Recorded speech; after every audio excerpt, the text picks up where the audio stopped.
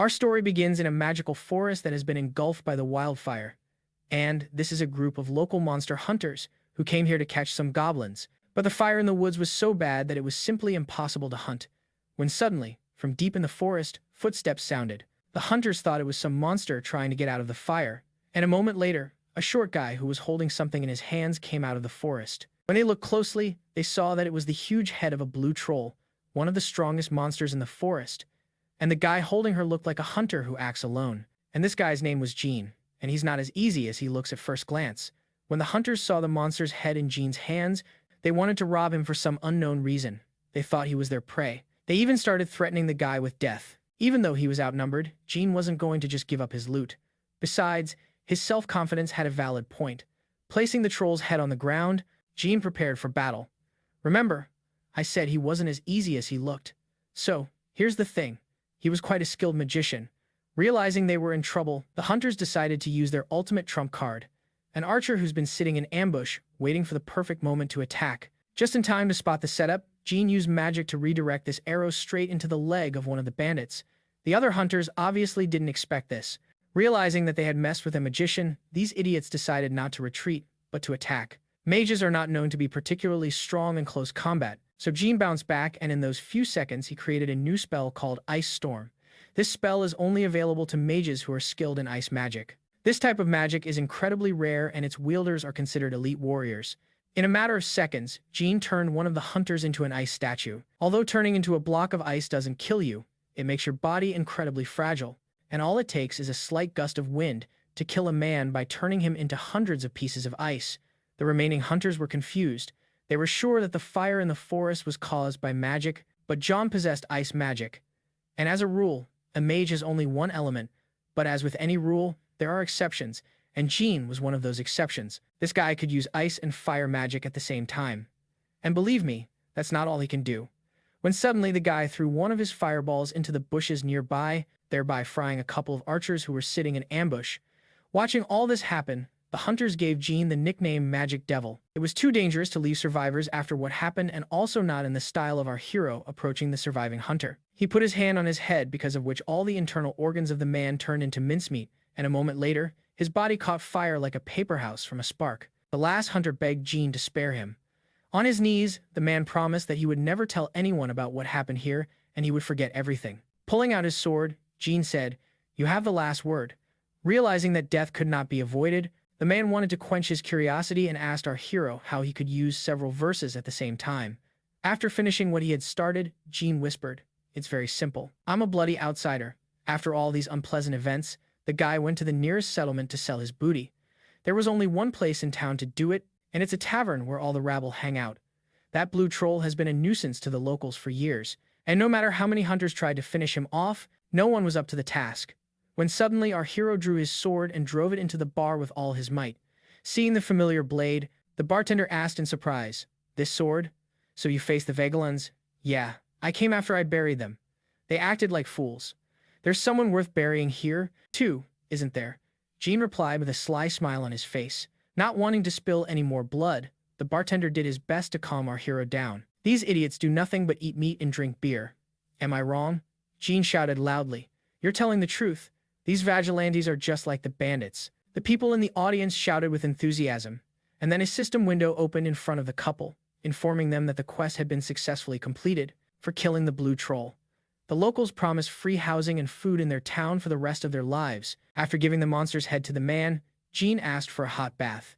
Despite his exceptional talent, our hero had a very bad character and did not get along well with others. But before our hero retired to his room, the bartender asked what his name was.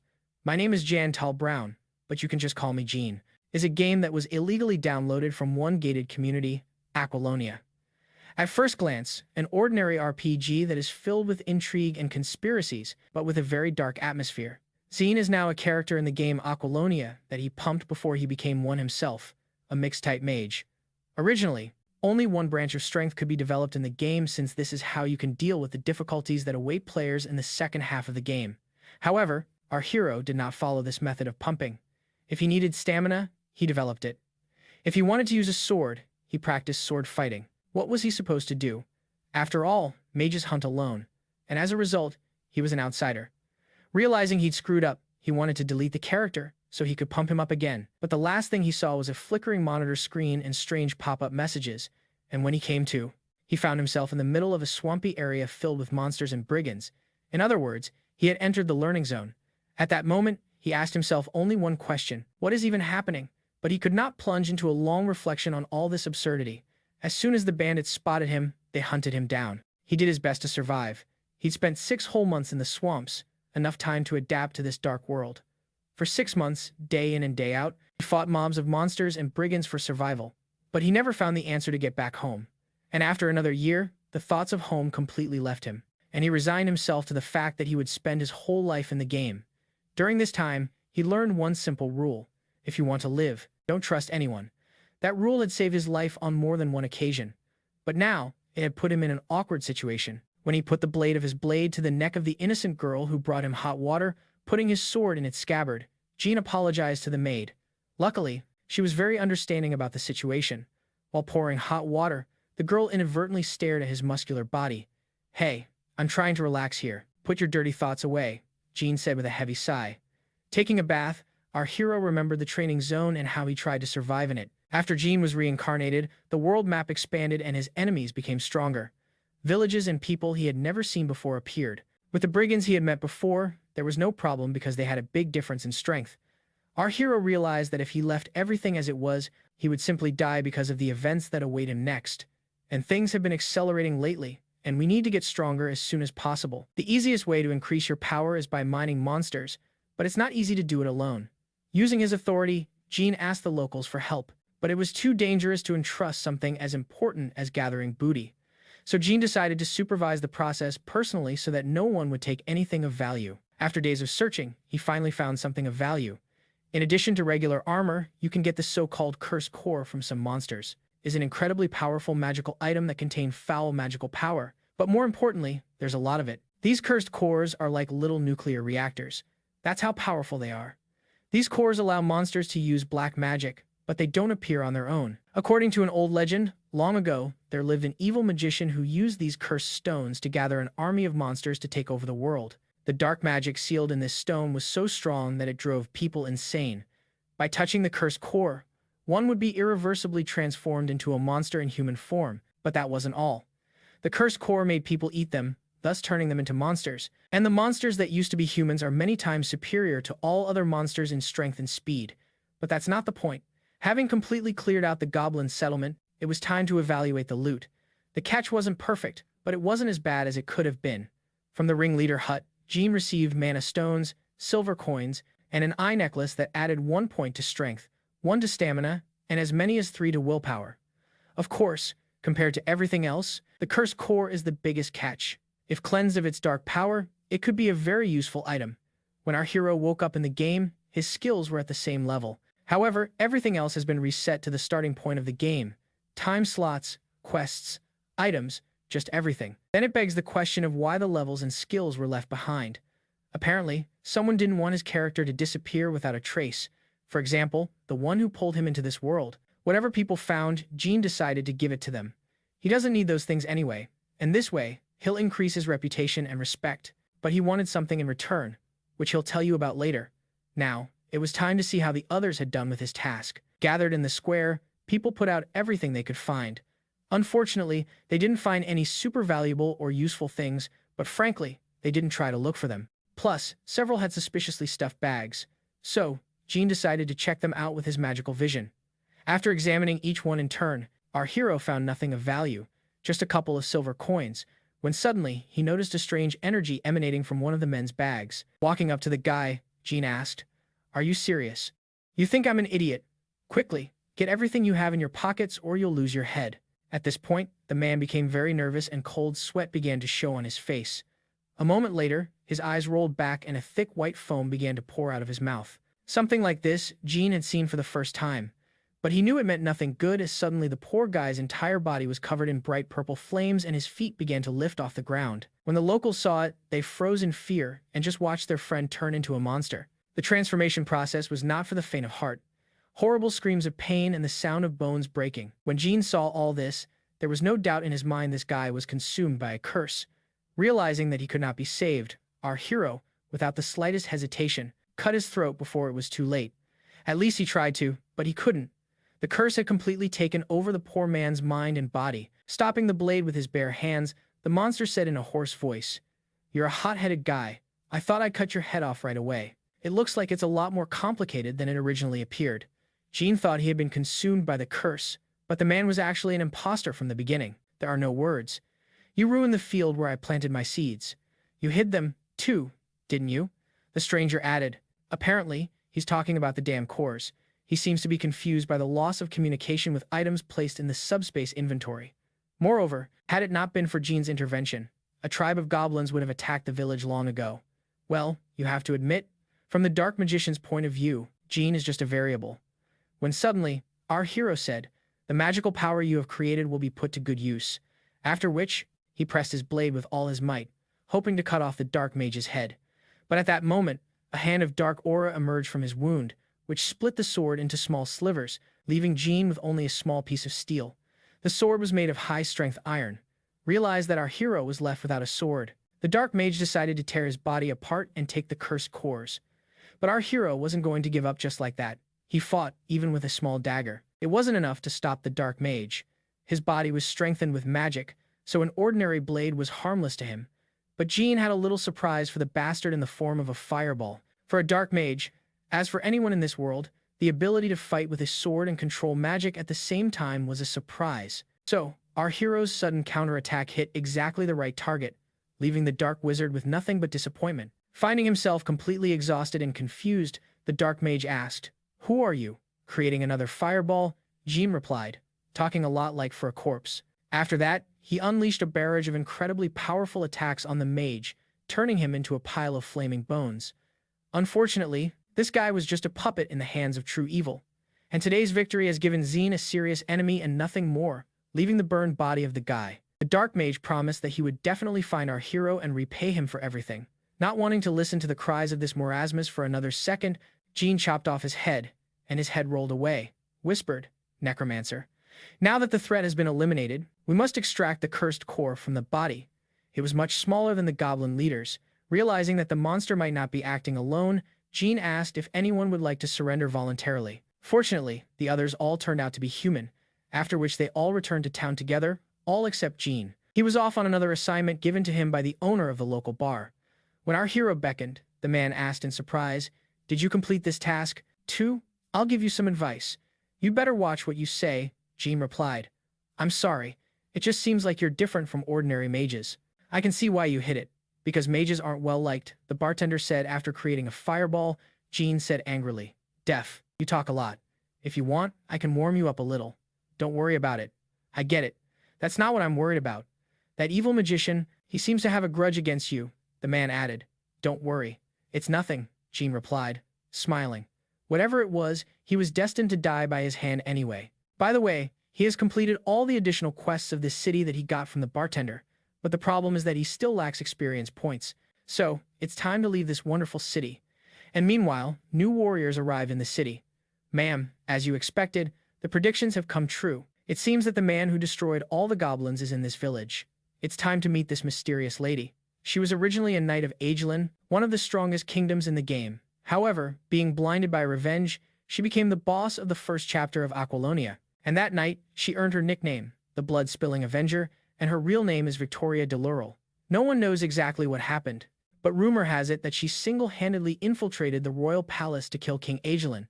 Moreover, no matter how close to death she came, she never spared any effort to attack. For one of the bosses in the first chapter, the difficulty level didn't make any sense, so Jean couldn't even think it was time to meet her. Meanwhile, an unfamiliar guy walked into the bar with Victoria standing behind him. Looking around, the stranger looked at our hero with a smile on his face and said, "It must be you, who single-handedly killed a whole nest of goblins." Jean had seen this huge and oddly shaped armor before, so he knew what was in store for him. Not wanting to interact with Victoria unnecessarily, Jean simply pointed to a booth with a blue troll head and their armor. "Just perfect. It's a job even the most elite soldiers don't want to take on," replied the boy admiringly. Finished praising our hero, the boy shouted with pride in his voice, "This man is a follower of the Lucular, apostle of the Tauren, guardian of the southern borders, and the precious sword of Agelin, Mistress Victoria de Laurel." The situation was worse than ever. Jean wasn't ready for this now. However, he noticed that her appearance now was very different from before. It looked like she still hadn't stooped to the level of bloodshed avenger. And this chatty fellow's name is Philip. He's Victoria's squire. My name is John. I'm a mercenary, as you may have noticed. What do you want from me? Asked our hero. Seeing that John didn't want to talk, Philip politely asked him if he had found any interesting things in the goblin camp. He was particularly interested in magical objects filled with dark power. And here's another surprise. Jean meets Victoria, who is still not down with the bloodshed avenger, and she, too, is looking for the dark mage. And if she does, she knows more about him than our hero. So he's going to find out what he can. So he offered to make a deal directly with Victoria. Philip considered it an insult to the title of knighthood because upper-class people don't socialize with trash like our hero. However, Victoria wasn't like these arrogant nobles. After apologizing for Phipe and removing her helmet, Victoria wanted to hear Jean's proposal. But despite her simplicity, she didn't like talking to strangers. So it was her weaponsmith who spoke for her the whole time. Saw that there was indeed a girl uncovered beneath the helmet. Our hero was a little surprised. For the last time he'd seen her, he'd only heard incomprehensible mooing and heavy sighs. Victoria was willing to pay for any information on the magical items from the camp that Jean had ravaged. And to loosen the mercenary's tongue more, she showed him one imperial gold coin. Imperial coins, the most valuable resource in the game. With this gesture, Victoria wanted to show that she was serious. After which, John whispered, there was someone who deliberately nurtured monsters. Their leader grew, receiving magic from this man. In his chest was an object that was filled with magical power. And to prove the truth of his words, Jean took out the cursed cannonballs and placed them on the table. And he also said he'd find me and kill me because I'd ruined his plans. As Victoria gazed at the cursed core, she said, this object is definitely filled with evil magic. What Vernon said was true. The seeds of darkness had indeed sprouted in the kingdom. After finding out everything they wanted, Victoria gave our hero a whole bag of coins. But in return for 10 imperial gold coins, Victoria wanted to take this cursed core. Jean agreed to the deal, but Victoria wanted our hero to go with her to the imperial castle as a witness, after which a system window about an additional quest appeared. Jean had to escort Victoria and kill the dark mage, and for that, he would get 1 experience point, reward in the form of experience points. So, our hero simply could not miss such an opportunity. After some thought, Jean figured out a way to make a big profit out of it. Since he was a mercenary, he offered to make another deal, realizing that they've already paid a lot of money for the information. In addition to being a witness, he would also help them track down the Black Wizard.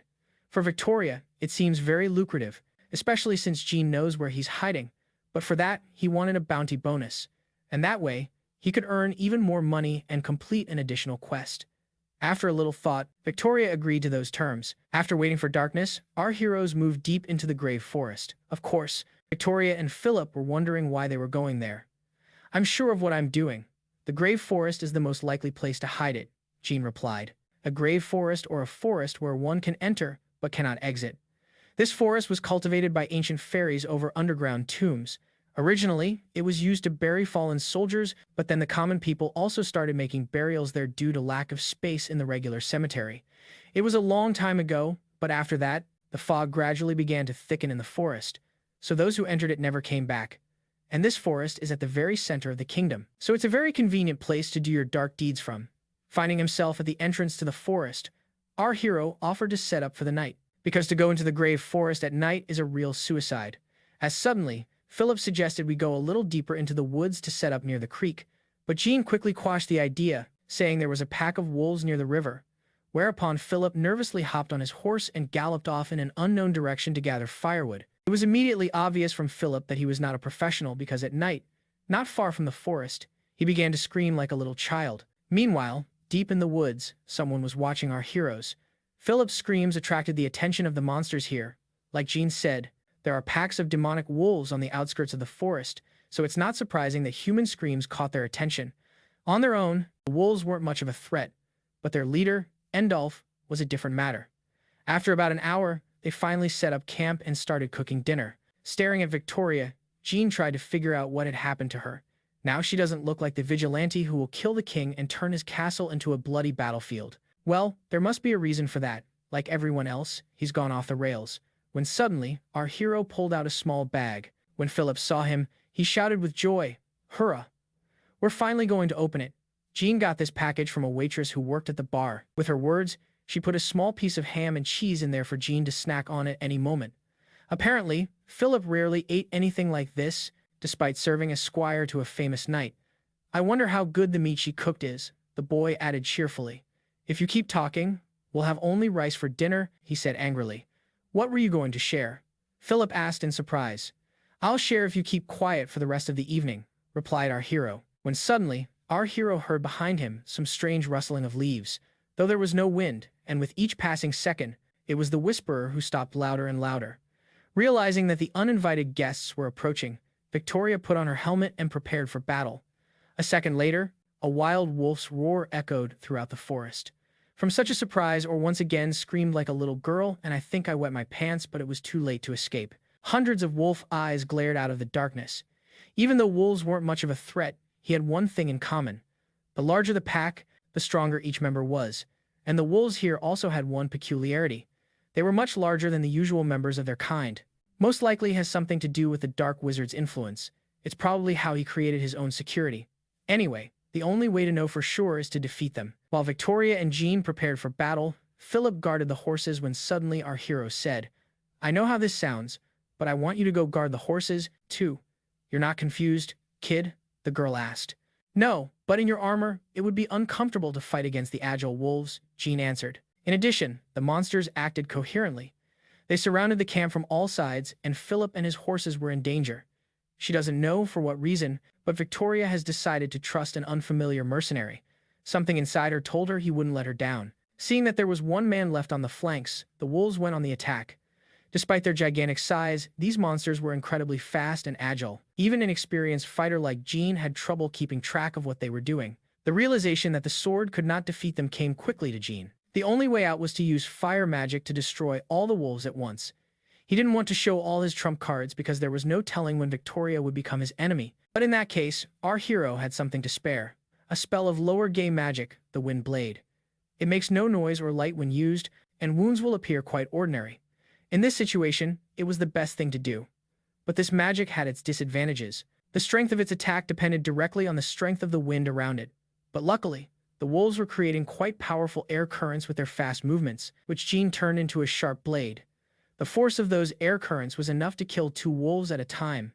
And yet, there were too many monsters and our hero trapped. One of the wolves was able to grab him with its powerful jaw, but there's no way he could have bitten through his body because Jean activated the wind curtain in time to prevent the monster from closing its jaw. Those few seconds were enough time for our hero to jump out of the trap and chop the monster's huge carcass in half, scattering all of its internal organs over dozens of meters. The last attack was so strong that John inadvertently cut his cheek. The first wave had been beaten back, but it was too late to relax. A new group of wolves were close by. Meanwhile, Victoria fought as well as our hero. With a single swing of her sword, she decapitated several monsters at once. Their skills were better than Jean thought. Victoria is unrivaled in sword fighting, but Fipe is good at support. However, this battle takes too much time and effort. Realizing that they would not last long like this, Jean decided to act radically. He had no doubts that this was all the work of the Dark Mage. So, he wanted to find him and kill him before it was too late. But due to the strong aura of ordinary wolves, the radius of magical vision was greatly reduced. And yet, the Dark Magician's aura was incredibly strong, so it wasn't that difficult to detect him. Having discovered the main enemy, Jean said, Lady, protect the horses and I'll cut off the head of their leader. Without waiting for an answer, our hero rushed deep into the dark forest. Flying through the endless rows of wolves, the guy noticed one peculiarity. None of them paid attention to him, which was just as well in this situation. Using the air trampoline, Jean confidently made his way to the target without any problems, and only when his feet touched the ground did the wolves turn their attention to him and rush towards him. Seeing all this, Victoria stood stunned. She couldn't believe her eyes. She was sure that our hero was an ordinary swordsman, and meanwhile, a pair of wolves attacked Philip. The girl had no time to think. Running to the place where he had seen the ringleader, Jean found no one. But a moment later, a voice came out of the darkness. You're funny. You were trying to get away from my wolves, and you ran into me. Turning around, our hero saw in front of him a huge 5M wolf, which stood on its hind legs. This was the famous wolf leader, Endolf. It was too presumptuous to think the fight would be fair. The Dark Mage had brought a band of wolves with him, but luckily, away from prying eyes, Jean could give it his best shot. And at this point, the system gave our hero a new optional quest called the Cursed Endolf. I had to kill the leader of the wolf pack. The reward was classified, but in order to finish off Endolf, his pups had to be dealt with first. One powerful wind-blade combination was enough to kill them all at once. Z knew this would happen and was prepared for it. That's exactly what happened in the game. Left alone with our hero, Endolf activated his unique overwhelming aura ability. But without a pack, the strength of his skills is reduced to a minimum. So, the aura suppression didn't work and then decided to attack first. End is actually a very dangerous opponent. In addition to his brutal strength and ability to control a huge pack of damned wolves, he's also able to use magic. Like all of his skills, without the presence of a pack, any magical attack becomes very weak. Even the weakest rotating barricades are enough to block his attacks. But to end his life forever, conventional air techniques are not enough. And at that moment, our hero heard a group of wolves running nearby, and Endolf's attacks became much stronger. So instead of attacking, Jean had to activate an ice shield that could withstand any blow. Like any creature that uses magic, the ringleader needed a certain amount of time to prepare the next spell, and the timing was perfect for a lightning counterattack. One of the advantages of ice magic was its adaptability to combat. In just a moment, an ice shield could turn into a hail of ice blocks. Left without magical armor and not expecting such a sudden attack, Endolf was hit by this hail. The damage was so high that it was impossible to hold back the onslaught. Fortunately for the monster, Jean's counterattack didn't last long because it used up too much mana. So, he still managed to survive the ice storm, albeit with a significant loss of health points. Jean hoped that this attack could end it all. After using such a powerful spell, he needed time to accumulate mana for the next one. But here was Endolf, already ready to tear him apart. This is another of his traits. The fewer health points he has left, the stronger and more ferocious the monster becomes, and his attacks become faster and deadly, and the time to accumulate mana is minimized. But despite his increased strength, his intelligence and wits are diminishing. So being in a fit of rage, he did not notice one interesting thing, that all his attacks were in vain. Jean took advantage of monster's confusion to deliver the final blow. But Endolf saw it in time and dodged it, and the blade hit the wolf right in the arm.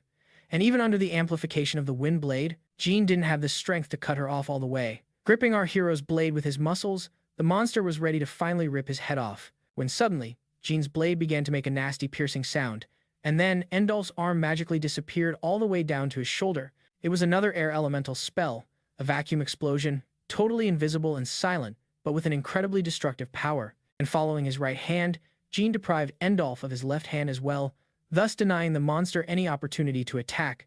But the vacuum blast had its drawbacks. The strong vibration causes the blade to lose its strength, and as a result, after the attacking combination, our hero was left with only a small dagger instead of a sword. But before finishing off the monster, Shihiro wanted to know something from him. But before he could ask any questions, the Endolf began to emit a tremendous amount of spiritual energy, and his body was filled with strength again. Soon, the amount of energy emitted was so great that it was simply impossible to approach him, and the power of his aura was so great that Jean even had to use an ice shield to avoid being killed. After throwing our hero off, Endolf decided to run away. It's amazing that he can move at all after his wounds, but there was a silver lining to all of this. After releasing so much spiritual energy, all mana reserves were completely depleted, and without hands and the ability to use magic, Endolf is absolutely no different from a regular wolf, so no wonder he spent all his mana to escape. But our hero was prepared for such an outcome and attacked the ringleader again with a hail of huge ice blocks. While this time, Jean decided to act smarter, taking into account previous mistakes. The guy piled the Endolf on the ground and sealed him in an icy prison so he can't run away or call his pups for help. "Well, now we can talk normally," Jean asked with a laugh. Surprised? "I thought I let you in. Even in an icy prison, you're still trying to fight back." But the ice prison has one interesting feature. It not only immobilizes the enemy but also takes his power. Even so, our hero could feel End struggling and trying to get out. And in the end, he succeeds. Yes, Jean has a big arsenal of different skills, but because of this variety, they're all at a very low level. So, it was only a matter of time before the ringleader broke out of his icy prison. The guy, though, hoped he could hold the End a little longer, but it doesn't change the situation much. Without hands and magic, he couldn't survive. Realizing that they would not succeed in talking, Jean decided to finally finish what he had started. After collecting the rest of his mana, our hero spent it on a final attack with an ice bomb, but even that wasn't enough to send the wolf to finish him off. The hero will only be able to repeat such a thing in a few hours. He'll have to settle for wind blades. Killing a monster with a spell of that level is simply impossible. However, it is enough to shred his rough skin and place a vacuum bomb inside. Given the low mana count, the explosion wasn't as strong as last time. However, Jean made sure that this explosion destroyed his insides, and only then did the breathless body of Endolf finally fall to the ground. What an idiot. "I thought I was going to die," said John, breathing heavily. Surprisingly, even after the vacuum bomb, his eyes glowed for a couple more minutes before finally fading. It was one of the toughest battles our hero has fought in his time inside Aquilonia when suddenly the leader's body began to move strangely. Jean was well aware that he couldn't kill him if he did. He had a ban on mana replenishment because of the mana wastage. But luckily for him, Endolf was dead after all. And then something happened that he could never have predicted. The deadly leader of the wolf pack in the Grave Forest turned out not to be a wolf at all, but a werewolf. He looked at our hero and, coughing up blood, said, "Thank you." Jean certainly wasn't expecting that, but he hoped the werewolf would give him some clue about his curse or perhaps a trophy. But the only thing the werewolf gave him was just an incomprehensible phrase, "Old deer." Had a deer? What the hell is an old deer? Don't you dare die, Jean shouted in bewilderment. But by this point, the bright flame of life had already faded in the werewolf's eyes. In the end, our hero was left without an answer to his question and with a broken sword. And meanwhile, in their camp, Victoria and Philip had already finished fighting. They were only able to survive because Jean broke the spell. When suddenly our hero emerged from the depths of the forest with the severed head of a werewolf in his hands, demonstratively showing his head, the monster, our hero said, "Werewolf." It was he who led the wolves from the shadows. When Victoria saw the monster's severed head, she couldn't believe her eyes.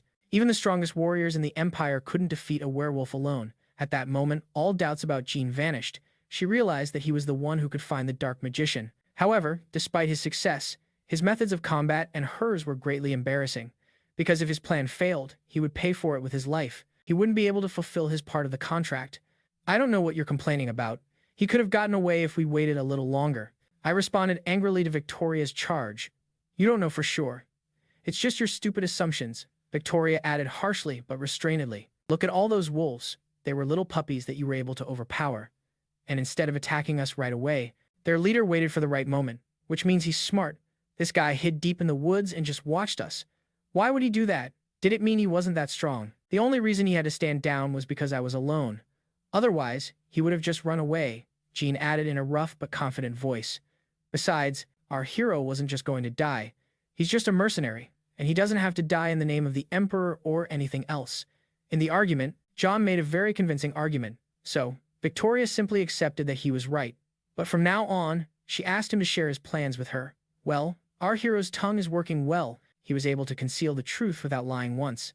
Having worked out their differences, our heroes decided to set up a new camp away from this place. It had been over 20 minutes since the werewolf had been killed, and Jean still hadn't received the reward for killing him. But after about another couple minutes of waiting, the system finally rewarded him by adding 1 point of physical strength. Since our hero's character was quite weak, Jean relied on intelligence and willpower, but in this situation, any reinforcement is a gift. In addition to boosting his stats, the system rewarded Jean with a concentrated curse core. Since it's a system item, our hero received a small instruction manual for it. As it turns out, it can be used as an amplifier, but there is one nuance. Having activated this core, the owner is seized by madness. Unfortunately, there was no information about positive reinforcements. However, Jean realized that the effects would be incredible, but the side effects made him uneasy. For now, it's unclear how it can be used, but it may come in handy in the future. Meanwhile, Philip had already recognized the horses. Only the horse of our hero behaved very strangely, did not stop beating his hooves on the ground, and tried to get out of his hands. In an attempt to subdue him, John activated control magic, but this only made the situation worse, and from the horse's mouth, a white thick foam began to come out of his face. And after a couple minutes of horrible agony, the poor horse fell breathlessly to the ground. Philip felt guilty about what had happened, for it was he who had been assigned to watch the horses. But it wasn't the guy's fault. Jean assumed that it was the horse's reaction to the blood on his clothes. It's not so important now. The main problem now is that they are without one horse, and someone will have to walk, thinking that Philip was to blame for the horse's death. Victoria offered our hero financial compensation. "Don't worry, there's no money involved, and besides, Philip fought like a true knight. But I'm a little tired," said Jean politely. "Sir, thank you so much. I honestly don't know how that happened." You were also answered by Philip, and a new site for their camp. They chose a lawn deep in the woods near a stream with spring water, just as Philip had suggested from the beginning. And since all the wolves have been killed, it's safe now. And of course, John took Philip's horse while the boy walked. To the surprise of our hero, the fellow's horse was quite good. And because the fellow had yielded his horse to him, our hero wanted to repay him with ham and cheese that the waitress put together for him. John has a bad temper, but he has a sense of justice. After which, our hero asked Philip to clean his armor. Funny how easy it is to control some people. For just a piece of meat and cheese, the guy was willing to do any order. Left alone with Victoria, Jean began to undress. When she saw it, the girl asked in surprise what he was doing. "Don't you see? I'm taking off my armor to have it clean of blood," replied Jean. At that moment, a look of genuine surprise appeared on the girl's face. After a little thought, she decided to take off her armor as well, to wash them of blood, reasoning that a knight of the Empire should always look perfect. Beneath the huge steel plates hid an incredibly beautiful and fragile body. It's amazing that she can even hold a sword with that physique. And then something happened that Jean could not have predicted. Victoria decided to swim in the creek with him.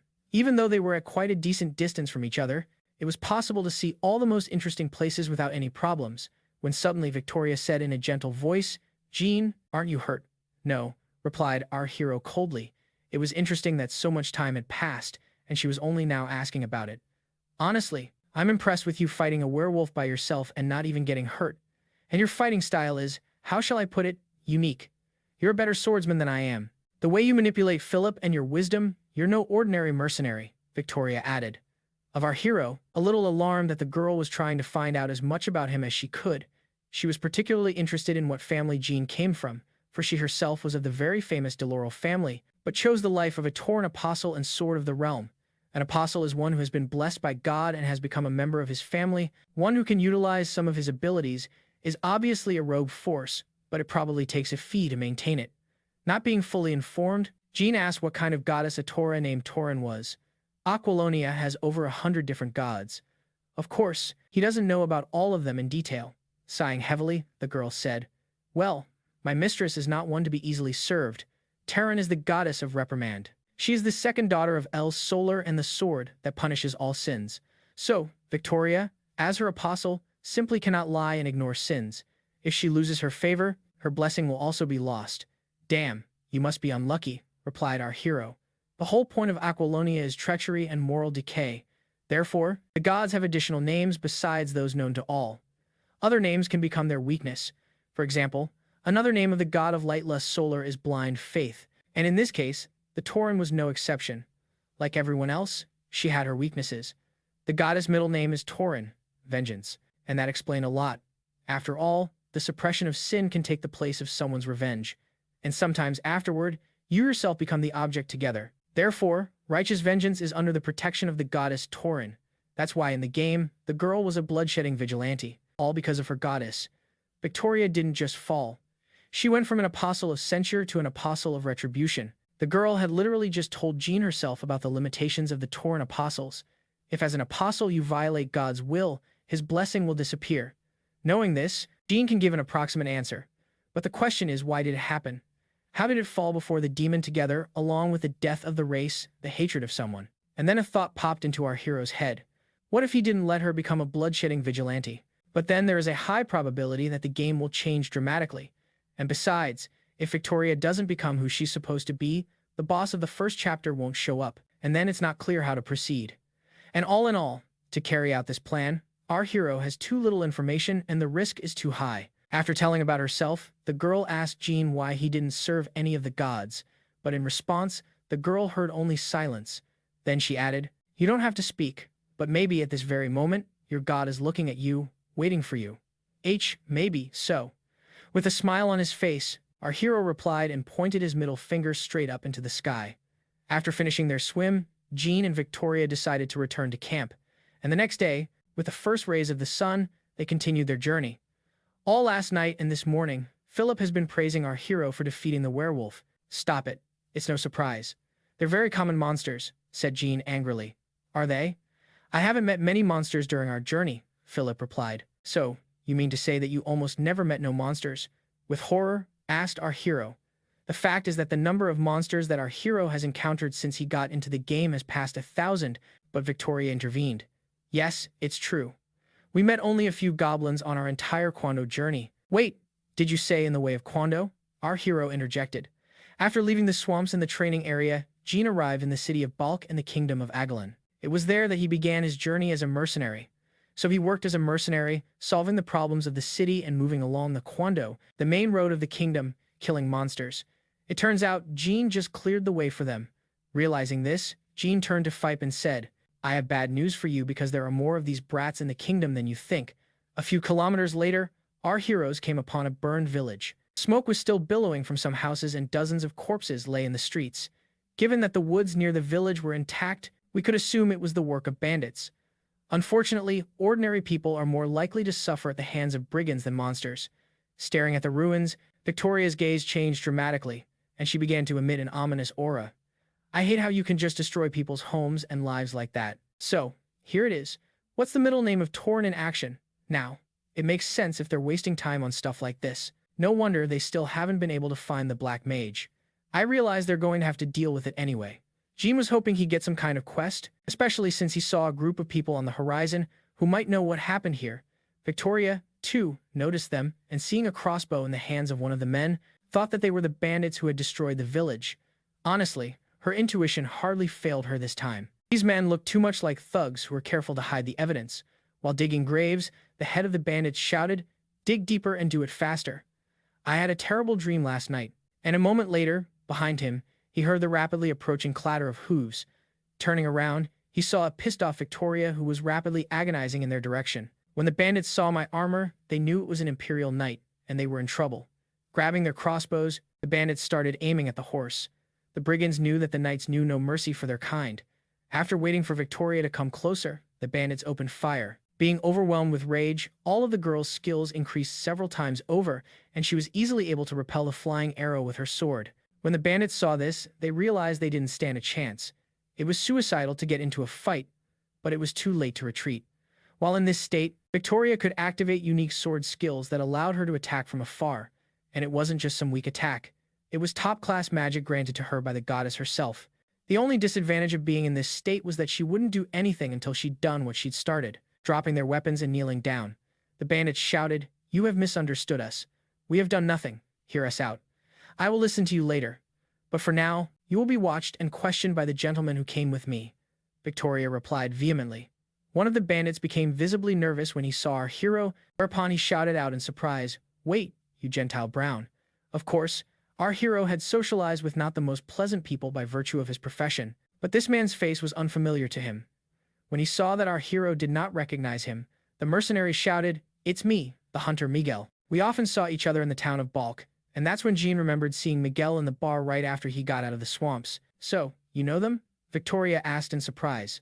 "I wouldn't say so, but I remember their faces," our hero said, sighing heavily. The outlaws thought it was their chance to get out alive. If it were his will, Jean would have killed them all without a second thought. Moving on to the interrogation, the first thing our hero asked was, "What time did the fire start?" "We don't know exactly what happened, but the fire started before we got here. When we came into town, we saw a troop of warriors driving people out of their homes and burning everything around them.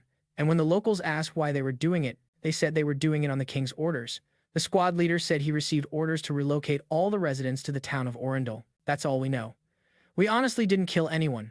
After listening to the robbers, Philip shouted indignantly, "This is nonsense. Why would a king burn a village to the ground?" "Most likely, it's because of the war. All over Agalan, there are preparations for war," Victoria replied thoughtfully. "As previously stated, all over the kingdom is currently gathering labor and sending it to the main base.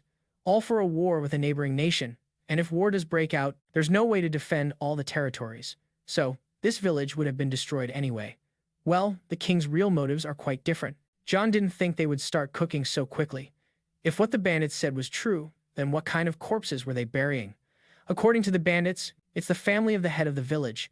They were against the migration until the very end, for which they were executed. People who agreed to migrate gave the brigands some money and asked them to bury them. Of course, it's hard to believe, and maybe the bandits are lying to keep themselves alive. I don't think they'd be smart enough to come up with this on the fly. And with all that detail, and besides, the system window that didn't appear at the beginning of the quest said that the bandits weren't lying. As sad as it is, we'll have to admit that it really wasn't their fault. Victoria wanted to drive through the remains of the village and see if there were any survivors.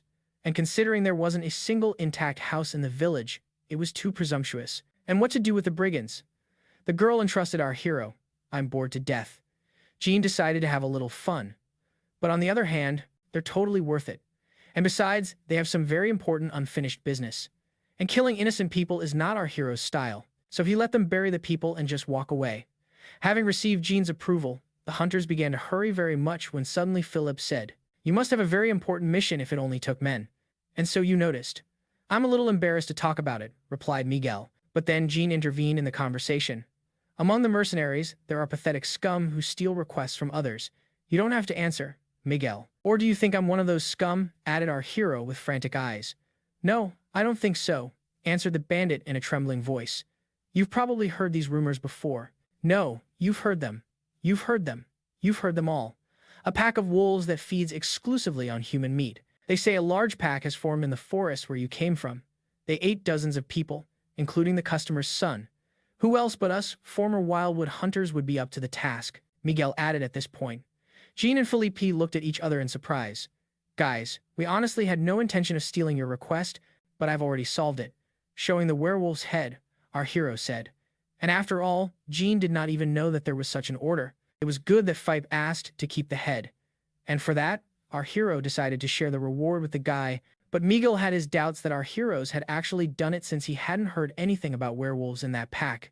You can be sure it was him. You're a bit like him, too. He used to dump all the dirty work on his subordinates, John added with a sly smile.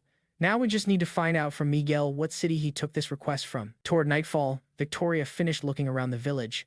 Upon hearing of the order, Victoria wondered if the village was on their way. And luckily for our hero, they were indeed on their way. And besides, the family of the dead is obliged to know the truth. Also, this village is just outside the grave forest where they can easily replenish their supplies.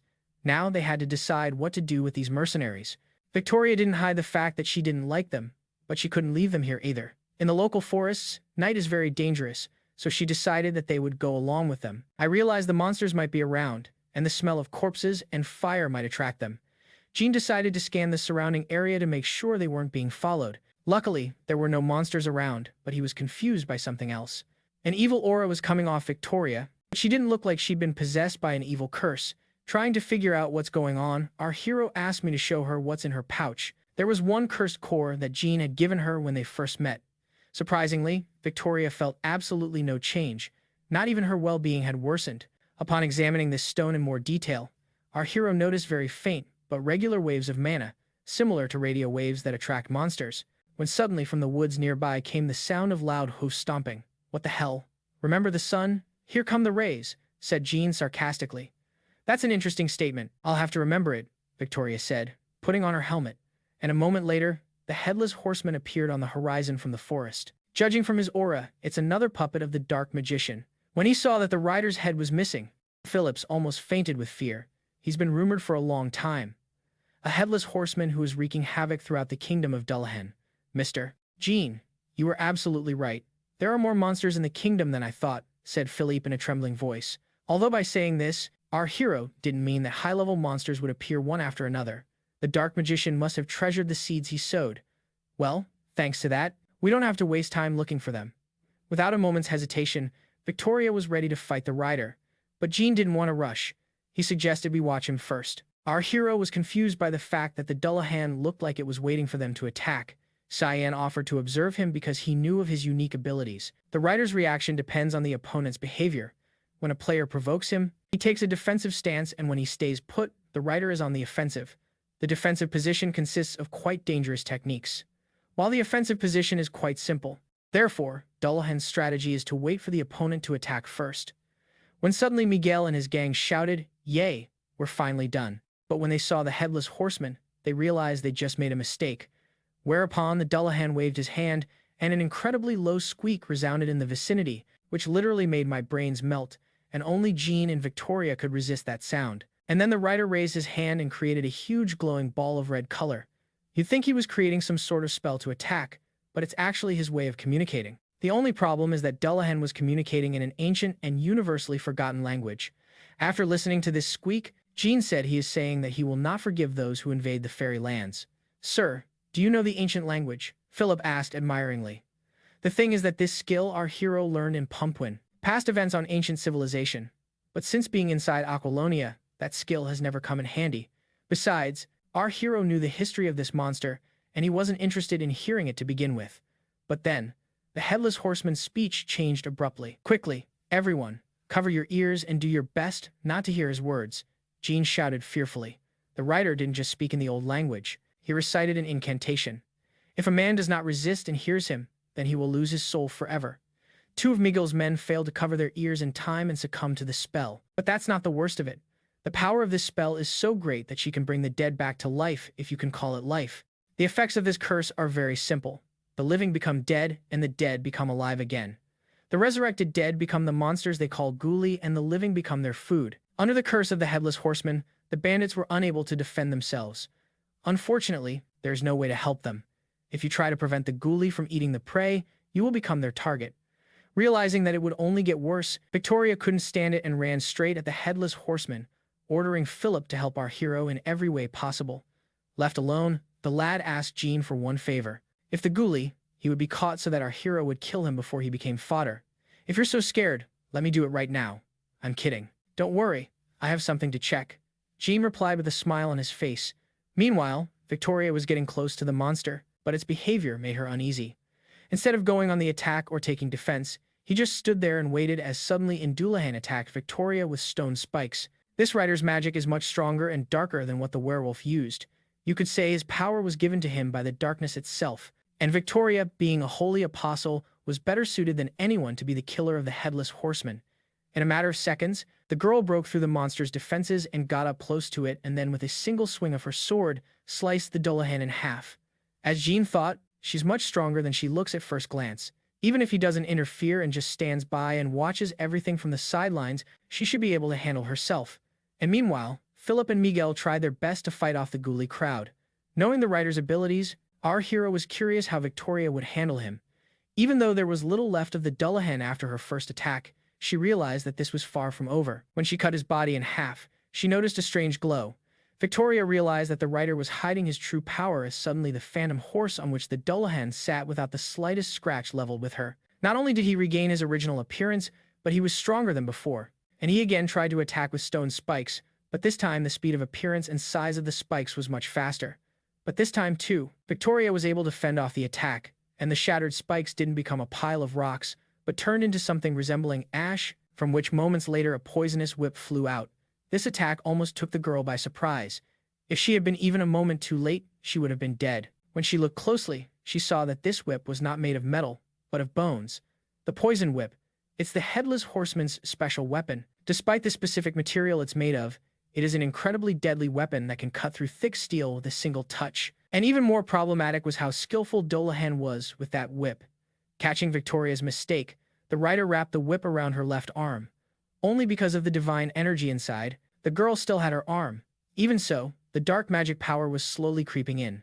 And soon, the divine protection weakened so much that Victoria's armor began to break. When suddenly, the pressure of the whip eased. A few more seconds and Victoria would have turned into ghoul. Her savior was our hero, who could no longer stand by. Ask why he didn't come to her rescue sooner. It's very simple. Jean is used to being proactive. He wanted to find out what skills Victoria had just in case. And now that he's learned everything he wants to know, it's time for the real fight. Coming to the rescue, the first thing John did was ask the girl to attack the rider with all her might, and it has to be done in such a way that he's out of the saddle. Dullahan's attacks are strong and fast, but very monotonous. After a few failed attempts, our heroes had already understood their principles. To make the plan a reality, Jean took all of the horseman's attention for himself, so Victoria can aim high and knock him out of the saddle. The time the girl gained was spent on accumulating mana so that the next strike would be incredibly powerful. Despite the fact that our hero knew as well as anyone how Dullahan attacked over time, his horse began to get very tired, which made him slow.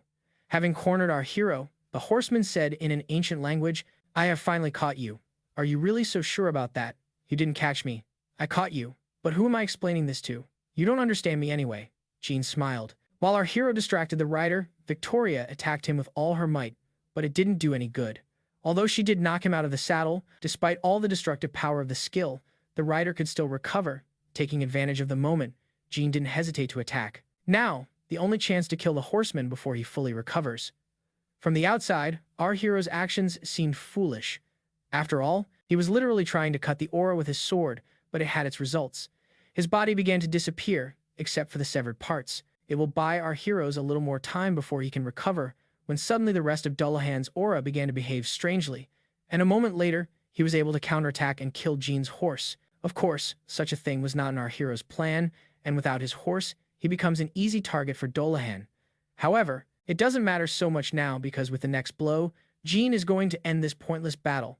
Leaping from his horse, our hero chopped up the rest of the headless horseman. The only thing left of him is an old skull. That skull was the true face of Dullahan, and as long as the skull is intact, the headless horseman lives on. Jean tried to break it with his sword, but all to no avail. As suddenly the writer's eyes lit up, and he began to say something in the ancient language again. It was another old curse on the days.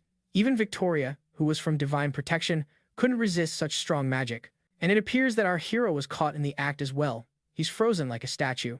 Meanwhile, the Dullahan was getting back to its old self. If he succeeds, all the efforts of our heroes have been in vain. Monsters that have a name, like Endolf, for example, have at least one secret to avoid a dangerous situation for them in battle, and Jean, as an experienced Aqualonia player, knew it. A variety of skills, including passive skills that Jean chose by mistake, were combined and became a good strategy. As a result, it wasn't paralysis for Jean, but a brief slowdown. At times like this, our hero was glad that at one time he made all these mistakes and became an outsider because the horseman used all his energy to create the curse of paralysis. His magical defenses were weakened, and Janu could easily crush his skull. And a moment later, Victoria felt the effects of the paralysis fade. The fact that a monster who wielded great dark magic was defeated by ordinary violence was not in her mind. And most importantly, she didn't deny that she couldn't have done it without our hero's help. After completely destroying the skull, the monster released an incredible amount of dark energy, thus breaking another of our hero's swords. From the leader of the Blue Trolls to the headless horseman who defended the land of the Swamp Fairies, all of them were completely destroyed by our hero. And I assure you, the Dark Wizard didn't like that fact very much because it ruined his plans. Realizing that if things continued at this rate, his plan would finally fail. A dark magician determined to kill Cyan at any cost. Sorcerer wanted to return the world to its original form and become a perfect being. He's decided that when his time comes, the first person he'll devour will be our hero. 5 days later, our heroes arrived in the village in which Miguel took an order for a pack of wolves. All the villagers have been discussing the incident with the son of the village head for over a month. It was him who was mauled by wolves. Everyone thought Miguel's group was long dead since they were supposed to have returned the day before. And this morning, it's been a hectic morning in the city as Miguel returned to town, accompanied by an imperial knight. But what people had the most questions about was the skull that was attached to her saddle.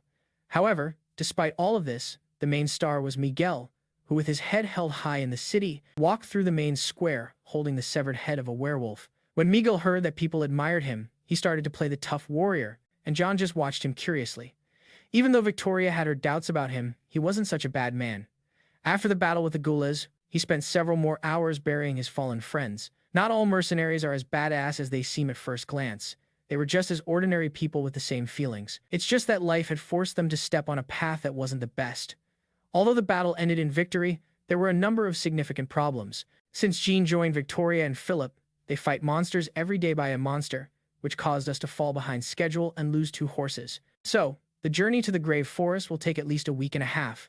Upon learning that our heroes were heading to the Grave Forest, Miguel offered his help. He was born in these parts and knew all the roads. So, he promised he could get our heroes through in 5 days. After listening to the man's proposal, Jean said, "We will trust you, but if you fail, I will personally cut off your head." "Wait, we haven't discussed the price yet, and if the monsters attack, I can't guarantee safety," Miguel shouted in horror. "Of course, how could I forget? You're a mercenary." "I think that will be enough," added our hero, tossing a coin. In fact, it's an incredibly high fee for this kind of work, but since Jean had taken his order, he felt he should make up for the inconvenience, somehow. And besides, since John was only going to walk with Victoria as far as the Grave Forest, it would be good if Miguel replaced him as the Black Magician's witness. After giving our heroes a little tour of the city, Miguel suggested they meet at a tavern in a few hours, while he would receive the reward for the werewolf's head. This time, our hero decided not to waste. He asked Philip to buy him and himself a horse, when suddenly during a conversation, our hero mentioned he wanted to go to the Loose Solar Temple. When Victoria heard this, she offered to go together since she was also going there to pray. But Jean insisted that they go separately. Knights like Victoria, faith, and honor. In other words, they're the perfect target for priests. Does Jean want to lose her money by coming here with her? Absolutely not. In Aqualonia, churches are unusual, decorated buildings in which God is worshipped. The churches here are truly filled with divine blessing. Even though the gods in the game were real, Jean was still an atheist. He came here for one purpose. He wanted to cleanse the cursed core of dark magic. When suddenly, a priest came into the temple and said, "I assume you're a mercenary by the way you're dressed. I'm an open-minded man, but what are you doing here?" Before our hero could answer anything, the priest exclaimed in surprise, "What? El Solar? Please forgive me. I did not expect you to be the apostle of Luz Solar herself," the priest added politely. Jean looked at the man as if he were an idiot, but there could be no mistake. The last time the statue of the goddess emitted divine light was long ago when the apostle of the entire empire came to visit. If you think about it that way, the priest had a point. However, the emission of divine power could have been caused by the appearance of dark magic. "Forgive me, Father, but you are mistaken. I am a simple mercenary, not an apostle at all," said John coldly. However, as soon as our hero entered this temple, he felt as if someone would fly down with me through this statue. You could pretend to be an apostle for fun, but then you don't know what God's punishment would be. It would be ridiculous and foolish to go on with all this talk about the apostles if it weren't for one. But at that moment, John received a system quest called Apostle Lucifer. This quest was in the game, but Jean's level wasn't high enough then. It seems that now these restrictions have been removed in the game. Plus, this priest NPC behaved very insistently, begging our hero to think about the divine path. Although Jean didn't want to serve any of the gods, the opportunity to use their power was very appealing. Our hero promised to heed the priest's words if he would do him a small favor. Jean wanted to know how the cursed cores could be cleansed of dark magic. After examining the cores, the man said, "But not clearly cursed and done by a challenging monster, but I will do my best to help you." But there was one problem. Even though the El Solar statue poured out more grace than usual, the priest's ability was too limited, and it would be very difficult to refine more than one core. The priest, however, promised that she could clear more if Jean made a small donation. These words once again proved to our hero that all priests are common crooks in nice clothes. Plus, it takes a lot of investment to serve Luz Solar. So, it didn't take John long to decide against the system quest. And the moment he made that decision, the goddess statue stopped radiating divine power. When the priest saw this, he cried out, "No, sir. I cannot help you now. Unfortunately, since you've lost the goddess's aptitude, I won't be able to clear these items of curses." So, Jean decided to hold off for a while on diverting the mission so that the priest can cleanse these stones for him. Meanwhile, Miguel, Felipe, and Victoria were already waiting for our hero in the tavern. During the time they waited for him, Miguel had time to tell some interesting stories he had heard about our hero. Philip begged to tell him about how he fought the swamp dragons. "I will, but first, you have to pay me back for the head," our hero replied gruffly. Well, it wasn't really a dragon. It was a swamp drake that had only recently become an adult. A real dragon can't even be compared to this winged lizard. "Wait, mister, if you say so, have you met real dragons?" Philip asked enthusiastically. The boys had so many questions that John didn't have time to answer them all. Miguel was interested in how our hero got to the swamp because there are rumors that this is a cursed place, and if you set foot on these lands, not being a descendant of ancient people, you will die. Funny, but our hero's card said that he was indeed a descendant of some ancient people. That's why he wasn't affected by the madness of the Dark Barrier. The Dark Barrier is an unknown black wall dividing the continent in half. It's one of the game's biggest problems. Most of Aquilonia's problems are usually related to the madness caused by the Dark Barrier.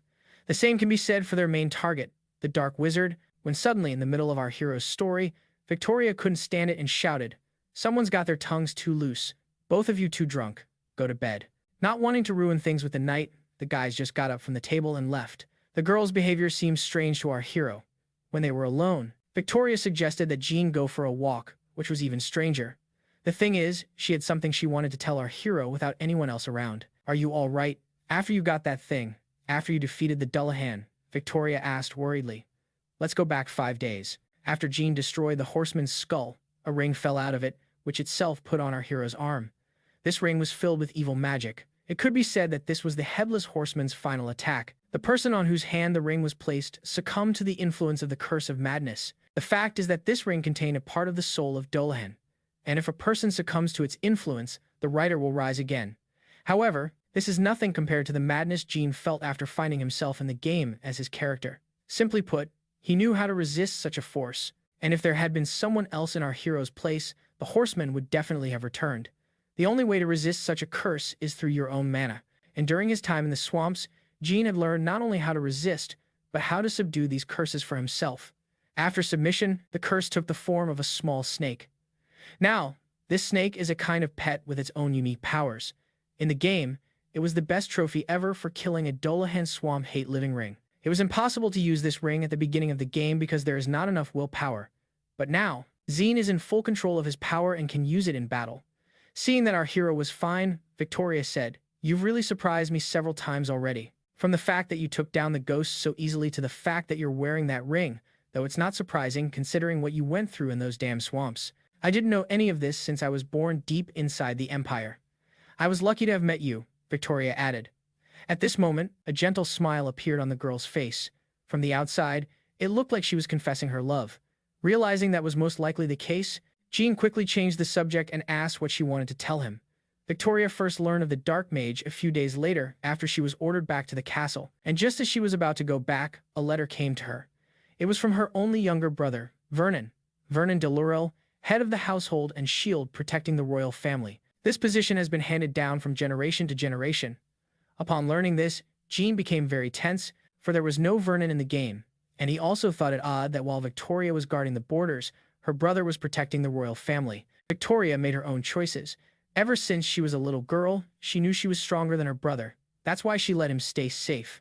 But that's not the point. The letter that he sent was important, saying that while the king was busy preparing for war, someone inside the kingdom was nurturing the seeds of darkness. Upon hearing this, Jean asked for a letter. Victoria asked in surprise, "Can you read?" "Why should I be surprised?" Vernon turned out to be a very ambitious guy. He wanted to use the capture of the Dark Wizard to revive his family. The guy wanted to save the kingdom by exterminating immorality and also to rule his own lands. He's really a young guy suffering from an inferiority complex. After reading the letter, Jean got the impression that Vernon wanted to control Victoria so she wouldn't take his credit. Although these words were quite harsh, but the girl agreed with them. From the very beginning, she hadn't even thought of looking for the Dark Mage, and she started looking because she hadn't heard back from Vernon in a month. A month is long enough, and if there's no response from Vernon for that long, most likely something happened to him. But it's too early to draw any conclusions. Victoria was well aware that even if something had happened to him, she simply had to find the whole truth. It seems now Jean has learned a little more about how she became a blood vigilante. That's why she stormed the castle and killed the king. That's who that ominous whisper was about.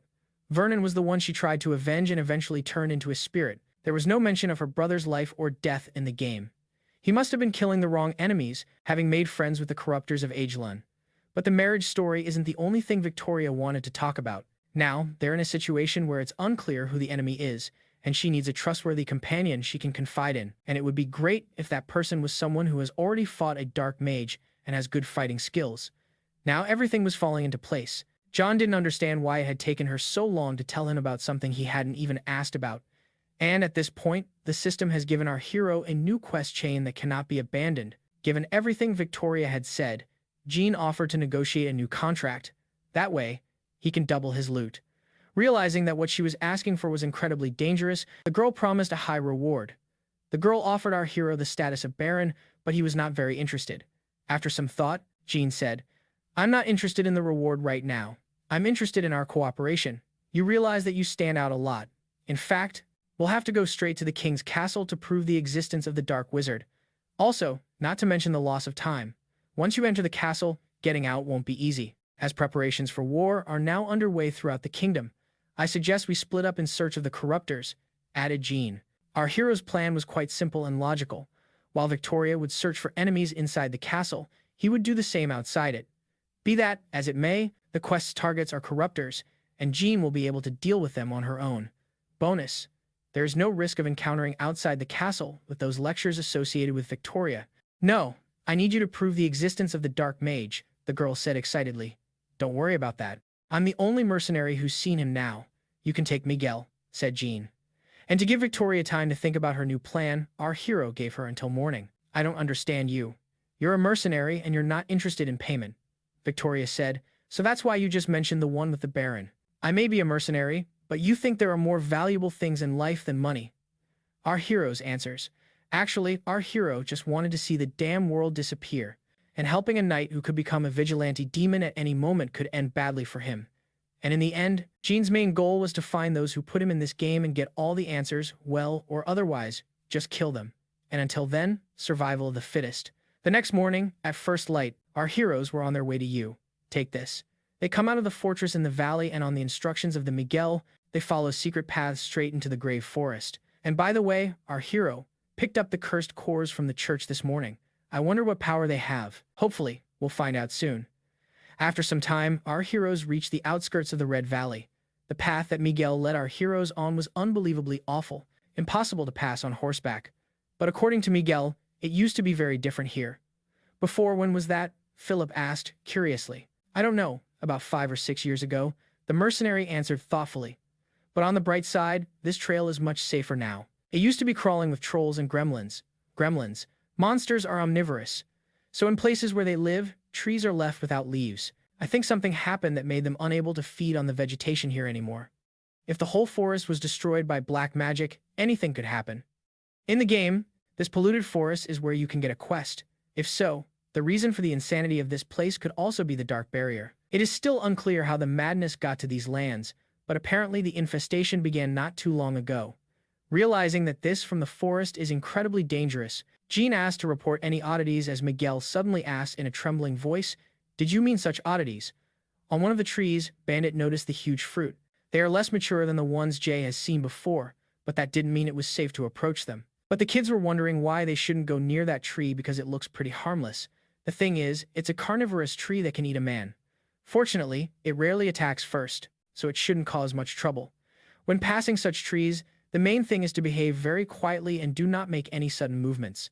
When suddenly, one of the fruits began to move and emit a bright light, and a moment later, the tree attacked our hero's horse, biting off its head. Jean has no luck with horses.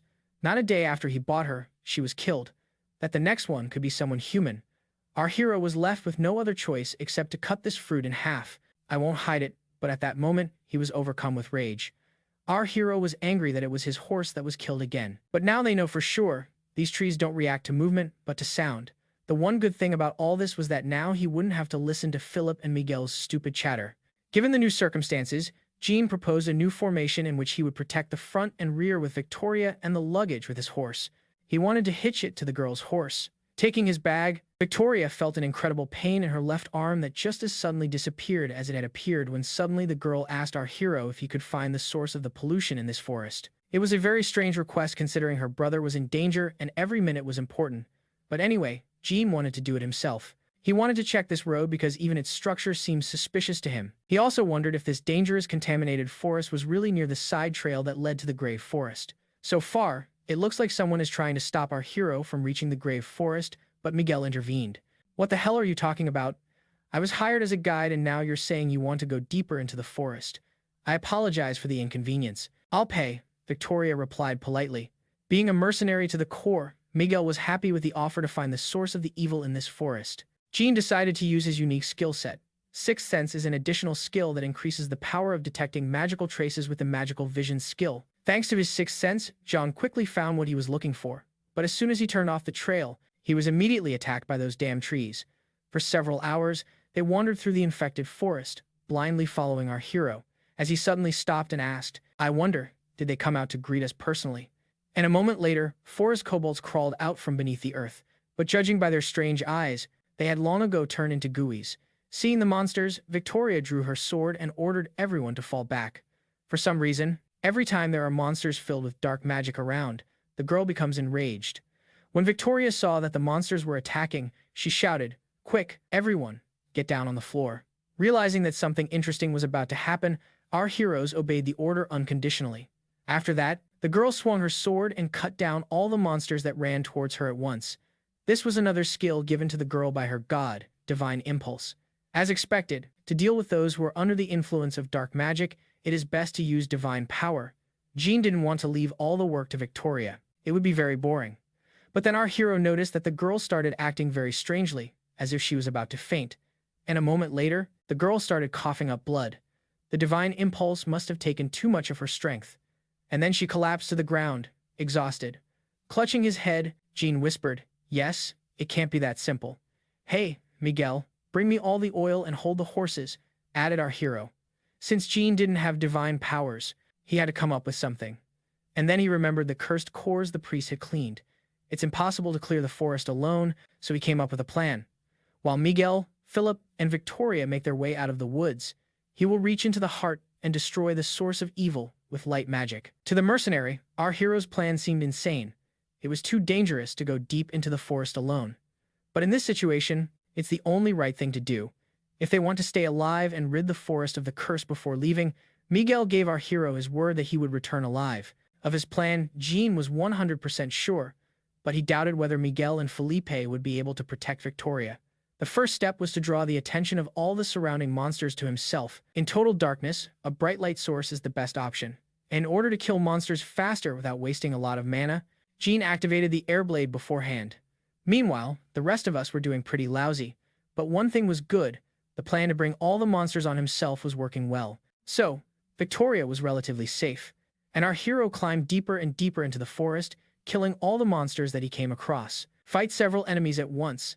The main thing is not to lose concentration and watch the environment, especially here where every plant can kill you. Fortunately for our hero, he had the passive skill concentration, which sped up his reactions, so the surprise attacks for him were not so sudden. I was also happy that the monsters here were quite weak. Therefore, their number was not a big problem. Jean literally playfully mauled forest goblins left and right.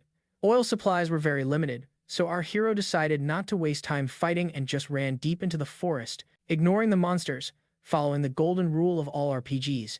In all dungeons, skip the weak mobs because sooner or later, you'll face a boss where you'll need all your strength. And soon, our hero did indeed meet the forest boss, but its purpose was not to clear the forest, but to free it from the curse. And the boss he just ran past, hopefully, he'll be able to break the curse before it catches up with him. Unfortunately, from that point on, our hero's plan began to fall apart. The boss managed to attack Jean at the last moment, thus breaking his torch. Suddenly, the Sixth Sense skill activated on its own. It hadn't been that long since his previous use, though, and recharging should still be a few hours away. But it didn't matter now, because thanks to this, Jean had found the root of the evil. It turned out to be a twisted ancient tree. The tree itself was much bigger than our hero thought. After all, the contamination was not as strong as in the game itself. Although it doesn't really change anything dramatically, the plan remains the same. Jean wanted to cleanse this forest of the curse, a core with light magic, when suddenly this tree attacked him. Most likely, a blob of light energy provoked the monster into active action. Our hero's fighting ability is not enough to defeat a monster like this so easily. In addition, given the high concentration of dark magic, this tree possessed a number of serious skills. Of course, our hero could rush into battle if it made any sense. What's the easiest way to destroy an ancient tree filled with dark magic? The very answer lies in the monster's name. Despite all its magic and power, it's still wood, and wood is afraid of fire. After dousing the fruit with leftover oil, Jean threw a single fireball at it, and that was enough to make the monster burn like dry straw. In a matter of seconds, the evil monster was reduced to a pile of ashes. Although the original plan wasn't exactly like this, Jean did a great job improvising as he went along. Watching the tree burn, our hero had one thing on his mind.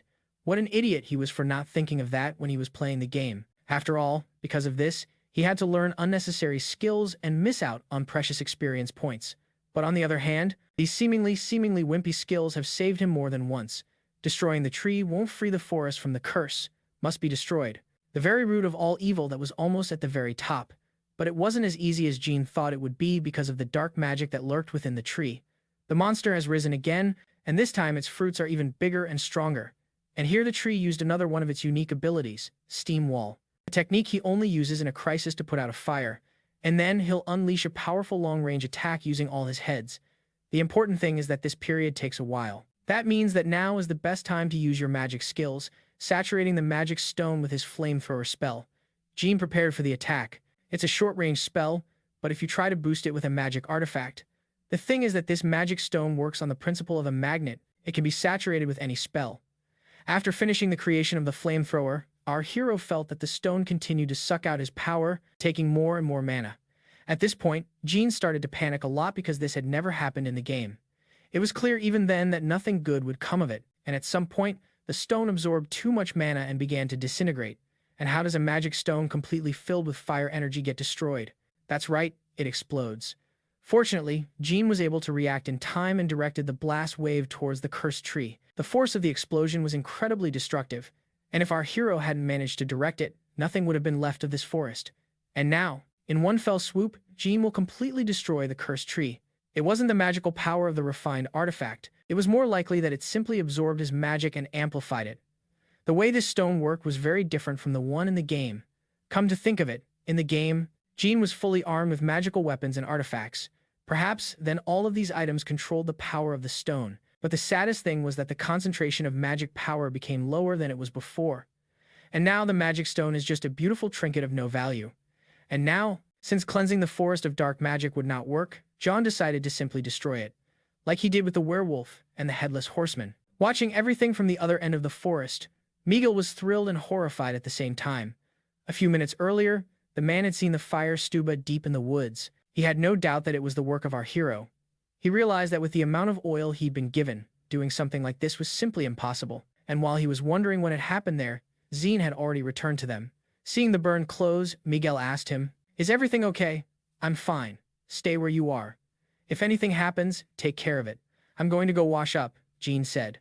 On his way to the river, our hero decided to see how Victoria was doing. "It happened to me for the first time." "I don't even have any diseases," the girl said, but her appearance said otherwise. Philip suggested she was poisoned, but given that she is an apostle, it was most likely a dark spell or curse that weakened her divine power. Pulling out his sword, Philip promised that he would cure her in the next few days. The guy wanted to cut the wound and drain the infected blood to the point where the body could start to heal on its own. Philip's knowledge of medicine was somewhere on the level of the Middle Ages, although this is not surprising. Jean had another way of treating her. Thanks to his magic vision, he could see that there was a piece of dark magic lodged in her left arm, which is most likely poisoning her body. Removing the armor from her arm, Jean saw a huge rotting wound with black smoke coming from it. There was no doubt it was the result of a wound received from the whipped Dullahan. The strange thing was that no matter how powerful the writer's curse was, it couldn't overpower divine power. Definitely divine power. There is a possibility that Victoria can be cured by praying to the goddess of light Solar. Of course, I didn't want to do it, but the situation demanded it. Just as Jean began to pray, the voice of the headless horseman resounded in his head. "You can absorb it." And then our hero remembered the ring he got as a trophy after killing Dullahan. In the Swamp Hate information box, nothing was said about absorbing curses. Well, basically the ring is the Dullahan. So, it's not unusual to absorb the curse. It looks like the ring doesn't want Jean to turn to God. Turns out he's not the only one who hates them in this situation. It's the best option available. Since Swamp Hate is a part of the horseman, it will be able to absorb his curse without a problem. That's for sure. Better than cutting her arm open like Philip suggested. Jean had never absorbed a curse before, but it's hardly more complicated than controlling them. Sucking on the wound, Swamp Hate was able to cleanse his arm of black magic in just a few minutes. After getting rid of the poison, Victoria's arm returned to normal, and her health gradually began to improve, and our hero's creepy pet was happy. Now that the girl's life is safe, she needs to get some rest. After absorbing the curse, the snake began to behave aggressively. She even tried to bite Philip when he wanted to pet her. But Jean, she obeyed. She must have recognized him as her master, when suddenly Philip asked, "Sir, aren't you afraid to wear it on your arm like that? Even though I've tamed the snake, its true nature hasn't disappeared. It's like you. No matter how many times I tell you to shut up, you keep talking." "I think I got the hint. Bring me a dagger, bandages, and all the alcohol we have," replied our hero angrily. Even though Victoria was getting better, Jean decided to apply an extra compress to speed up her recovery. And soon the girl woke up. Coming to her senses, the first thing the girl did was thank our hero for the rescue and ask me to help her cleanse the forest of dark magic. "Oh yes, don't worry about that. I've already done everything," Jean replied to Victoria's request. When she heard about it, the girl was sad because our hero once again did all the work for her. As the girl suddenly said, "I don't know what was happening to me, but I could feel a magical artifact taking hold of me. It can only mean one thing, that the dark mage was trying to bend Victoria to his will. But in this case, it's a little different. The dark mage only sent a small warning. He was saying that using red magic was low and that the person who did it would soon pay." Of course, it was a mystery to Victoria, but Jean knew quite clearly that it was a threat against him. The next morning, our heroes traveled to an ancient tree to find the source of the evil magic. Miguel didn't understand why they were wasting time on something so insignificant when the Empire's greatest wizard wanted to kill them. Looking at the remains of the burned tree, Philip didn't understand how the flames hadn't spread throughout the forest. And that's because it used to be a forest of fairies. And as you know, a forest of fairies practically never burns. That is why many fortresses of the kingdom are built in the forests where fairies lived. Last night, our hero did not think at all that the fire could spread further, and he had heard for the first time that the wood from this forest is practically unburnable. But it doesn't matter now as long as it ends well. While examining the burned tree, Jean found one surviving seed. You can get a skill point by following the instructions of the information window, but it's actually a decoy since there is a hidden quest. Therefore, Jean didn't eat it now and just put it in his inventory. When suddenly Miguel gave a frightened scream under a tree root, he found a mountain of bodies. Apparently these men participated in the sacrifice. Did it mean that the dark mage sacrificed people to nurture this cursed place? When Victoria realized that dozens of people had been violently murdered in the name of some ritual, she went literally insane. and in her mind, memories of Vernon surfaced when he saw that something was wrong with Victoria. Again, Jean realized that once again, he was in trouble. The longer Miguel dug, the more bodies he found. It was hard to believe that only people fell victim to some ritual. What if Victoria's brother was one of these victims? Given his intent and ambition, it could be quite realistic. But the girl refused to believe it. It would have been better if he had died braving the darkness rather than dying in vain, being sacrificed to an ancient tree.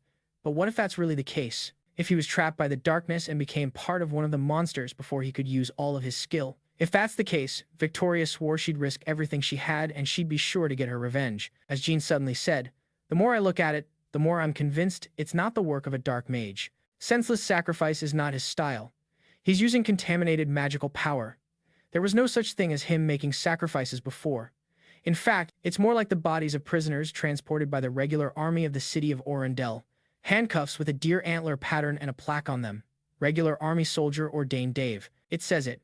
After examining the find, Philip confirmed that it was indeed an orderal handcuff. Especially, why would someone who was plotting his dark deeds in such a remote location attack an army?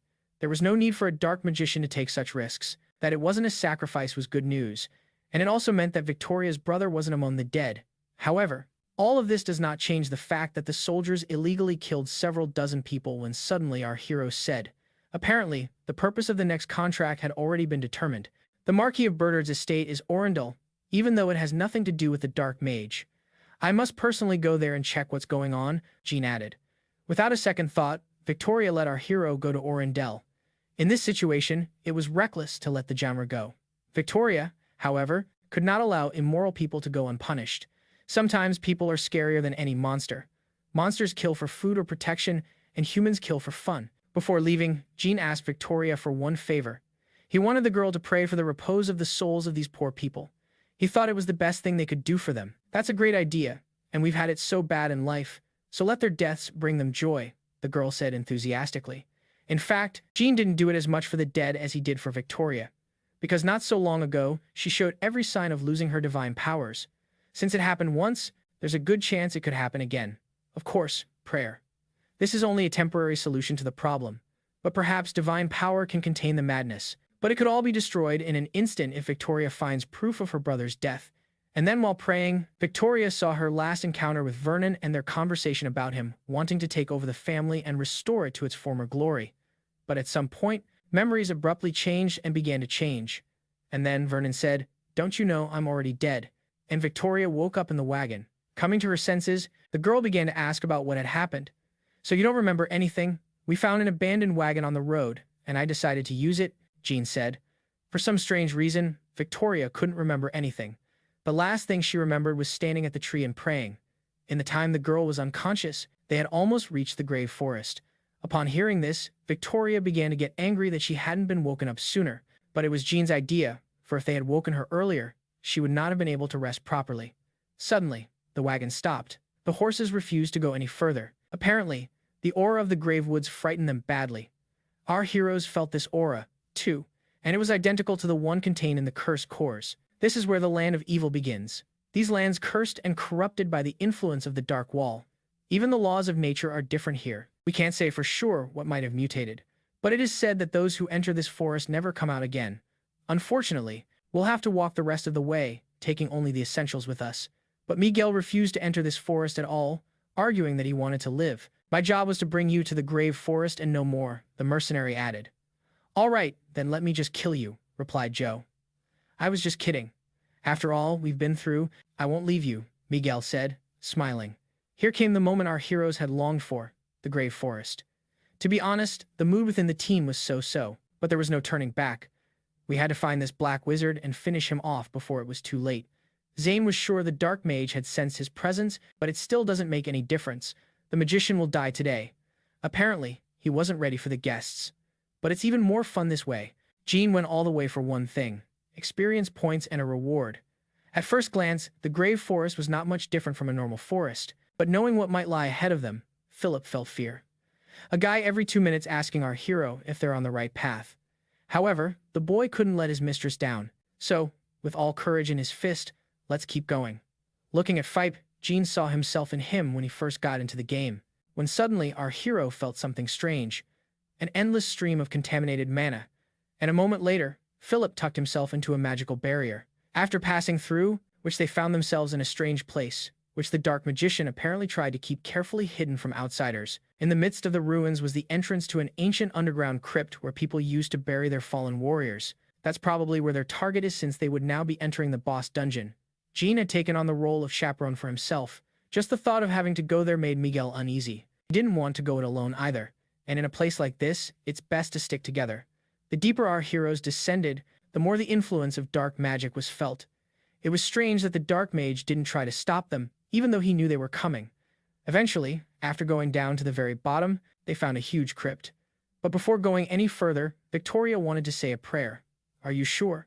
"It doesn't sound like a good time to me," John said. "Since we came here, my stigmata has been weakening a lot," Victoria replied. "What is stigmata?" our hero asked in surprise. The stigmata is the brand that the goddess placed on Victoria's soul the moment she chose her apostle. Through it, a girl can communicate with God and receive her power. Honestly, it looks like an Arabian contract.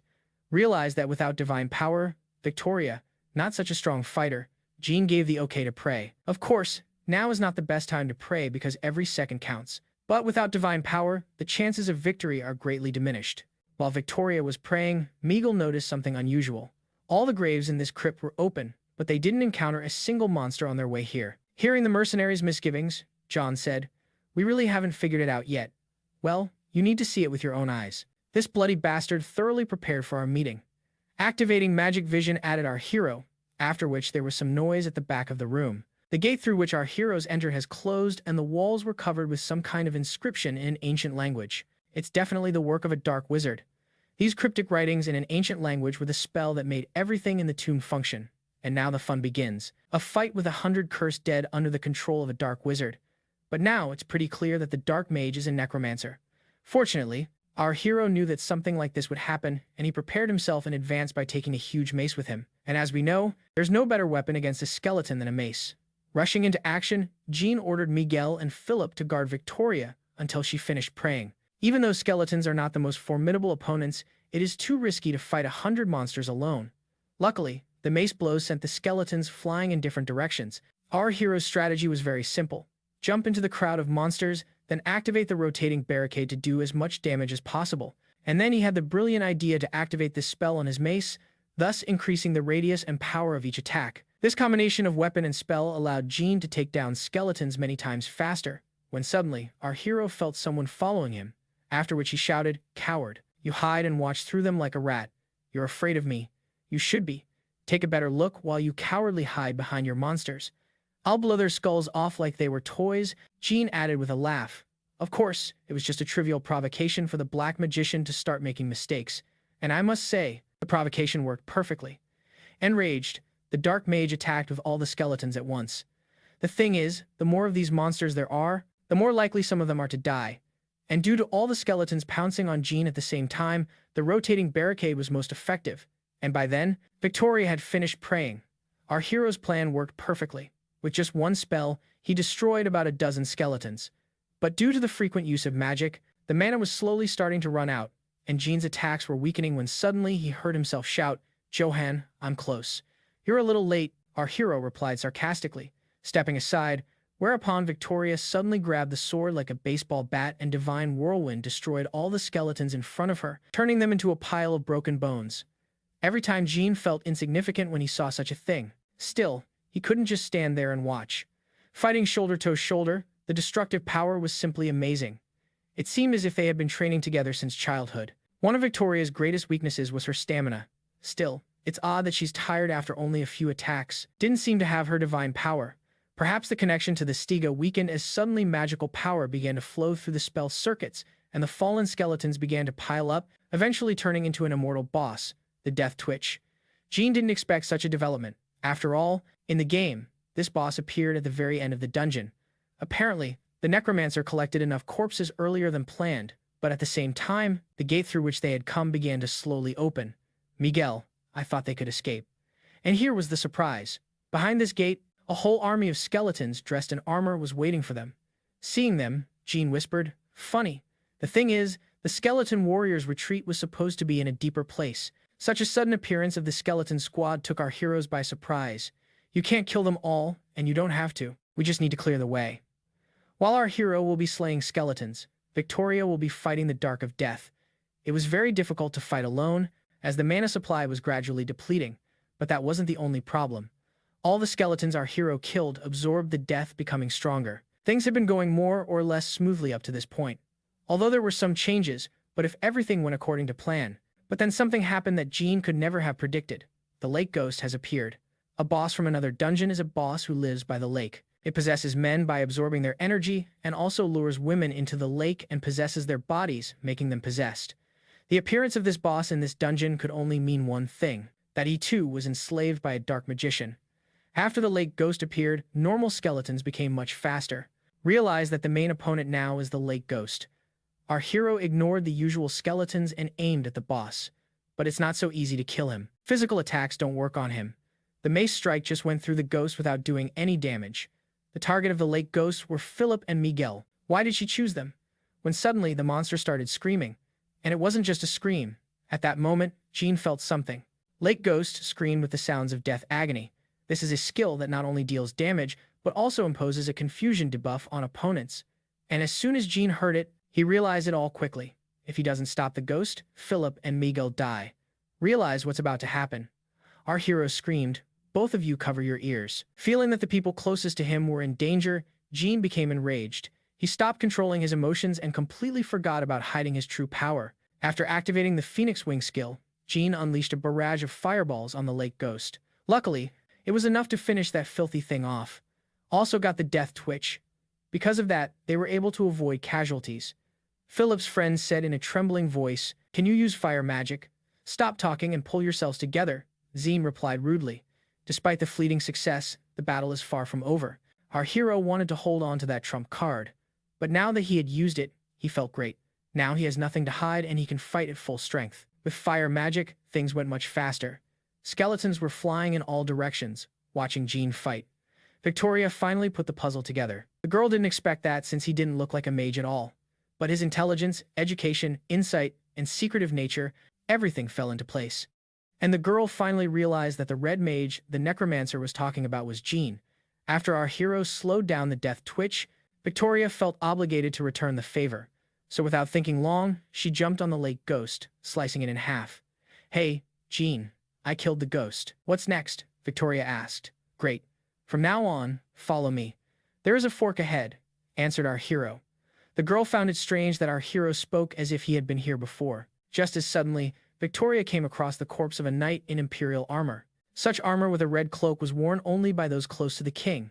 And the first thought that came to Victoria's mind when she saw the body, it's Vernon. If you've watched up to this point, write fire in the comments. Thank you for your attention, and we continue. But the plaque on his cloak said otherwise.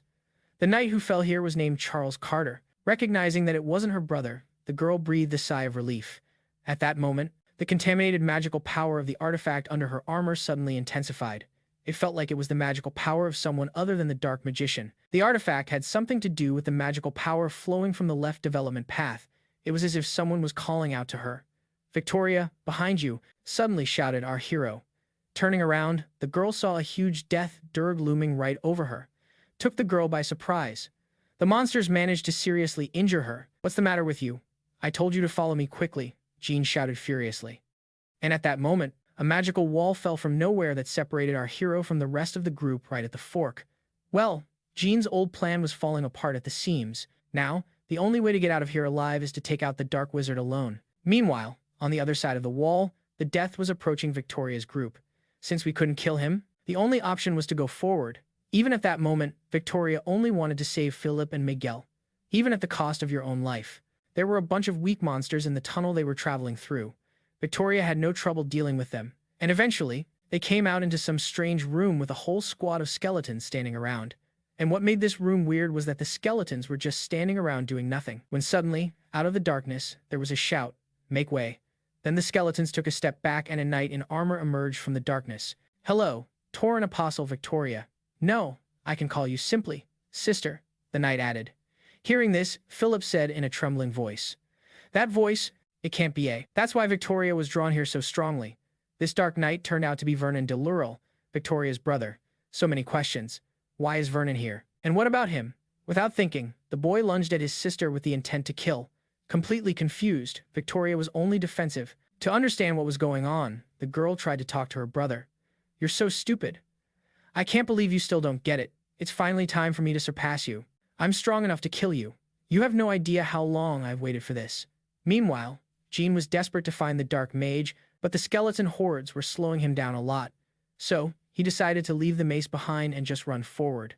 After going deep enough, our hero found a huge statue of a knight. Luckily, this statue was in the game.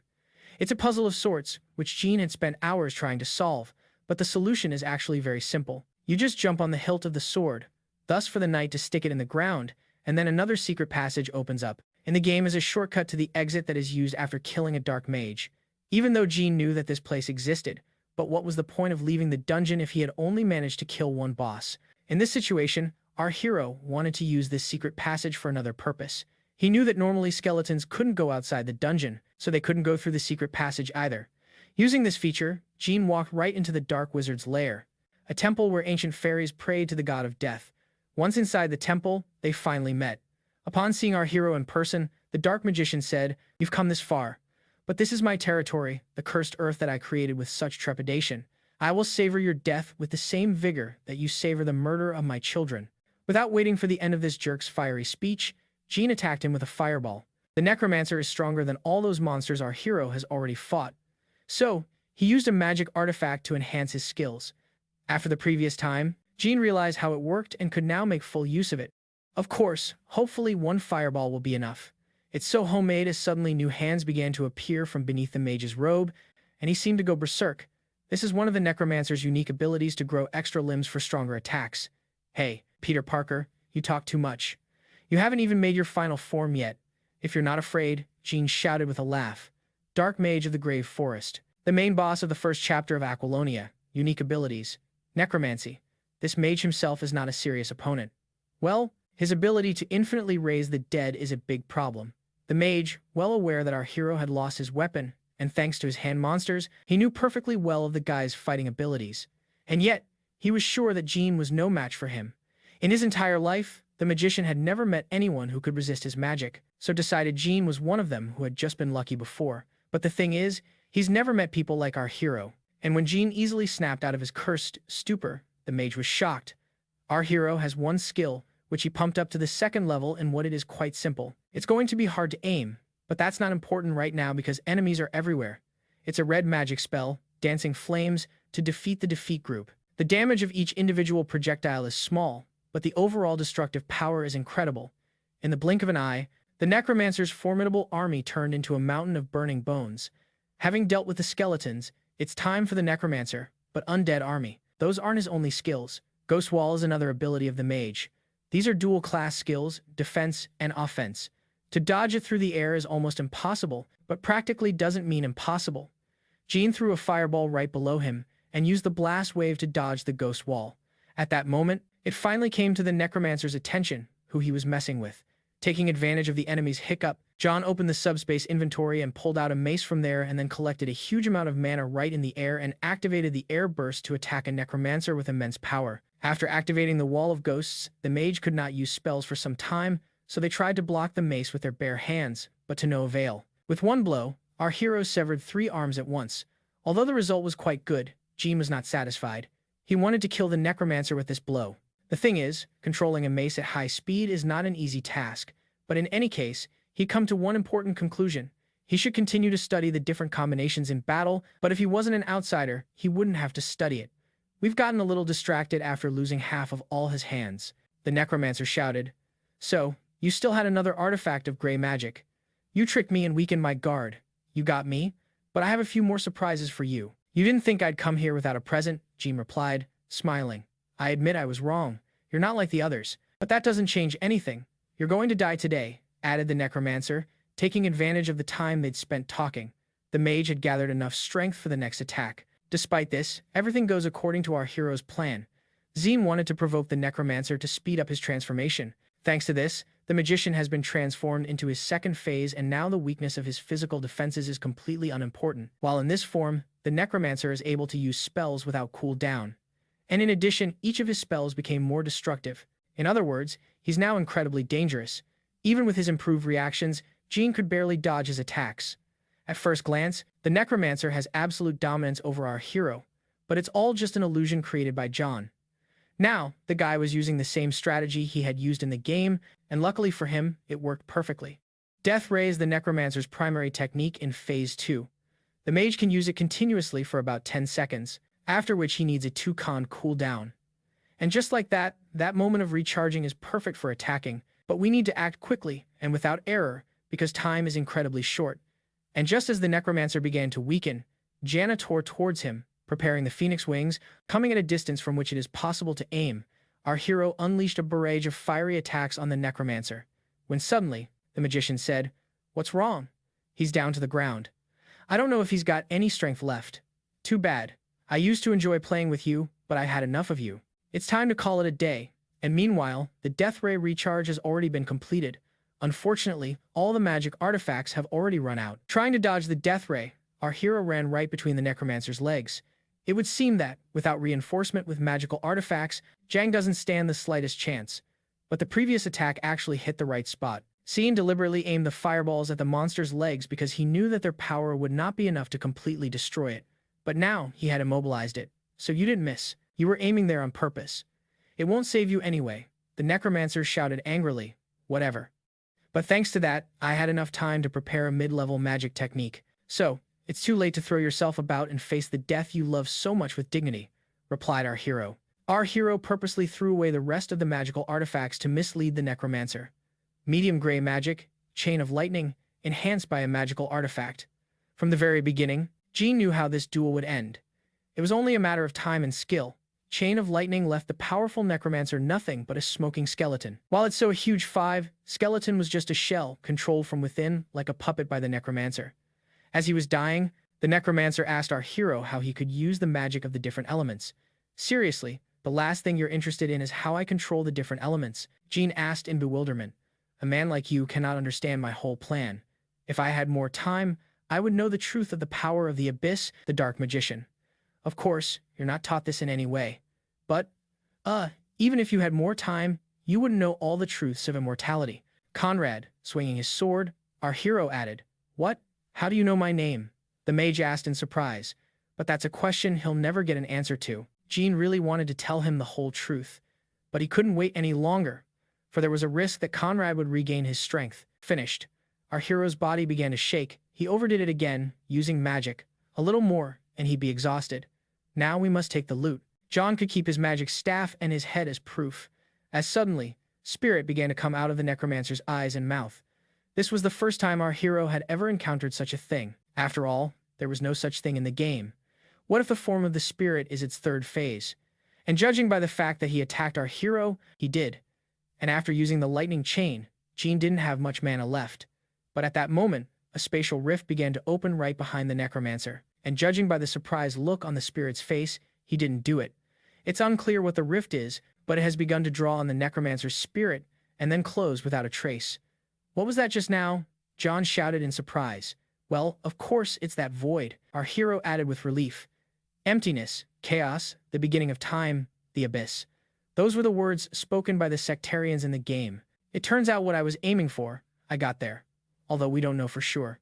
Well, the strange thing is that even after the necromancer dies, his spell continues to work. And that's another difference compared to the game, which causes a lot of problems. Bypassing the necromancer's altar, our hero found another secret passage, which led to a small room where all the power of the grave forest was concentrated. And at the head of it all was a huge cursed core. But beyond that, there were the necromancer's personal belongings, such as his diary. Jean decided to take it with him and study it a little later, hopefully learning something important. After examining this cursed core, Jean concluded that it wasn't it at all. Its power is different from contaminated artifacts. It's more like pure magic, like divine power. It was a shame to destroy such a blob of energy, but taking it with me wasn't an option either, because it's unclear whether our hero's inner resistance will be enough to control it, and to find out if he could hold her back or not, the guy decided to try to absorb some of her power. But as soon as he touched the balloon, it engulfed his hand. And at that moment, the guy felt a power that she had never felt before, after which, this magic ball completely engulfed Jang. A moment later, our hero woke up in some strange place resembling a universe. For several hours, he flew in that space, observing the beautiful vistas.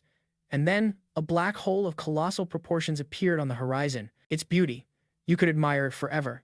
If it weren't for one thing, it sucked our hero inside. After dying inside this black hole, Jean returned to the real world once again. From all that space travel, he got sick. Back, Jean shouted, "Status window! Status window!" After which, with trembling hands, he quickly began to increase his mental strength.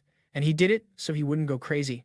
And for that, he spent 9 whole skill points that he had saved for so long. Even though he hadn't originally planned to use them this way, by increasing his mental power, he was able to pump up the skills he needed. After which, a system notification appeared about the completion of the quest Chaos Parts, and as a reward for its fulfillment, he received a shard of chaos. What? How could I complete it if I didn't even get it? Jean shouted in surprise. Does that mean that the black hole was the void? Could it be that these psychopaths were telling the truth and the world was created by an ancient deity? Conrad must have seen it too. Now, it makes sense why he'd become insane. And it's also an award, the House Shard. Earlier, John had felt something inside him, which emanates the same magical power, but from a large energy source, one that looks like a cursed core. And Tui Jean had an epiphany. Of course, it's chaos. It's all about him.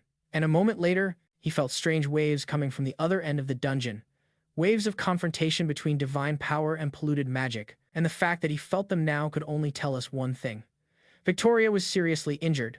Let's go back in time to the day when the supreme government chose Victoria as an apostle. That day, everyone in the castle was talking about one thing: how strong Victoria was, completely overlooking Vernon. Ever since the girl and her brother were good friends, they lived as friends and helped each other in times of need. Victoria often helped Vernon with training to once was the head of the family. And now, back to reality. A few hours ago, when the necromancer was still alive. In the previous battles, Victoria had expended too much divine energy. Therefore, in a battle with her brother, she could only defend herself. But the moment our hero killed the necromancer, everything changed. Vernon shouted, "No, I've lost contact with the master." "What happened?" Speaking. "Sir, you mean the dark magician. You can be sure Jean has already killed him," replied the girl. Victoria tried her best to change her brother's mind, saying there was no point in them fighting. She was willing to forgive him anything if he gave up and came home. "What is this nonsense? You still don't get it. Now that the one who held me back is gone, I'm completely free. And the first thing I'm going to do when I get out of here is burn the cursed kingdom to the ground, and then when I take the lives of all living things and become stronger, I will be the sole and all-powerful ruler of my own empire. Like demons behind the black barrier. And it all starts as soon as I kill my own sister." Vernon replied to Victoria's peace offering.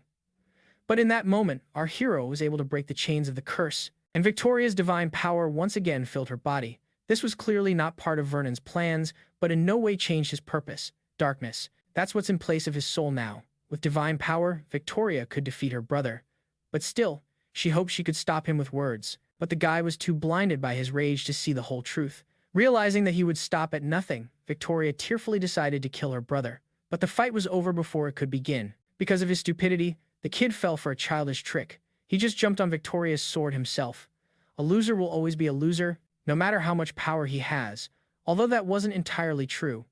Moments before the blow, Vernon was unable to aim his sword. Bleeding, the guy said, "His feelings prevented me from striking the final blow. Just as I thought, I'm a weakling till the end. I hated you. I hated that you smiled at me without realizing you had everything and I had nothing. Although I realize now that I didn't, I truly loved you. And I've always wanted you to recognize me and be proud of me. But no matter what I did and no matter how hard I tried, I couldn't beat you," added the boy. Seeing as the fire of life in brother's eyes began to extinguish, Victoria became hysterical. She spent so long worrying about him being okay and ended up killing him herself. What if the brother's murder was the beginning of the dawn of the bloodshed Avenger? For what it was worth? But right now, Victoria's heart was being torn apart in pain. When she felt her brother's heart no longer beating, the girl cried, after which she began to emit such a huge amount of divine power that it was impossible to even approach her. Meanwhile, Jean was running through the maze looking for them. He still thinks Victoria is dead. The only one who could be the cause of all this is another boss, the Death Knight. When Jean entered the boss's room, he saw something he never could have predicted. Looking at all this divine power, our hero realized that Victoria had won. "Hey, what's going on here?" Jean asked. "And mister, are you back already?" Miguel replied, "It's going to be hard for me to explain this to you. I can't tell you. Let Victoria tell you herself," added the mercenary. "Jean, thank you very much. Without you, I would never have gotten this far in life," Jean said, wiping away her tears. "However, we won't be able to continue the journey together. Vernon is dead. He was here. He was killed and forcibly brought back to life to manipulate him like a puppet. The girl added upon hearing this. Jean was speechless. He would have never thought that Death Knight was Vernon. I prayed to the goddess to save the soul of that wretched boy, but she didn't answer me. Of course she did. The goddess censures the soul for sins, not saves it. However, if I want to take revenge for him, she will, Victoria added with an ominous aura. It seems there are some things our hero can't change. All his efforts and thoughts of keeping Victoria from becoming the vigilante were shattered in an instant. The girl intended to kill everyone who had anything to do with Vernon's death. Although Jean had grown attached to her during their journey, he could not allow her to exterminate entire cities in the name of revenge. But before the situation got to bloodshed, Jean tried to settle the situation with words. Victoria, we made a contract that I'd find out the whole truth. There's no reason to kill innocent people, he said. I don't care. Then I'm canceling that contract, she said. As a mercenary, Jean never broke contracts, and customers who unilaterally broke the contract or failed to pay compensation. He never left a single one alive. Thus, our hero put Victoria in front of a choice. Give up revenge or fight him. Especially since if she turns into an Avenger, they're going to have to meet on the battlefield sooner or later. And by killing her now, the wife could prevent thousands of murders of ordinary people. Seeing what was happening, Philip tried to calm them down, but Miguel quickly covered his mouth to keep it from getting worse. Looking into Victoria's rage-filled eyes, Jean felt he had to do everything he could to save her. When suddenly the girl's ominous aura began to weaken little by little, and she said, Today, I have already lost one person dear to me, and I don't want to lose another one, the girl added, completely free of the aura of rage. To make sure everything worked, Jean asked if their contract was still valid, to which he received an affirmative answer. Victoria wasn't going to give up on revenge, however, and Jean wasn't going to stop her from doing so. But on the contrary, he wanted to help her get revenge, but revenge justly, punishing only the guilty. Maybe this way he can stop the Avenger from appearing and save a lot of lives. But first, they have to get out of this dungeon, and then they have to make a deal. Victoria took her brother's body with her so she could bury it later, while Miguel and our hero cooked dinner. Once alone, the mercenary said, You're amazing. What do you mean? Jean asked in bewilderment. Don't pretend you don't understand. You knew the mistress wouldn't kill you, even though she was out of her mind, Miguel added with a smile. To be honest, I didn't know that for sure. But in any case, I certainly wouldn't let myself be killed for nothing. Even though he was counting on it to calm Victoria down, but he was prepared for any eventuality and would do whatever was necessary. The amazing thing is that she even grabbed her sword. It was obvious that madness was raging inside her. It must not have been easy to suppress. Come to think of it, Jean couldn't stop her from becoming an apostle. But at least for a while, he was able to bring her to her senses. And that's not a bad thing. Having finished with their business, Philip and Victoria joined our heroes. And according to the good old tradition, the guy started fluttering his tongue, asking inappropriate questions. But Miguel quickly resolved the issue. Hey, how are you feeling? Did you mourn your brother? Jean asked in a half-whisper. Yes, thanks to you. At first glance, nothing unusual happened to Victoria. She looked like someone who had just lost a brother, nothing more. But during dinner, our hero said, Victoria, how are you feeling? You've become an apostle of vengeance. It seems like a lot has changed in you. The red divine aura is different from what it used to be. Now she's definitely become what she was in the game. To be honest, I don't feel any changes, but I realize that now the goddess will give me power only for revenge. Victoria replied. She is now subject to extraordinary restrictions. However, when it comes to performing together, she can gain even more power, suffer injustice. You lose divine power. The restriction that the Apostle of Vengeance must observe has disappeared. Now, for the sake of the fulfillment of vengeance, one can do anything. Be that as it may, the girl did not regret the choice she had made. However, she will regret all her life that she didn't kill the necromancer with her own hands. Immovable by personal feelings, she missed the main goal in revenge. When suddenly, Jean threw her a bag containing the head of a dark mage. It was only fair for her to take that head for herself. After all, our hero is just a mercenary. Looking at the severed head, the girl felt absolutely nothing, just emptiness. At the same time, Victoria realized that he was responsible for everything that happened to her brother, when suddenly Philip started coughing loudly and then asked, Mister, and did you kill him with magic? Well, of course, what's the point without stupid questions from Philip? After a bit of thought, John replied, Well, it seems so. Philip, I'm going to give you some advice because I like you. You have no wit at all. Do you even think before you speak? Holding his head, said Miguel, is why the master hid his magic.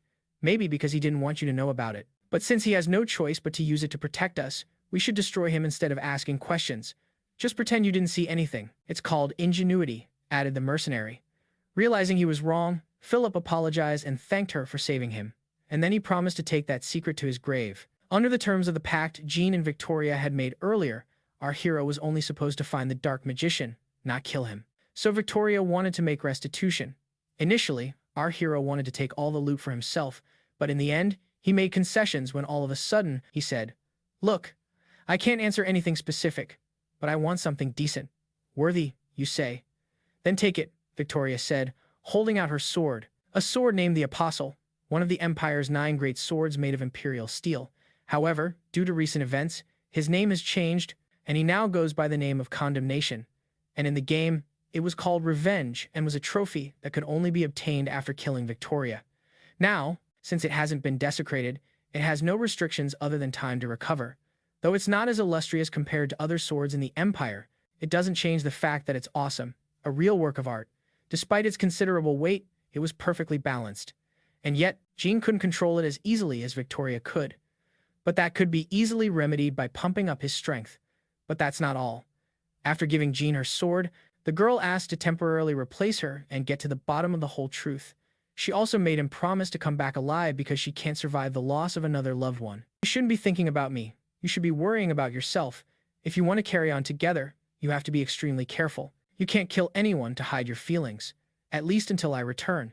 Such words were our hero's answer to the girl's request. I realize it's the right thing to do. The girl swore she wouldn't do anything without John, and for a person of faith, the pledge means a great deal. When suddenly Miguel said, "Well, since we've decided everything, I'll be brave enough to propose something. It's been a really rough day today, and we've all been through a lot. So, how about a keg of dark, unfiltered beer?" Although Victoria was an opponent of alcoholic beverages, today had been a lousy day, so she didn't mind. Jean was of the same opinion. You have to be able to enjoy life, especially after something like this. The rest of the evening, the guys spent telling various stories of their lives all the way through the night. And as soon as the moon rose, Jean noticed something unusual. He could clearly see everything that was going on in the dark forest in the middle of the night without even having to use magic. After a bit of thought, our hero realized it was thanks to the Chaos Shard. After leaving the Grave Forest, their group split in two. Taking Miguel as a witness, Victoria went to the royal palace to report on the battle in the Grave Forest. And also the girl sent Philip along with our hero. She wanted the guy to witness whatever was going to happen next. Jean wasn't thrilled with the idea. However, he could certainly use an assistant trying to change Victoria's mind. Jean said this trip could be dangerous for fight. "Don't worry. First impressions are deceiving. Philip is a worthy warrior. I've taught him a few tricks and he's also very determined," Victoria replied. "Plus, for Philip, it's a good chance to gain without valuable experience that he can't get with Victoria." So right now, the guys are heroes' subordinate. In the few days of their journey, they had already stumbled upon a band of brigands who wanted to poison them and take their things. A very commonplace situation in these parts. It was one that Jean had encountered quite often. Most of the bandits our hero defeated alone. Yet one he decided to keep for Philip to teach him how to fight. Of course, Jean could handle them himself, but he wanted the kid to learn something from real combat. After seeing fight, Jean realized that Victoria was right and he was actually more talented than he looked. "The first time he killed a man," Philip said, "I understood why you did it. You wanted me to see the world as it is. That's not really true. Why are you giving the situation any meaning? It's just life. And what happened? What happened? Give yourself first aid," Jean replied. After which, our hero wanted to teach a really important life lesson. When killing bandits, you should always check their bags because there is always something interesting there. "You want me to steal from them? I'm not like you. I'm not a mercenary," Philip shouted indignantly. "Well, think of it as a transfer of ownership. I'm sure you've seen it a lot in the castle," our hero replied snidely. "That's different." "Then we were just taking what was rightfully ours," Philip added, but with another very important life lesson in the form of a slap on the wrist. The guy rifled through the bandits' pockets and found a whole bag of silver coins. As a child, Philip had dreamed of being a knight, so picking the pockets of thieves was unusual for him. However, he quickly got the hang of it, and he cleaned the brigands to the ground, taking almost all their equipment, and under one of the capes, our heroes were in for a real surprise. Compared to the brigands' skills, the chest sealed too well. Before attacking our heroes, the brigands talked about transporting something for Mr. Lucid. Of added interest is the fact that Jean missed this quest in the game, so the reward remains a secret to him. Our hero's magic skills aren't enough to pick a magical lock like that, but he had something better. A mercenary blade. The chance of successful hacking increases by 50%. After a couple of minutes of simple manipulation, John was able to remove the spell from the lock and open this chest. As soon as the lid was lifted, a terrible stench came from inside. A moment later came the dreaded scream. Looks like there's no reward in this chest. Well, of course, this chest was transporting a monster. That's why such a strong spell was cast on the castle. But on closer inspection, Jean realized it wasn't a monster at all. Big pointy ears. These brigands were transporting an elf. But why would the Lucad want an elf? And the most interesting thing is that our hero knew the face of this girl. As suddenly the elf tried to pierce John's neck with her sharp fangs. Thanks to his accelerated reaction, the guy managed to block the attack in time. But it was amazing that the girl was able to break the steel dagger with her teeth. God, you smell so good. Let me taste a little, whispered the pixie unexpectedly. Now it all fell into place. That's why Jean knew her face, and that's why her eyes were red. This girl is the only vampire elf in the entire game world. In the game, she had a nickname, the one who drinks every drop, and her real name is Tessa. In the future, she will be reborn as Empress Ginchel after absorbing the vampire lord of the Lucard Kingdom. She is an important boss character, the country that the mission of transporting her was entrusted to such weak mercenaries. Tessa thanked our hero for saving us, and for that, she promised him a quick death. Seriously, is this your gratitude for biting my neck? Throwing away the rest of the dagger? Asked Jean. Come on, I'm just hungry and looking at you makes me drool, the Tess added in a seductive voice. Seeing the glint of the holy sword, the vampire's gaze changed dramatically. Well, since you really saved me, I'll let you live. But trust me, I'll never forget your smell because it's so sweet. We'll meet later if fate permits. But until then, try not to die or I'll be very upset, Tessa said as she left and then sped off at breakneck speed into the woods. You could say that Jean was just very lucky. With his current level of strength, he would never have beaten her. When suddenly, Philip said, Mister, is it okay that we didn't drive because of her? Are you kidding? How could we chase after her? Said Jean, sighing heavily. As sad as it is, our heroes have just freed one of the most powerful monsters in the entire empire. But it's fair to say that she would have gotten out of that trunk sooner or later. It's only been a day since Fipe traveled with Jean, and in that time, he's almost been killed twice. The first time by the mercenaries, the second time by the Thesa. But on the other hand, he was gaining experience, just like Victoria wanted. Kingdom of Agelan, city of Oendel, a truly grim place where all manner of brats from different corners of the empire flock to. About the reason for this, the perfect location for mercenaries. From Orendel, you can get anywhere in no more than a week. That's why among mercenaries, this city is so popular. For the same reason, Jean and Philip came here to rest and regain their strength. Once inside the tavern, Philip sat down in the very corner in case there was a fight so they wouldn't be touched by it. I guess traveling together did the kid some good. He's starting to think with his head. Despite that, he's still a kid. At least no one seriously sees this kid as Paladin Squire. When suddenly, Philip asked in a whisper, So, what are we going to do next? Why are you whispering? Jean asked in surprise. Philip feared that someone might hear their conversation, but in fact, it was an unnecessary caution. If they behaved quietly, no one would even pay attention to them. The plan was very simple. Stay in the Orendel for a few days and start taking orders to earn trust and then start looking for information on missing soldiers. But first and foremost, after traveling, you need a snack. The waitress advised to order stew with bread and specialty sausages. Taking out a silver coin and showing it to the girl, Jean said, I'll see. There are a lot of mercenaries here, so there's work to be done. And what do you need to do to get the best orders? The waitress advised not to take large orders at first to avoid conflict. To begin with, you need to take something insignificant or the kind of request that other mercenaries don't want to take because they consider matters too dangerous. The place seems pretty ordinary, but it has its own rules that you shouldn't break. Our heroes didn't want to bother with chaperoning or finding pets, so they decided to concentrate on super dangerous tasks. The next morning, there was quite a stir at the tavern. Local hunters set up some sort of catalyst and took bets is that our heroes have traveled to the underground tunnels that the fairies created. The thing is, about a year ago, there was an order for a four-eyed crocodile that lives in these tunnels. Several groups of mercenaries tried to fulfill this order, but none of them came back. And Jean and Philippe have accepted the mission. The local mercenaries are taking bets on whether they'll survive or not. If they come back, someone will take all the money, and if they don't, that someone will buy everyone a drink. Of course, given their previous experience, it was foolish to bet on them coming back. But Patton is the name of one of the mercenaries who spotted our hero yesterday. So, against his better judgment, he decided to bet on them coming back alive. Patton was a very successful mercenary, so buying everyone a drink wasn't too hard for him. But he would earn even more in the event of victory, when suddenly the floor of the tavern began to shake. As they listened, they realized that the sounds were coming directly from the abandoned tunnels. It could only mean that our heroes had already found the four-eyed crocodile. but the vibration was extremely strong.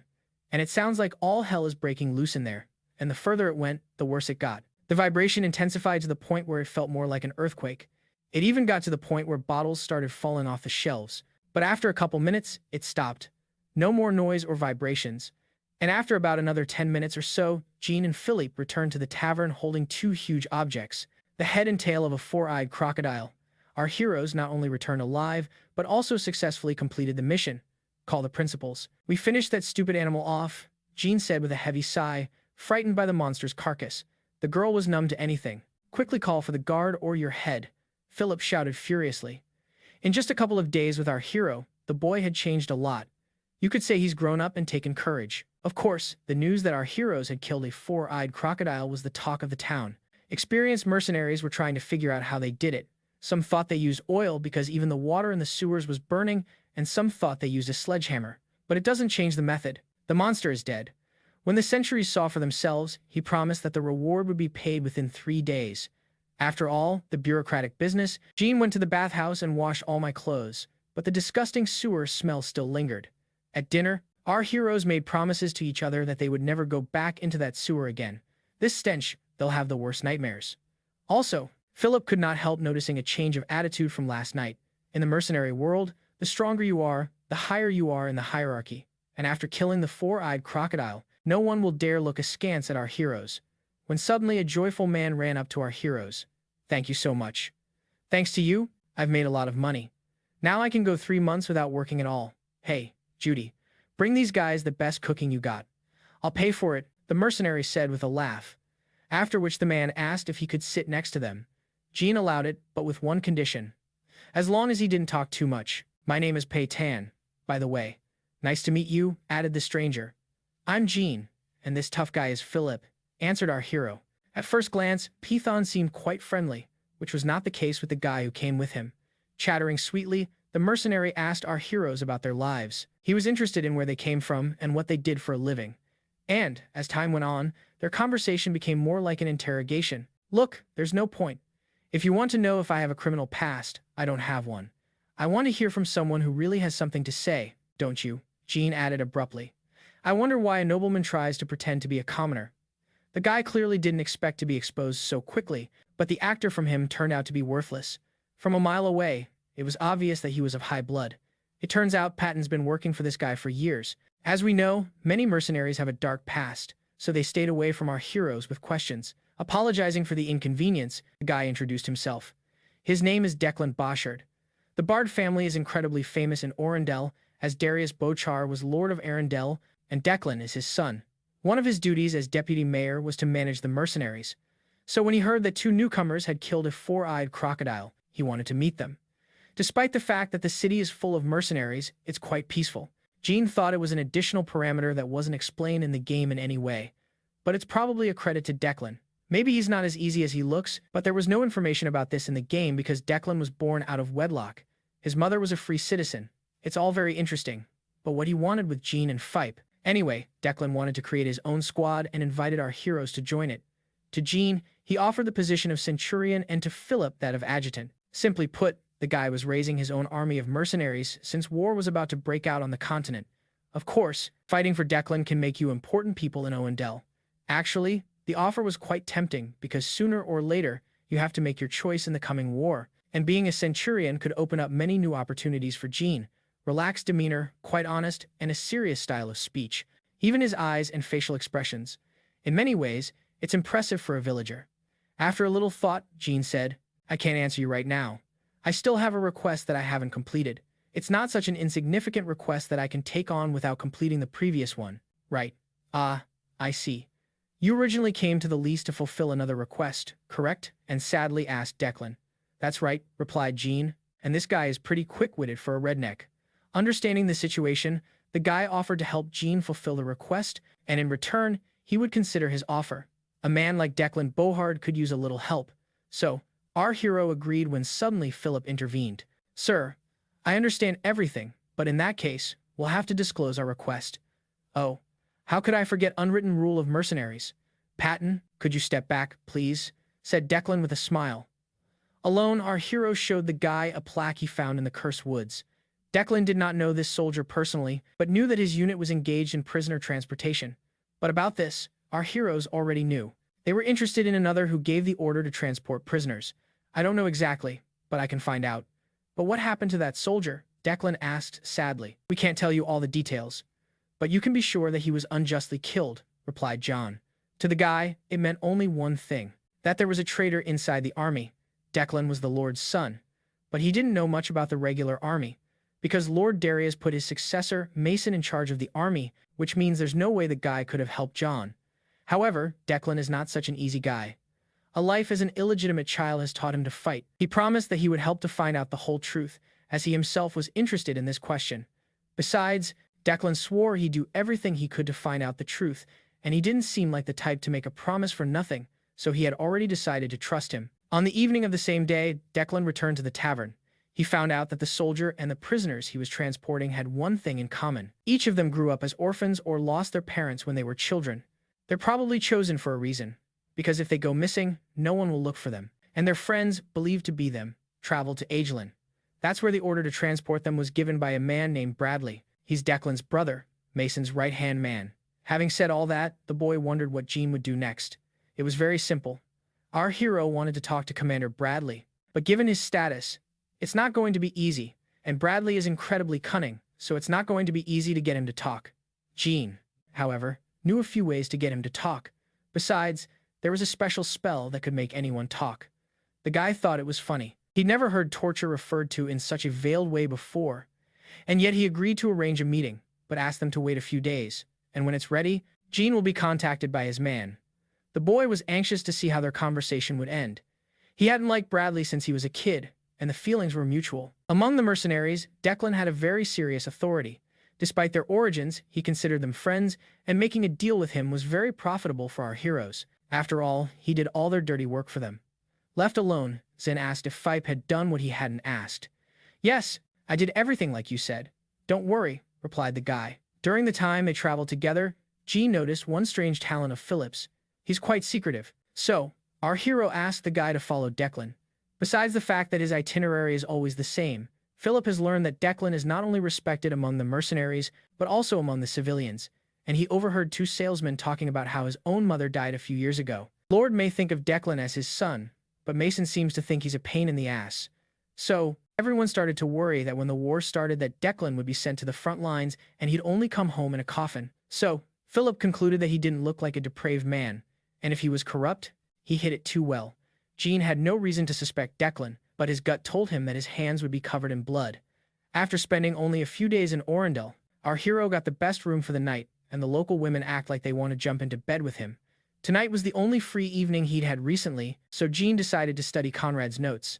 Though at first, I was in denial and angry, but eventually came to accept the priest's words. All that I had believed to be true up to now ended up being a complex to the disappointment of our hero. There were no magic formulas or any useful information in the journal, just his thoughts. But thanks to these records, he learned that the man who beckoned Conrad into the catacombs was an Agelin. Conrad and his servants are set to go out into the world when the time is right to plunge the Agelin kingdom into chaos, so that at the end of the day a void would descend upon the earth to be ruled by the ancient gods, not the gods and demons of today. Reading this almost made Jean vomit a horrible bore in the style of corny RPGs. This read, however, got Jean thinking after having been in the dimension of emptiness. He feels the power of chaos, the pure energy of emptiness. It feels like pure divine power. It's amazing that our hero can feel it at all, because this opportunity is given only to the highest monks and demons or degenerates. The Decomposer's update was the first DLC for Aquilonia. Thanks to this update, you could change your specialty, skills, options, and even quests. If you choose the decay side, it was possible to switch to the evil side at any time, but the risks were too high. Since the level gained was lost, and it was unclear how the character would react to it. But is it possible to get the power of chaos without decomposition?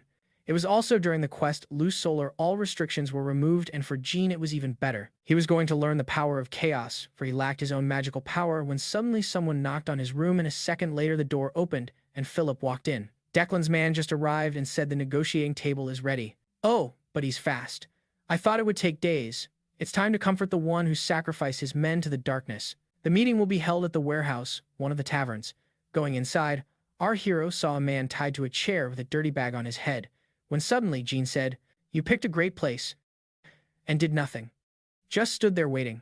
This is where he meets his mistress, Rose, he replied smilingly in declamation. Our heroes were convinced that Captain Bradley was indeed Captain Bradley. It's amazing what a man like that going unprotected to places like this. What you don't do for good sex.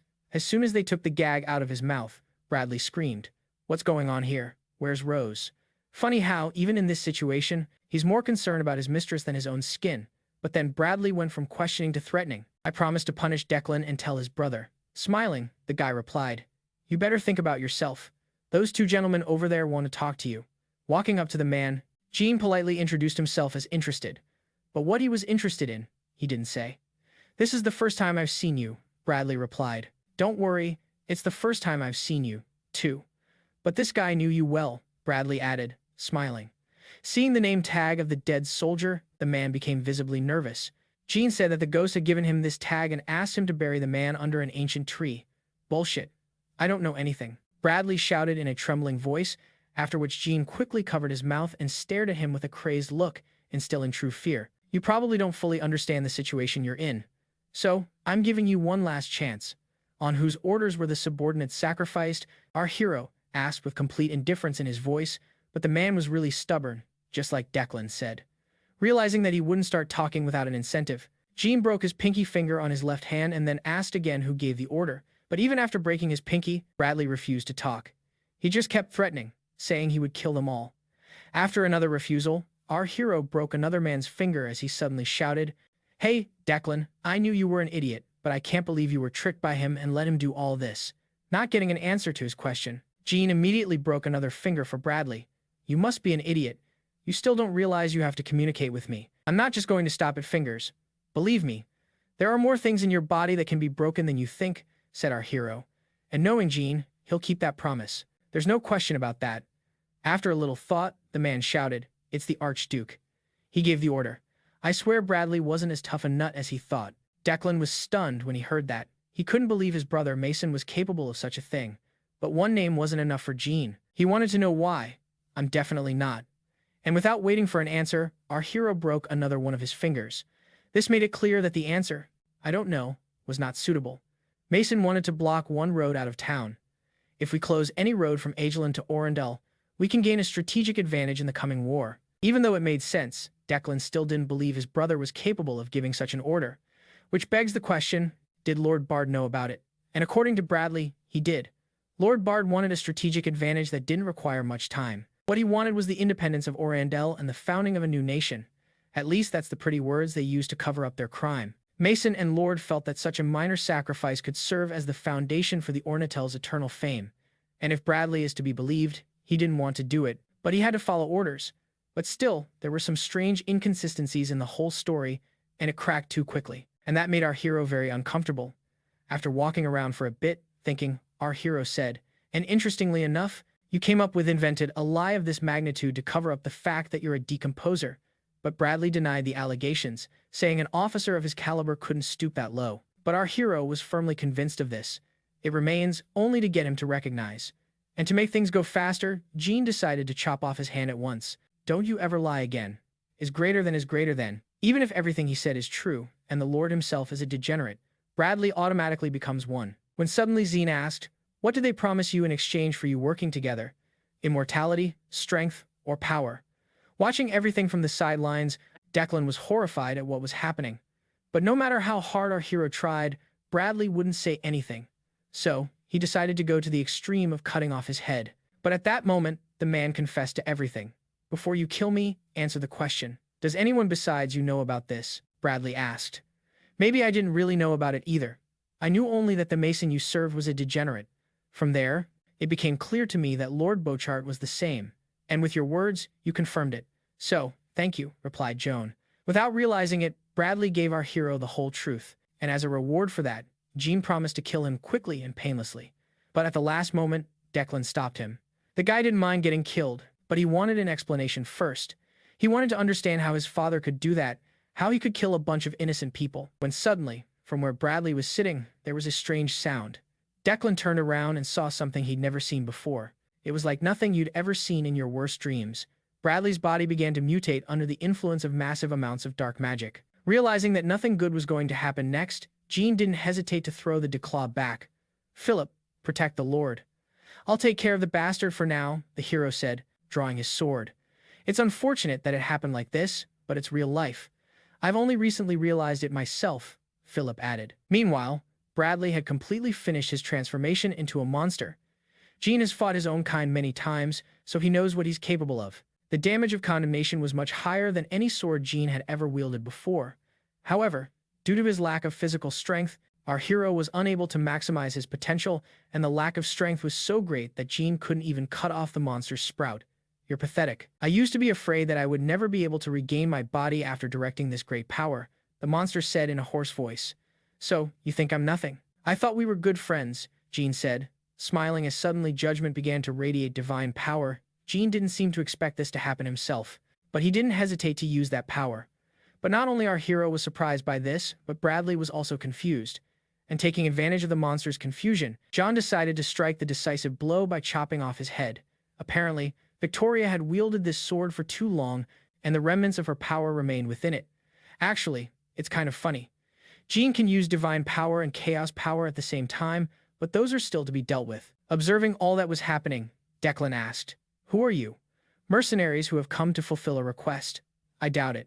At that moment, Philippe looked at our hero with a question on his face. "Do as you please." "I don't care," said Jean. "Let me introduce you again. This is a man without orders or titles. However, he is known as the Swamp Dragon Hunter, a slayer of dark spirits, tamer of werewolves, purifier of ancient forests, and the one who defeated the Headless Horseman and cleansed the grave forest of demons, apostle of the Great Tauren, guardian of the southern borders, and sacred sword of the Agellan." Gentile Brown shouted Philip enthusiastically. When our hero said, "Do what you want," he didn't mean it. But it's too late to change anything. Meet the mayor of the city of Orendal, Darius Bocart. This evening, he was discussing plans to transport the victims to Agellan, and he put his eldest son, Archduke Mason Beechard, in charge. Lately, one thing had been bothering Mason. He hadn't seen or heard from his brother in over 2 weeks, to which Darius replied with an evil grin. "We have nothing to worry about. Old dear can't leave the Orendal. Let's go back to our heroes." After hearing a strange noise, Patan and his buddy decided to check if everything was okay. And seeing the huge carcass of a monster with its head cut off, the mercenaries froze in fear. But even more alarming was Jean, who was standing there covered in blood. "Ah, Patan, you're just in time. Clean this place up, please," asked Declan. "Don't understand what's going on." The mercenary anxiously asked, "Sir, what's going on here? Where is Commander Bradley?" But looking closely at the remains of the monster lying on the floor, Patton realized it was the commander. Now the picture was starting to come together, but that didn't change the fact that the mercenaries hadn't expected Bradley to be a degenerate. Having learned everything he wanted to know, our hero decided to go home and take a bath. But at that moment, Declan stopped him and asked, "What did you mean when you said you had no doubts about me now?" "Now, I have no reason to think that you are one of them. However, did you hear what he said? There are still many monsters in the city, so we need to deal with him," Jean replied. "So, you mean you're going to kill my brother and my father?" the kid asked. "That's right, that's exactly what I'm going to do." And you saw our hero. As Declan suddenly started laughing and applauding, the guy thought that answer was not just cute, but excellent. At that moment, the brigands who came with Python looked at each other. They realized they heard something they shouldn't have, and wanted to sneak out before it was too late. But Philip blocked their way. Declan realized that killing the fallen was our hero's secret mission, but he was concerned about what would happen to the city if the Lord and his successor died. But Jean didn't care at all. He didn't care who took their place. Realizing that their place would be taken by him, Declan offered his help. "With your skills, you can sneak in anywhere. But is it worth it to act like thieves and hide forever?" "Let's go in through the front doors," Declan said suddenly. It looks like the guy wants to revolt against the current government. Rebellion for Declan is the only way to legitimately assume the office of Lord.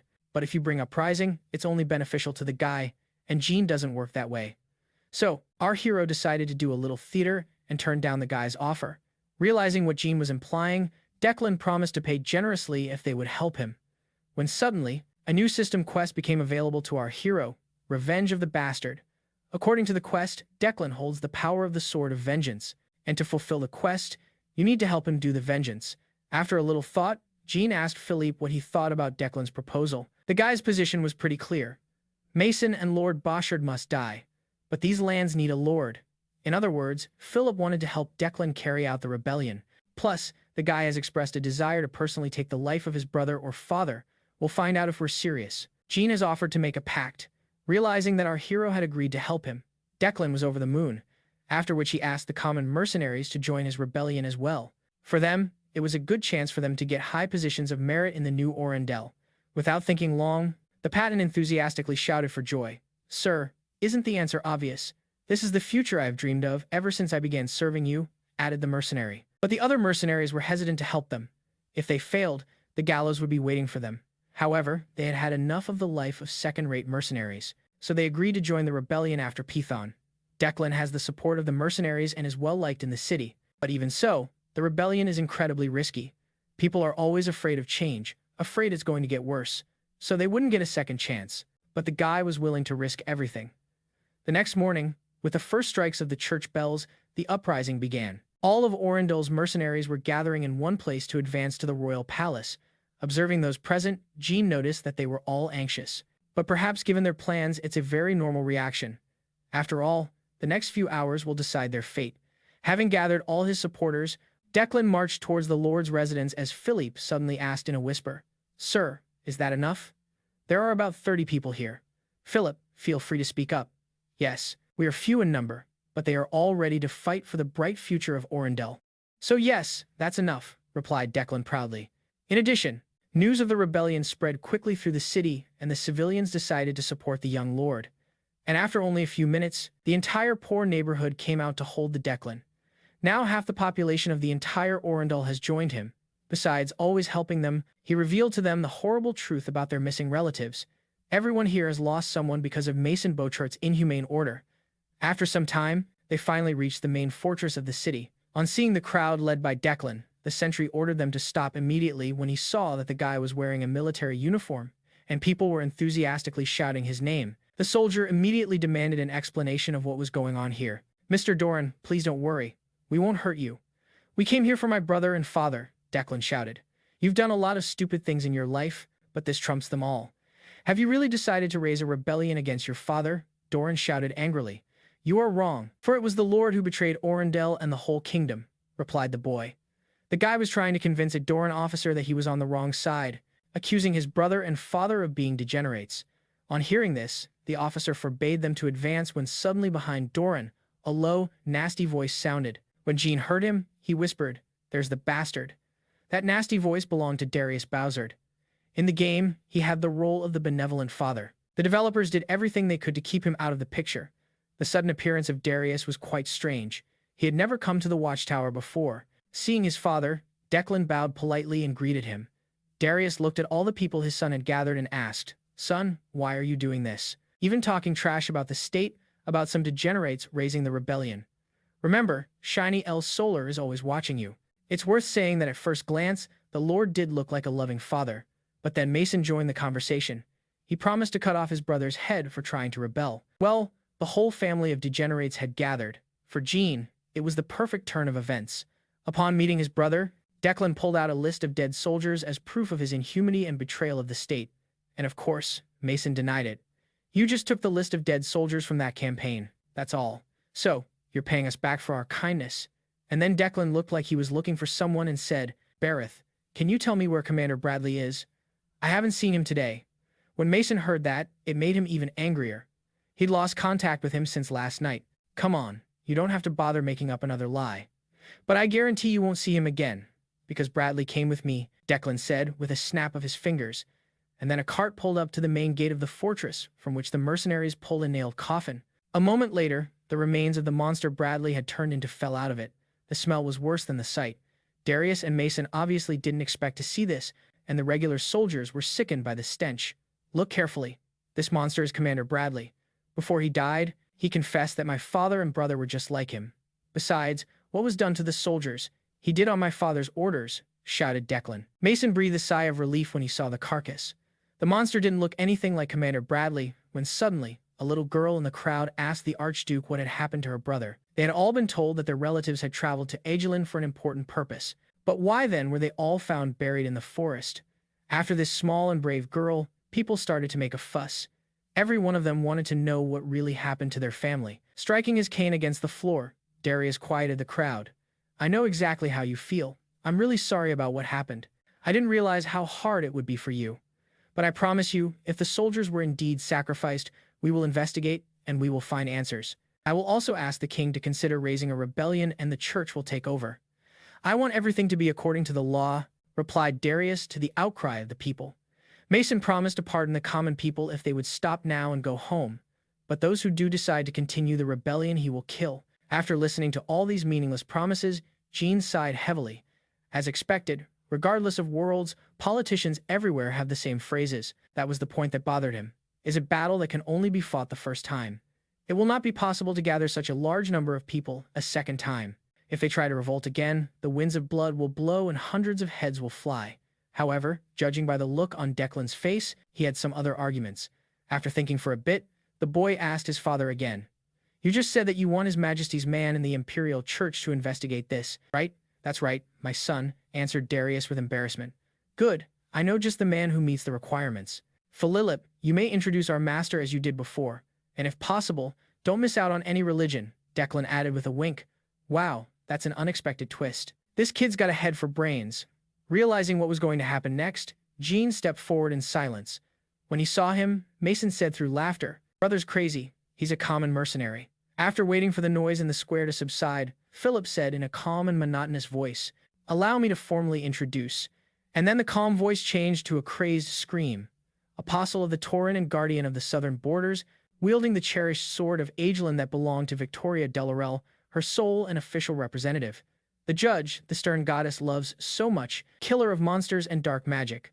Please love and welcome Mr. Jantulbrin, Fife added with a bow. After which the lad himself introduced himself as a humble squire. Declan told everyone that our hero witnessed Bradley's decomposition, and the guy also revealed that Jean personally condemned him for it. So, our hero was perfect to be the judge that Darius wanted. Naturally, Lord Bard didn't believe it. After all, Jean looked like an ordinary mercenary, not an official representative of an imperial knight, much less a paladin. So, Darius wanted some kind of proof for all of this. The easiest way to do that was to show your sword. Unlike an ordinary ball, this one is full of divine power. So convincing others that Jean was indeed a paladin wasn't too difficult. Convinced that what they were saying was true, Darius and Mason were terrified. They realized their end was near.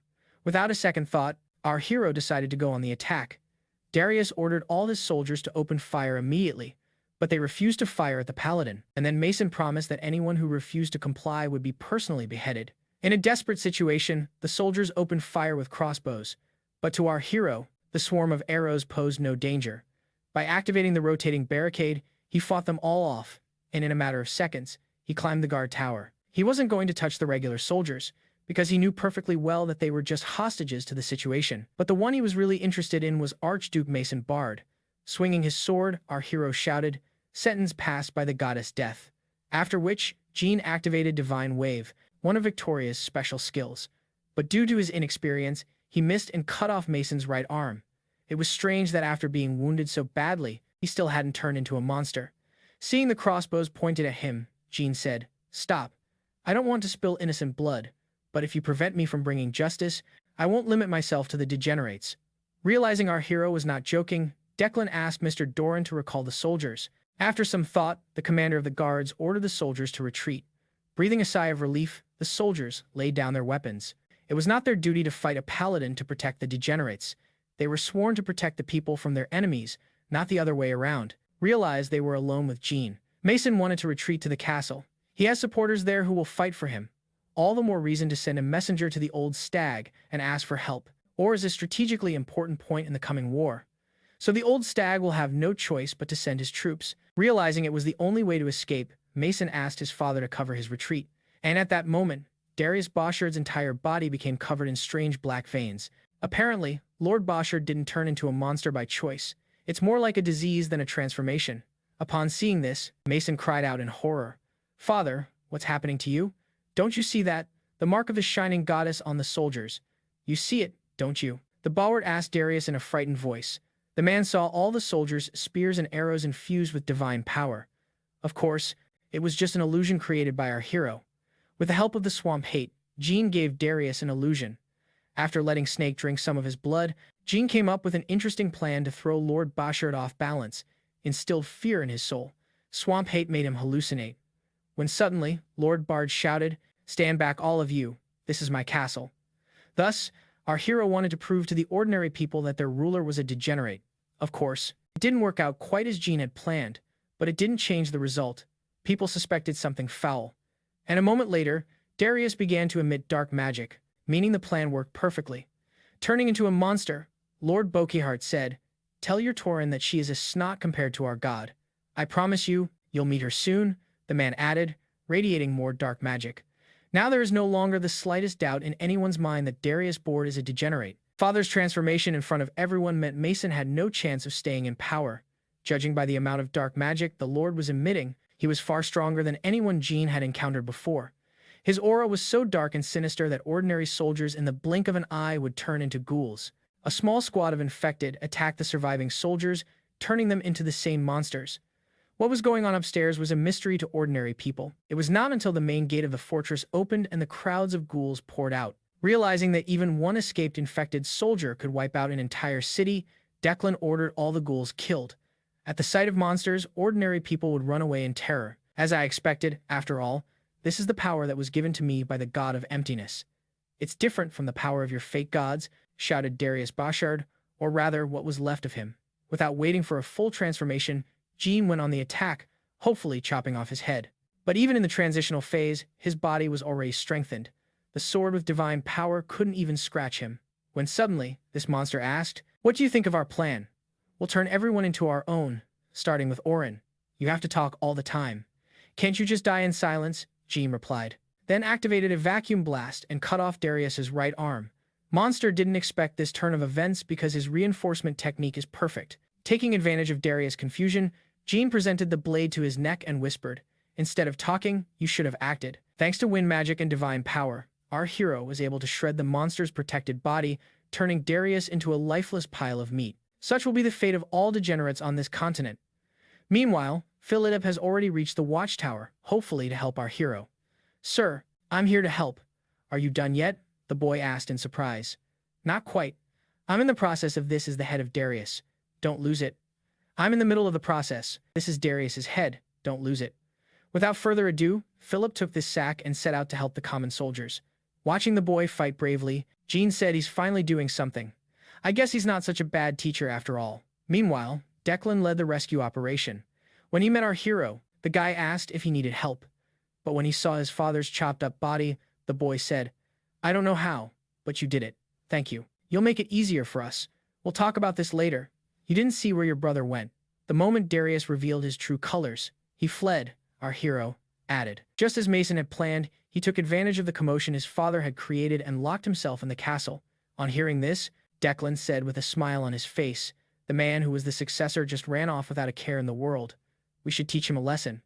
The lad's childhood was spent on a farm near Orendel. There he lived with his mother, and in general, his childhood could be called a rainbow.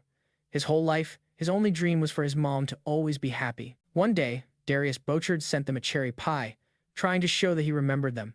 Declan knew almost nothing about his father. He only knew that he was an important politician. But one day, everything changed. The pie the Lord sent was poisoned. He didn't really want to mend his relationship with his son. He wanted to get rid of the traces of his treason. But thanks to his mom, the little boy survived to dedicate his life together. Meanwhile, realizing that the rebellion was gaining momentum, Mason planned to escape to Aegelon. There, he wanted to reunite with the old stag and his army and take Orendel back, killing all the rebels. But his plans weren't meant to be. Overhearing his conversation, Jean asked curiously, "The old dear? Interesting. I'd like to know a little more about him." The Archduke saw our hero and thought to escape through the back of the stables. But his brother was already there, waiting for him. "You're trapped. I think we should talk," our hero added with a smile, realizing that even if he told them everything, he wouldn't get out alive. The guy tried to attack John, but without one arm. His swordsmanship was questionable. Mason promised to rip our hero's head off. "And you know, even if I didn't know, I'd definitely say, 'You're the son of that piece of meat you used to call father,'" answered our hero to the guy's threats. There was no point in killing him now. First, we had to find out everything he knew. And to make him unable to resist, Jean cut off his other hand. I wonder why he hasn't turned into a mutant yet. After a bit of thinking, our hero realized that he was still too young and couldn't use his power without concentrating. But it's better this way. We can try to get all the information out of it before it mutates. To be fair, Mason did try to turn into a monster. But each time, Jean cut him off and his concentration faltered. And Declan, all the while standing there, just watching his half-brother being stripped limb from limb, one by limb. Leaning toward Mason, our hero whispered, "I now have a wild desire to cut off your head immediately. I will temper it if you will answer the questions." Putting his sword to his neck, the first thing our hero asked, "Who is Old Deer?" That's the nickname Gene heard when he freed the werewolf from the curse, but it made absolutely no sense to him at the time. But when he overheard Mason talking, he realized it was something important, and since the guy didn't answer the question, Gene stuck the blade right into his leg, whereupon he shouted, "Stop! Stop! The old stag, that's Duke Regis Brandt." When Declan heard that name, he was horrified. Regis Brandt is the king's uncle and right-hand man. With the name of the empire's chief corrupter, there was no point in keeping Mason alive. Realizing he was going to get killed, the guy asked, "What's in it for you?" "The kingdom is in our hands, and the king is our puppet. I'm sick of you all talking. I'll cut out your tongue, and that's it," Gene replied angrily. But then Declan approached the Reaper and asked a favor, a guy who personally wanted to cut off his brother's tongue and take it for himself. After a moment's thought, Gene replied, "Well, I see no reason to refuse you." Declan's actions were so practiced, as if he imagined it every day. Years ago, the young lord learned that it wasn't Darius Boshard who sent that cherry pie, and his oldest son, Mason. And ever since then, Declan has dreamed of avenging his mother. Facing death, Mason begged for mercy, but Declan was unstoppable. His thirst for revenge was greater than mercy. However, he didn't kill him right away. He wanted everyone to see Mason's death, dragging his fallen brother's tortured body to the watchtower. The boy shouted, "Following the will of the Apostle Torin, I, Declan Bochard, I will execute the one who turns away from God. Hundreds of innocent people have died because of this man, and more would die. But I know we stopped it," Declan added, chopping off Mason's head. It meant that the bastard rising had ended in victory. People cheered, calling Declan their new lord, and he at that moment stood there and simply enjoyed the revenge he had committed to the enthusiastic shouts of the crowd. In the meantime, an emergency council has been convened in Aguilan and by none other than the king himself, Irvin Archibald Brandt. The thing is, Victoria came to see him recently with Miguel and provided the head of the dark mage and the desecrated corpse of her brother as proof that a network of decomposers had appeared in the kingdom. Some council members, however, were quite skeptical of her concerns, but there were those who tended to trust Victoria because she's an Aegelan paladin. Yet, the king had the final say. King Erwin thought Victoria was being overdramatic. In addition, her fears could wreak havoc within the kingdom, and with war looming, there was no way that could be allowed to happen. So, the king wanted to keep Victoria in the castle for a while. But most interestingly, the man who vehemently supported Victoria was the king's uncle, Duke Regis Brandt. We know him as Old Deer. A day later, after the procedure of inheriting the title of lord and establishing the right to administer the land, Declan Bard, along with his mercenaries, have identified decomposers among the henchmen of the past, lord and archduke. In fact, they conducted an operation to clean up the Orindal. In those couple of days, the city was filled with the smell of freedom and blood. Jean and Philip are holed up in Orindal, looking for evidence that Regis Brandt is a degenerate. Without substantial evidence, no one will believe our heroes. After all, Regis has a good reputation among ordinary people. Besides, he's the king's right-hand man. While traveling with Victoria, Philip met him a couple of times. He seemed a very wise and merciful man, and rumor has it, he's one of the few politicians against the war. It's funny that such a man turned out to be the leader of the degenerates, a strategist at once. Wandering around Orindal's castle, our hero found a small hiding place, which opened a secret passage. Looking into the darkness, Jean asks sarcastically, "Is that why you always have to go somewhere?" Anyway, it's the only lead they've had in days of searching. The tunnel was not as deep as our heroes thought. Inside was a core of cursed power, the same as in the dungeon in the Grave Forest. When suddenly, Jean's sword began to shake strangely. After inspecting the cave, our hero noticed that the runes on its walls were the same as in the Dark Mage's dungeon. They were made in such a way as to prevent the Divine Eye from entering. In addition to the core with cursed power, there were various scrolls, books, and ceremonial daggers when suddenly our hero opened up a subdimensional inventory. And then Philippe asked, "Sir, may I ask you a question?" Without thinking for a second, Jean answered, "No." But even so, the guy still said, "You are a red mage wielding a fire elemental, aren't you? I've heard that mages are only able to use one verse. How did you then?" "Philip, it's time you learn to understand what the word no means. However, I will answer. Some magicians are able to use several elements, but what I'm doing now is not magic," added our hero angrily. Taking out a trunk, Jean ordered the boy to put everything in it, and in the meantime, he decided to check out the cursed core. As he got closer, he realized that this core was different from the one in the Dark Mage's dungeon. It's not even contaminated. Perhaps it was because of the chaos fragment he had. He could detect this power to some extent, but to get to the bottom of it all, we need to study this core. He was uncomfortable, however, at the mere thought of having to face that creature again. Still, if he wants to unravel Duke Reggie's plan, he'll have to do it. When Jean touched that core, he felt that terrible power again, after which he found himself in some strange space. Felt very different from the last time. Perhaps there are as many forms of voids as there are black holes. Looking at all this emptiness, Jean had the impression that he had fallen into the mind of some degenerate. This void is probably some sort of Duke Brand's personal diary. Upon meeting our hero, the spirit of the void asked, "Who are you?" Someone's apostle who has entered this abyss without warning. Having looked more closely at our hero, the spirit added, "Boy, are you by any chance the apostle of chaos?" It was a rather unexpected question that stumped Jean. Seeing the confusion on the boy's face, the spirit apologized for his rudeness. Wanting to know as much as possible, our hero inquired why the spirit had mistaken him for an apostle. That's right. Chaos and void exist in harmony with each other like yin and yang, and nothing can separate them, replied the spirit, disappearing. After which Jean returned to the real world. What the hell just happened? Why did the connection break down right in the middle of a conversation? Philip suddenly asked with a look of horror on his face. "Sir, are you all right?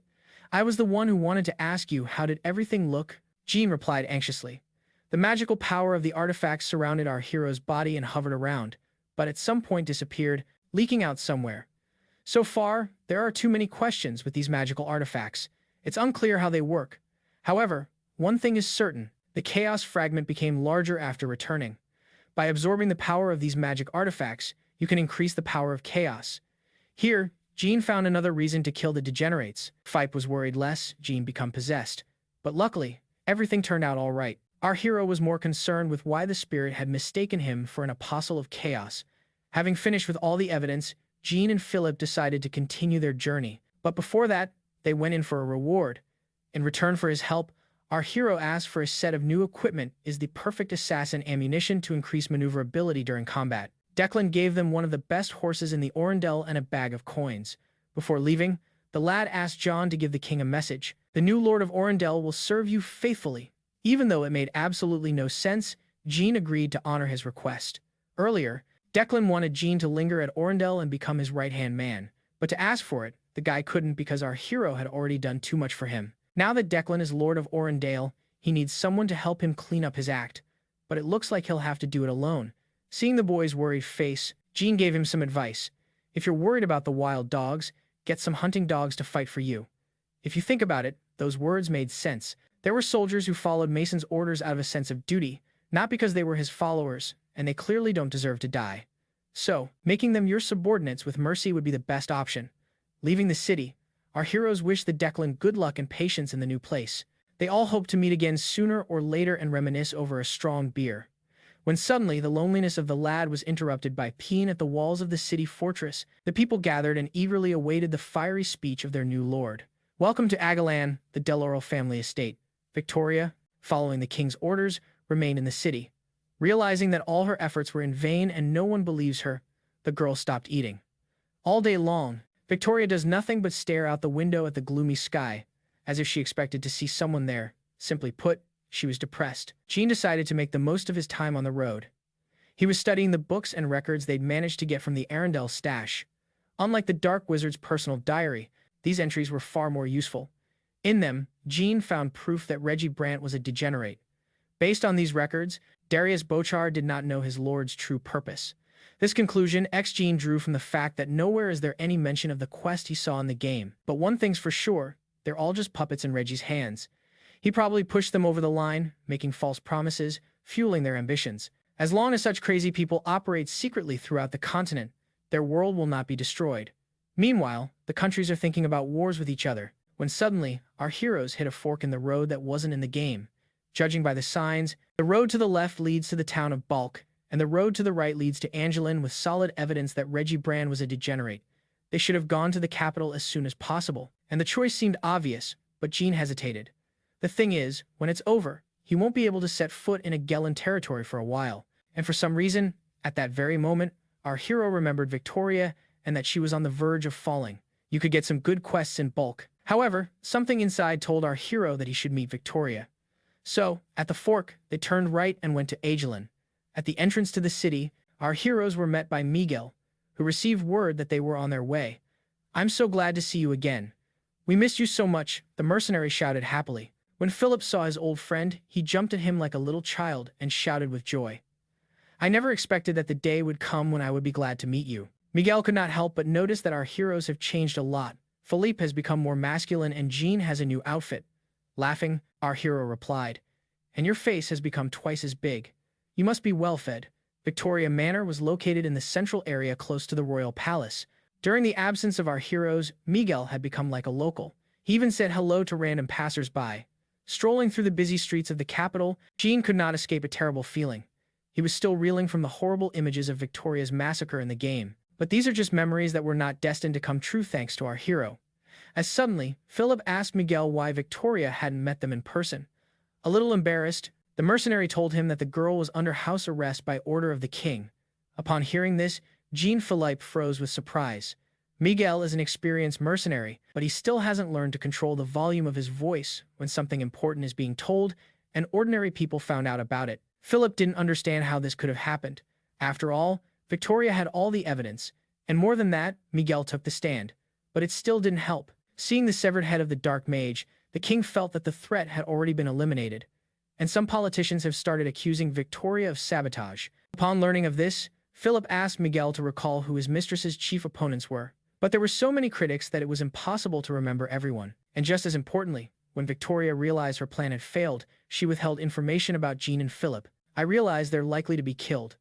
And after that meeting, the king put Victoria under house arrest, which lasts to this day. But that wasn't all. After Vernon's death, the girl took over as head of the family and did well.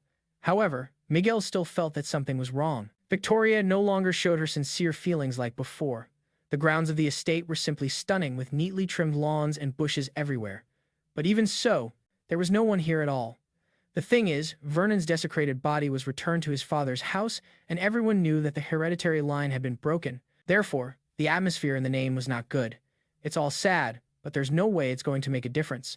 When suddenly, our hero heard someone moving in the bushes nearby. "Come out, you're very noisy anyway," said John. From the depths of the garden came a little girl with fiery red hair and green eyes. This little girl, Victoria's cousin, Lucy Delarue. I can see why she looks so much like her. For a second, our hero thought it was her daughter. "Madam, these are Victoria's guests, Janelle Brown and her squire, Philip," Miguel said, bowing graciously. The girl bowed without a word, punching her respect.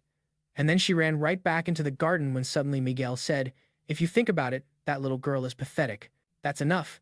Take me to Vicky," John said nervously. Our hero has never really liked children because they are noisy and often mischievous, but to see what's being done to them in this cruel world, it's not just unpleasant, it's sickeningly disgusting. After leading our heroes to Victoria's office, Miguel said he wouldn't go with them, but they didn't need to. They didn't need the extra ears. Victoria, as always, just stood at the window and gazed thoughtfully at the sky. "You're here at last." "I've been waiting for you, Jean," Victoria said. Sadly, the guy was very wary of the girl's appearance. She looked more like the walking dead than a great warrior. Smiling, our hero said, "It's been a long time, mistress." And Philip saw Victoria and pounced on her with questions. The guy was really worried that she wasn't eating. Her face was really gaunt. "I'm glad to see you, too. It seems that during the trip with Jean, you've matured.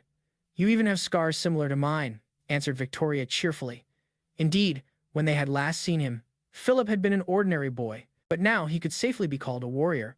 Realizing this, Victoria was both happy and sad at the same time. Joy because he matured, and sadness because she hadn't helped him do it sooner. But then, Jean defiantly sat down at the table, as if to insinuate to Victoria that they needed to talk about something right away. To open the chest of heads, our hero revealed that the culprits behind the incident with the ancient tree were Darius Bard and his eldest son, Mason Bosher. In addition, our hero gave her a letter from the new Lord of Oral, who's shown a willingness to stand up to Victoria in her fight against the degenerates. But that's not the most important thing. Opening the subspace inventory, Jean pulled out Darius Bochard's journal. Well, opening it, our heroes saw only blank pages. Darius put a special spell on his journal to keep outsiders from reading it. Cracked it. Lists of names started appearing on the pages, which included the name of the dark wizard Darius and Mason Bochard, and of course Reggie Brandt. In this diary, the names of every degenerate in the Empire were written down. Darius was in charge of communications for the entire DEMP network. So, it's no wonder he had all the right names. There were over 1,000 names in that book. These monsters are really opening up all over the kingdom, when suddenly Jean said, "There are indeed a lot of names, but half of them are already dead." After these words, there was a dead silence at the table. "What? When did you manage to kill so many decomposers?" Miguel and Philip shouted in surprise. "I didn't do it on purpose. They were just trying to deceive me, or didn't want to pay for the task, and I only found out that they were degenerates before I died," answered our hero. Be that as it may, Jean really did a lot of good without realizing it. After discussing their new finds, Victoria suggested we have dinner together like old times, but before that, they decided to rest. It's the first time our hero has bathed in luxury since entering Aquilonia. We need to savor this moment while we can because in the near future, none of this will be happening. Over dinner, Jean decided to tell his plan to the others. He wanted to arrange an audience with the king to reveal to him a list of all the decomposers of the empire. "It's all well and good, but he's not likely to believe you, just as he didn't believe me," Victoria said sadly. "I understand, but I have a plan to make these monsters show their true colors." Together with Victoria, our hero came up with a plan. They wanted to show the face of the decomposers right at the meeting where the king and the others would be present. And in order to do that, Victoria has to try to kill Reggie Brandt. Sure, it sounds crazy to kill the king's own uncle in front of everyone, but there's no other choice. If they don't, the king will simply not believe them. But when the decayed man appears before his eyes, he will have no choice but to believe them. This plan is incredibly risky, and if it fails, they'll all be barred from the Aeolin. But no matter how things turn out, they need to capture the old stag. As Jean lay and thought about the plan, he realized one simple truth. No matter how hard he tries or what he does, Victoria is just destined to become a vengeance demon. In the game, the girl appeared as a ghost after her death, and only then was she able to do really serious damage to the boss of the first chapter. When he realized there was nothing he could do about it, Jean felt sick to his stomach when suddenly someone knocked on his room. The time was already well past midnight, so Jean didn't expect anyone to come at that time. When he opened the door, he saw little Lucy standing in front of him. Who? But she wasn't exactly what he expected to see. "Sir, are you really the mercenary that Uncle Miguel was talking about?" the girl asked curiously. "It all depends on what he told you," answered our hero. "Well, Uncle said you killed the swamp dragon and the headless horseman and even dealt with the cursed tree and killed the dark mage," Lucy added enthusiastically. "I think it's time to teach Miguel to keep his mouth shut." Sighing heavily, our hero replied, "Yes, that's me. Only it wasn't a dragon, it was Drake." Upon learning that all of Miguel's stories were true, the girl froze with a delighted face. Lucy was an ordinary little girl, but her eyes, Jean noticed something not ordinary, which is not peculiar to children. The thing is, the girl thinks she's under a curse. Everyone she loves dies sooner or later. Of course, from a child's mouth, it might seem utterly foolish, but something made Jean believe her. After apologizing for the late visit and thanking her for saving her cousin, Lucy left. There doesn't seem to be a single normal person in the Deloro family. Everyone who bears that damn name is going to end up in the same place. After his conversation with Lucy, our hero had an ominous premonition which seldom failed him. The next morning, Victoria assembled the knights of the royal guard at her castle. These are the people the girl handpicked and trusts as much as she trusts herself. However, despite this, there was no trust between them. The job of these knights is to protect the king at all costs in case the degenerates want to kill him. After familiarizing everyone with the plan, Jean added, "And also not to reveal the conversation that was here. Unless you want to die before your time, of course." Notwithstanding such arrogance, one of the knights present shouted, "You vile mercenary! How dare you tell us what to do?" But he was interrupted by an older knight who wondered if it was true that there were so many monsters lurking in a gallon. "They are. You haven't met them before because they are careful to hide their identity. Anyone you may have known since childhood can turn out to be a monster. And to prove that I'm anew, I have a surprise for you. There is one of them among us." Approaching one of the knights, our hero added. Then he slammed the guy's face into the table with all his might. Jean's behavior surprised everyone present, including Victoria and Miguel. But after the first blow, the knight didn't turn into a monster, so Jean kept beating him. But then the very knight who accused John of arrogance intervened.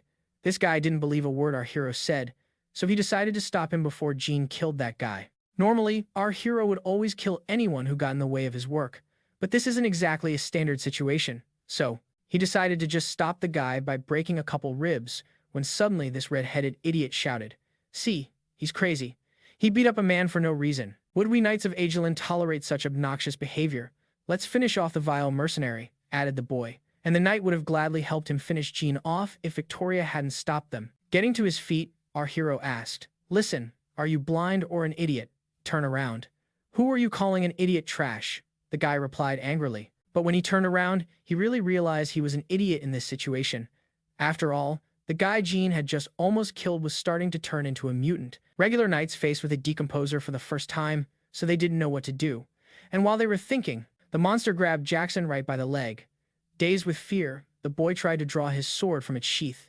But as he did so, the mutant was already ready to tear him apart. Luckily for the guy, our hero was next to him, who promptly cut off the degenerate's hand. Upon seeing his sword, the other knights froze in admiration. They couldn't believe an ordinary mercenary could use divine power, and our hero was used to this reaction and didn't pay any attention to it. While all those proud and arrogant knights just stood there, Jean finished off the monster single-handedly, showing everyone here what he's capable of and what they have to fight. After killing the degenerate, Jean said, "Freaks like him are at the bottom of the ladder. At this stage, they are at their weakest and sometimes shows their true colors, even against their will.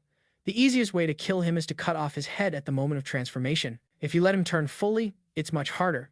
However, those who rank high among the decomposers can freely change their appearance and have some skills. So, when you meet them, you should just run," added our hero. It looks like Jean didn't completely kill this mutant, and it's still alive. Hearing his dying breath, Victoria drew her sword without a second thought. The girl wanted to personally send him back to the hell he crawled out of. After the incident in the Grave Forest, the girl's divine power changed color to red, and the energy that emanated from her wasn't what it used to be. It instilled fear and terror in those around her. If you think of it that way, Victoria has already become the Avenger carrying vengeance. But now that power is being channeled, finished with the monsters, the girl whispered, "I'm sorry. I thought I checked everything." "Well, don't worry. They were probably also thinking the same thing when they sent their rat." Jen replied, "It's likely that once Victoria is back, the decomposers will be watching her around the clock." And to raise our hero's profile among the common knights, Victoria said he was blessed by the goddess, arguing that he could not otherwise use divine power. In addition, the girl revealed that she was no longer the Apostle of Tauren, but the Apostle of Vengeance. And now all the degraded Agelin are the target of her vengeance. After learning the truth, the knights took an oath of allegiance. In addition, Jackson apologized for what he said in reference to our hero and thanked him for saving him. He was even willing to accept any punishment for his transgression. It would be interesting to come up with some kind of assignment for him, but that was inappropriate in the current situation. So, Jean simply asked to follow all instructions without reservation. After dealing with the spy, they decided to continue the meeting. Meanwhile, on the other side of the continent, a meeting was also taking place, an assembly of degenerates. These bastards were frightened by the fact that they had lost a very powerful ally, Darius Boschard. At one point, there was even panic among them. They didn't realize who was capable of defeating him. Fear not. The way is open only to those who do not give up. Reggie Brandt, overhearing his subordinates talking, said, "He's the one who summoned all the degenerates today." Due to recent events, he decided to act immediately. Even though it wasn't quite ready, he announced that Knights of Madness was starting. Our heroes knew that the decomposers would act immediately once he lost contact with his spy. Realizing where this could lead, our hero asked Victoria to keep their main objective in mind. If revenge consumes the girl, she might lose Reggie Brandt and then they'll all be finished. Jean could have dealt with him himself, but then Victoria would not have done her duty as Apostle of Vengeance when suddenly Lucy came out of the dark garden. Seeing Jean and Victoria, the girl just froze and stared at them thoughtfully, and then she turned and ran back into the garden. When Victoria met her cousin, she said, "I forgot to introduce you. Don't worry, we've met before. She even came to see me," answered Jean. "Came over? What on earth did she want you for?" the girl asked in surprise. "She wanted me to protect you," our hero replied. Victoria noticed that her sister had been acting strangely lately. Jean tells her that Lucy is convinced she's under a curse. Realizing that further may follow another heartbreaking and no one needs a story, our hero quickly added, "But now, it's not important. The main thing is to focus on the decomposers." The girl agreed with that. "We can't delay. It would start at dawn." Even though the situation is not in their favor, Jean has prepared in advance so they can make their first move. When the Royal Council convenes, Reggie won't be able to hide anymore. 2 days later, the council convenes. However, events unfold in a completely unexpected way. Rumors spread in Angel and that Victoria had lost her mind. Some claimed it was the reason she killed her brother with her own hands. Everyone from the homeless to senior politicians were talking about it. In addition, a blood-red moon appeared over the city. According to ancient legends, it meant that on this night, a demon was born. Well, they're just old legends, and there's no truth to them. Or is there? The appearance of the red moon meant the decomposers were in action. Under the light of the blood moon, a man who has ever sinned turns into a monster whose main goal is to kill all living things. These monsters look more like decomposed people than human beings. They don't have the same power as enlightened decomposers, but that doesn't make them weak. For an ordinary man, an encounter with such a monster is equal to a lot of death, and only running and hiding can save you. In just a matter of minutes, more than 100 people have already fallen victim to the monsters. And that's just the beginning. That night, our hero had a nightmare that caused him to wake up in a cold sweat. As soon as he opened his eyes, he immediately smelled a horrible odor. The same stench he smelled after he absorbed the power of chaos. And when he saw the huge red moon outside the window, he realized that their enemies were on the attack. And at that moment, Jean received a system notification that the Night of Madness quest had begun. Night of Madness is the last quest of the first chapter in Aquilonia. To successfully complete it, you need to kill Duke Regibrant. Realizing that there was no time to delay, our hero immediately got out of bed and began to prepare for battle. It is a shame that by all his actions, Jean tried to prevent this quest from happening, but all in vain. Even more strange seemed the fact that until this moment, the decomposers had not taken any active actions, and now they started with their main trump card. Suddenly, there was a loud ringing of bells throughout the city, signifying an alarm. The soldiers warned people not to look at the moon under any circumstances, and in the meantime, the monsters have already overrun the city. Realizing he couldn't wait any longer, John jumped out the window. But at that moment, he heard a strange noise in one of the rooms. When he checked this room, he saw the corpses of the servants who had been killed by the turnstable boy. Without a second's hesitation, Jean severed his head. While he was trying to figure out what was even going on, a woman's scream sounded from the other room. As he ran out into the hallway, he realized that the scream was coming from Victoria's room. Rushing to the rescue, Jean saw the girl desperately fighting the monster that was her personal maid. Seeing that our hero had come to her rescue, Victoria asked him to stay out of it and let her handle it herself. Despite being caught off guard by the monster, the girl was able to escape the trap and finish him off with one swing of the sword. The Apostle's power to bring vengeance is awesome, and the strength and speed of the attacks became much higher compared to the divine power of the Tauren. After finishing with the monster, Victoria said, "It's weird. I was so upset when it happened to Vernon, but I don't feel that way now. I feel absolutely no pity." The girl was filled with only one feeling, a feeling of revenge. Well, to fulfill the quest to stop Victoria from becoming a monster, Gan has to catch Regibrant. When suddenly, at the other end of the corridor, we heard Miguel shouting, "Hey, you stop following us." Luckily, I managed to get Lucy out of the room and save her. When Jean and Victoria saw it, they went crazy. In a split second, they rushed the monsters. For Victoria, her family is the most valuable thing in her life, and she would do anything for her family. Well, Jean just couldn't let a child suffer at the hands of degenerates, and by now, Philip had already joined them. The guy was terrified and confused about what was going on. And when he saw the frightened Miguel, he had even more questions. When suddenly, Miguel tripped over the edge of the rug and fell to the floor. Turns out the mercenary was badly wounded, saving Lucy. But judging by his demeanor, he was fine, though the wound was indeed huge. After dealing with the monsters, Victoria thanked Miguel for saving her little sister. "We can't delay. I'll look for survivors, and you put on your armor and get ready for battle," Jean suddenly said. Wandering the corridors, it seemed that there was no one left in the survivors. The corpses of humans and monsters HHD all around. Accompanying Miguel, Lucy, and Philip, our hero ordered us not to look at the moon in any way. And to the guy's questions about what was going on, Jean replied, Aelin was covered by a demonic field, the same as in the Forest of Madness. When suddenly, Philip said, "Sir, what's wrong with this moon? When you look at her, you turn into monsters." "Wait, what were you looking at her for?" replied our hero. "Yes, but I felt dizzy and looked away," Philip added fearfully. "I can't believe she didn't take the guy right away, but the training must have been worth it." When suddenly, a mutant that wanted to kill Jean jumped out of one of the rooms. Without even turning his head, our hero finished this monster off.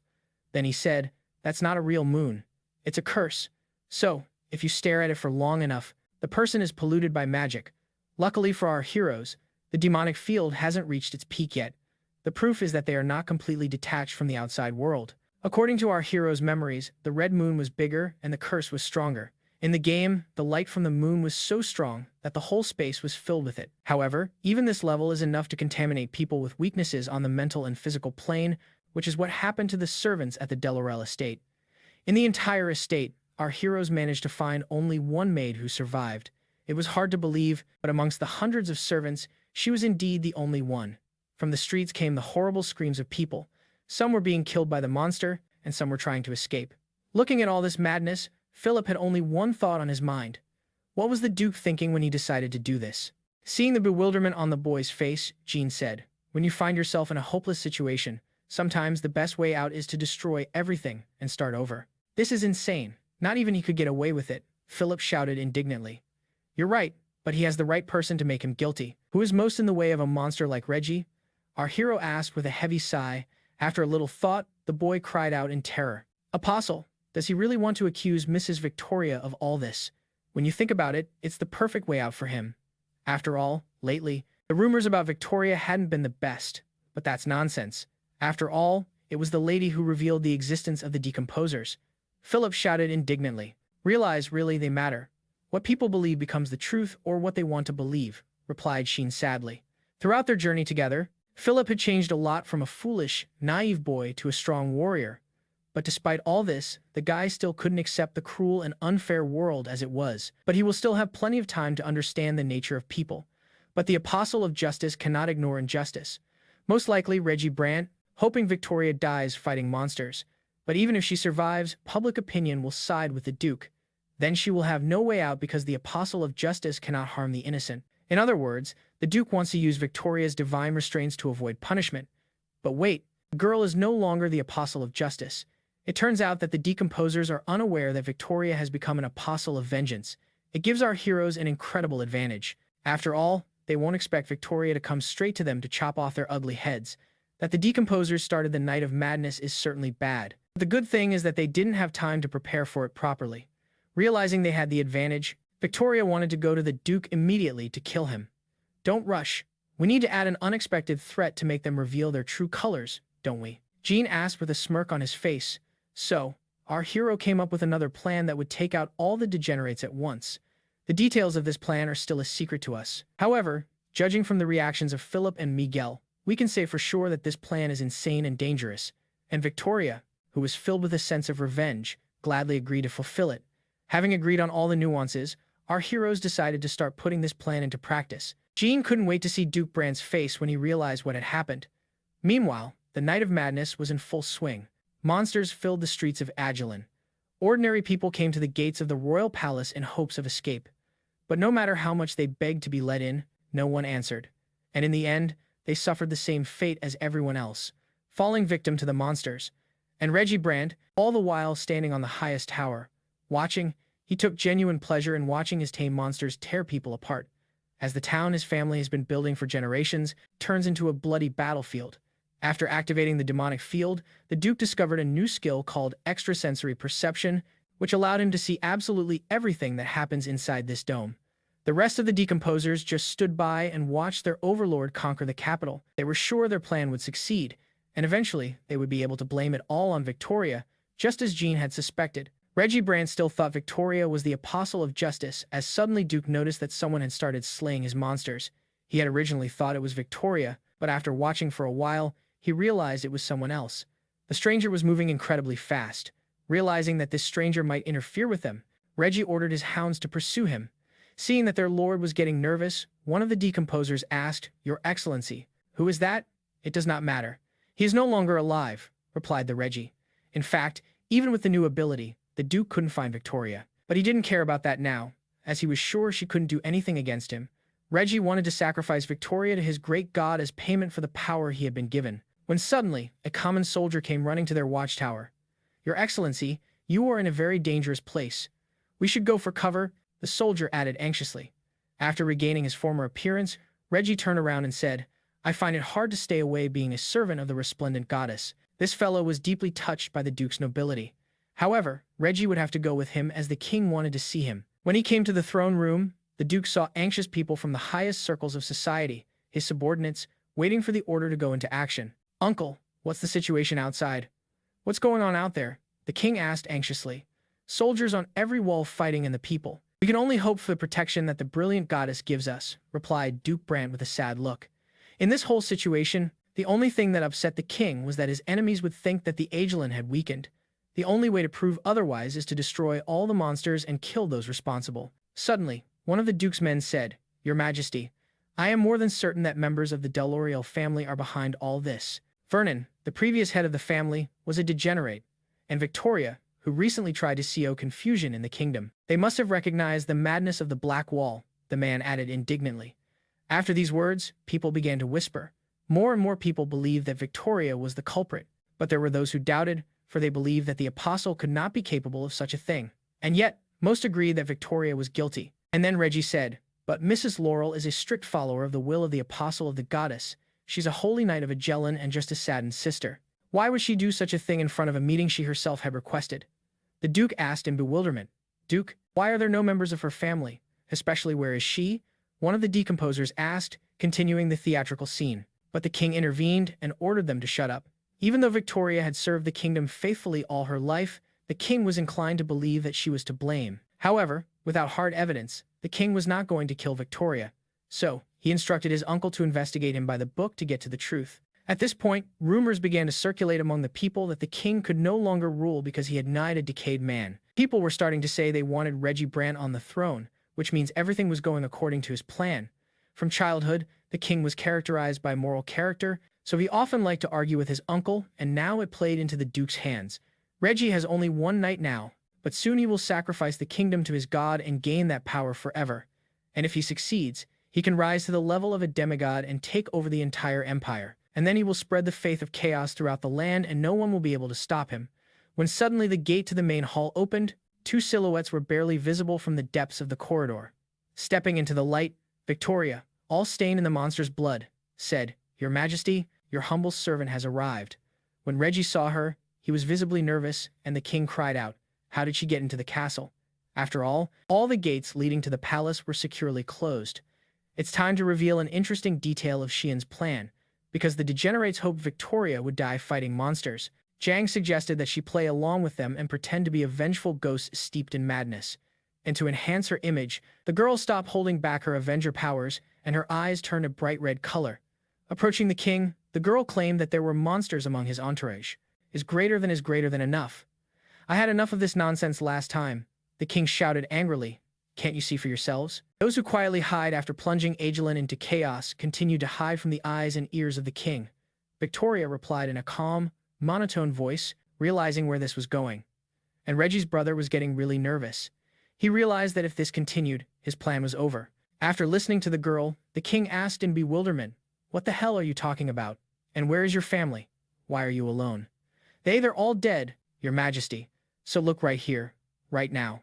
I will eradicate the monsters that for years have taken their poisonous roots in the Empire," Victoria shouted, drawing her sword and unleashing all her fury. To say that the people around her were horrified was an understatement. Everyone looked at Victoria with horror in their eyes when suddenly someone shouted, "The lady has really gone mad. She wants to kill us all." Ignoring the people's shouts, Victoria swiftly headed towards the Duke of Brent. There wasn't an ounce of doubt in her eyes, just wild primal rage. That's when Reggie made sure Victoria knew everything, and she came here for one purpose only, to kill them at any cost. Up to this point, everything has been going perfectly. Brant is scared shitless, and the rest of the decomposers are nervous. That means it's time. End of Chapter 1, Boss Battle, Reggie Brant. Seeing Victoria's sinister aura, the soldiers were ready to stop her. Victoria was now the very embodiment of the Avenger carrying vengeance that Jean remembered. The people around them were so scared they couldn't even think straight.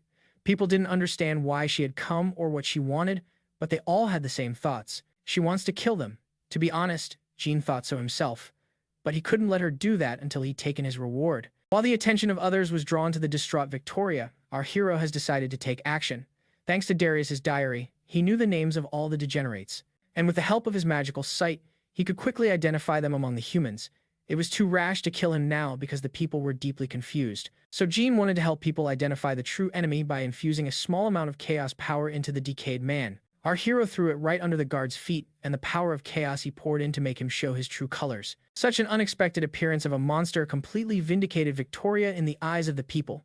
Luckily, our hero's plan worked, but it's a trick that can only be pulled off with weak, decomposed people.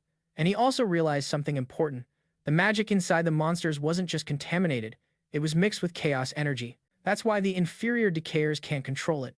Realizing it was working, Jean decided to expose everyone he could. Just a drop of chaos power was enough to make the decomposed look like monsters, but it won't work with someone like Reggie. He'll probably only get stronger. Turning a few traitors, Jean shouted, "Protect the king. Soldiers, fight the monsters." Fortunately, Jackson was in charge of the king's safety today. So, with the regular soldiers, the problem was solved. The king's death would mean the beginning of a terrible war that would wipe out the entire continent and would have put Reggie in power. That could not be allowed to happen. Monsters, which manifested our hero, turned out to be quite impressive in size. But as they say, the bigger the closet, the louder it falls.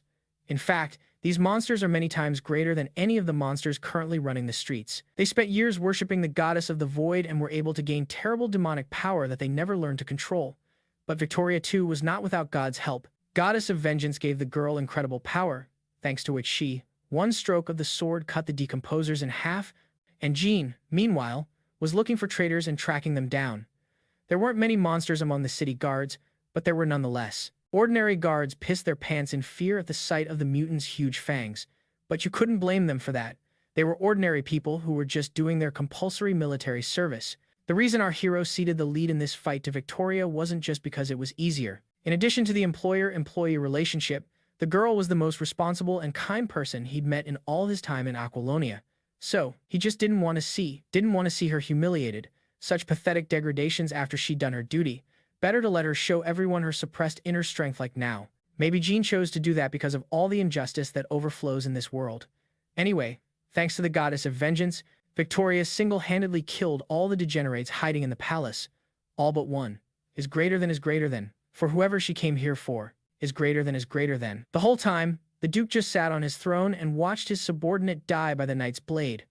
Left alone, Reggie said, "I thought I could easily read your actions. How did you get so unpredictable?" "It would be so if I were alone," Victoria replied menacingly. In planning all this madness, the Duke missed one important point, and that moment was Jean. "Well, so you're the one behind all this? The Holy Knight who organized the rebellion in Arendelle." "I thought it was just a rumor," Reggie shouted excitedly. "I've thoroughly cleansed the city, and there are still traitors. I'm surprised." "You're like cockroaches," Jean said with a sneer. The Duke admitted his mistake in not considering our hero a serious threat and promised he'd take it all into account next time. "You still don't get it, do you?" "There will be no next time for you," Victoria shouted furiously, swinging her sword. For a moment, it looked like this attack was going to come to fruition, but Duke Brant was not one to give up so easily. Seconds before he died, he activated a powerful defense barrier. And it was only now that our heroes realized the power this monster possessed. He was the only one among all the decomposers who had ideally mastered the power of chaos. With his awakening, Reggie summoned all the monsters in the neighborhood to the castle. It was one of his unique abilities. At this moment in Ageland territory, he was no different from a god. Duke Brant has finally revealed his true colors to the common people. But it still didn't make any difference to him because he was going to kill everyone who knew about it.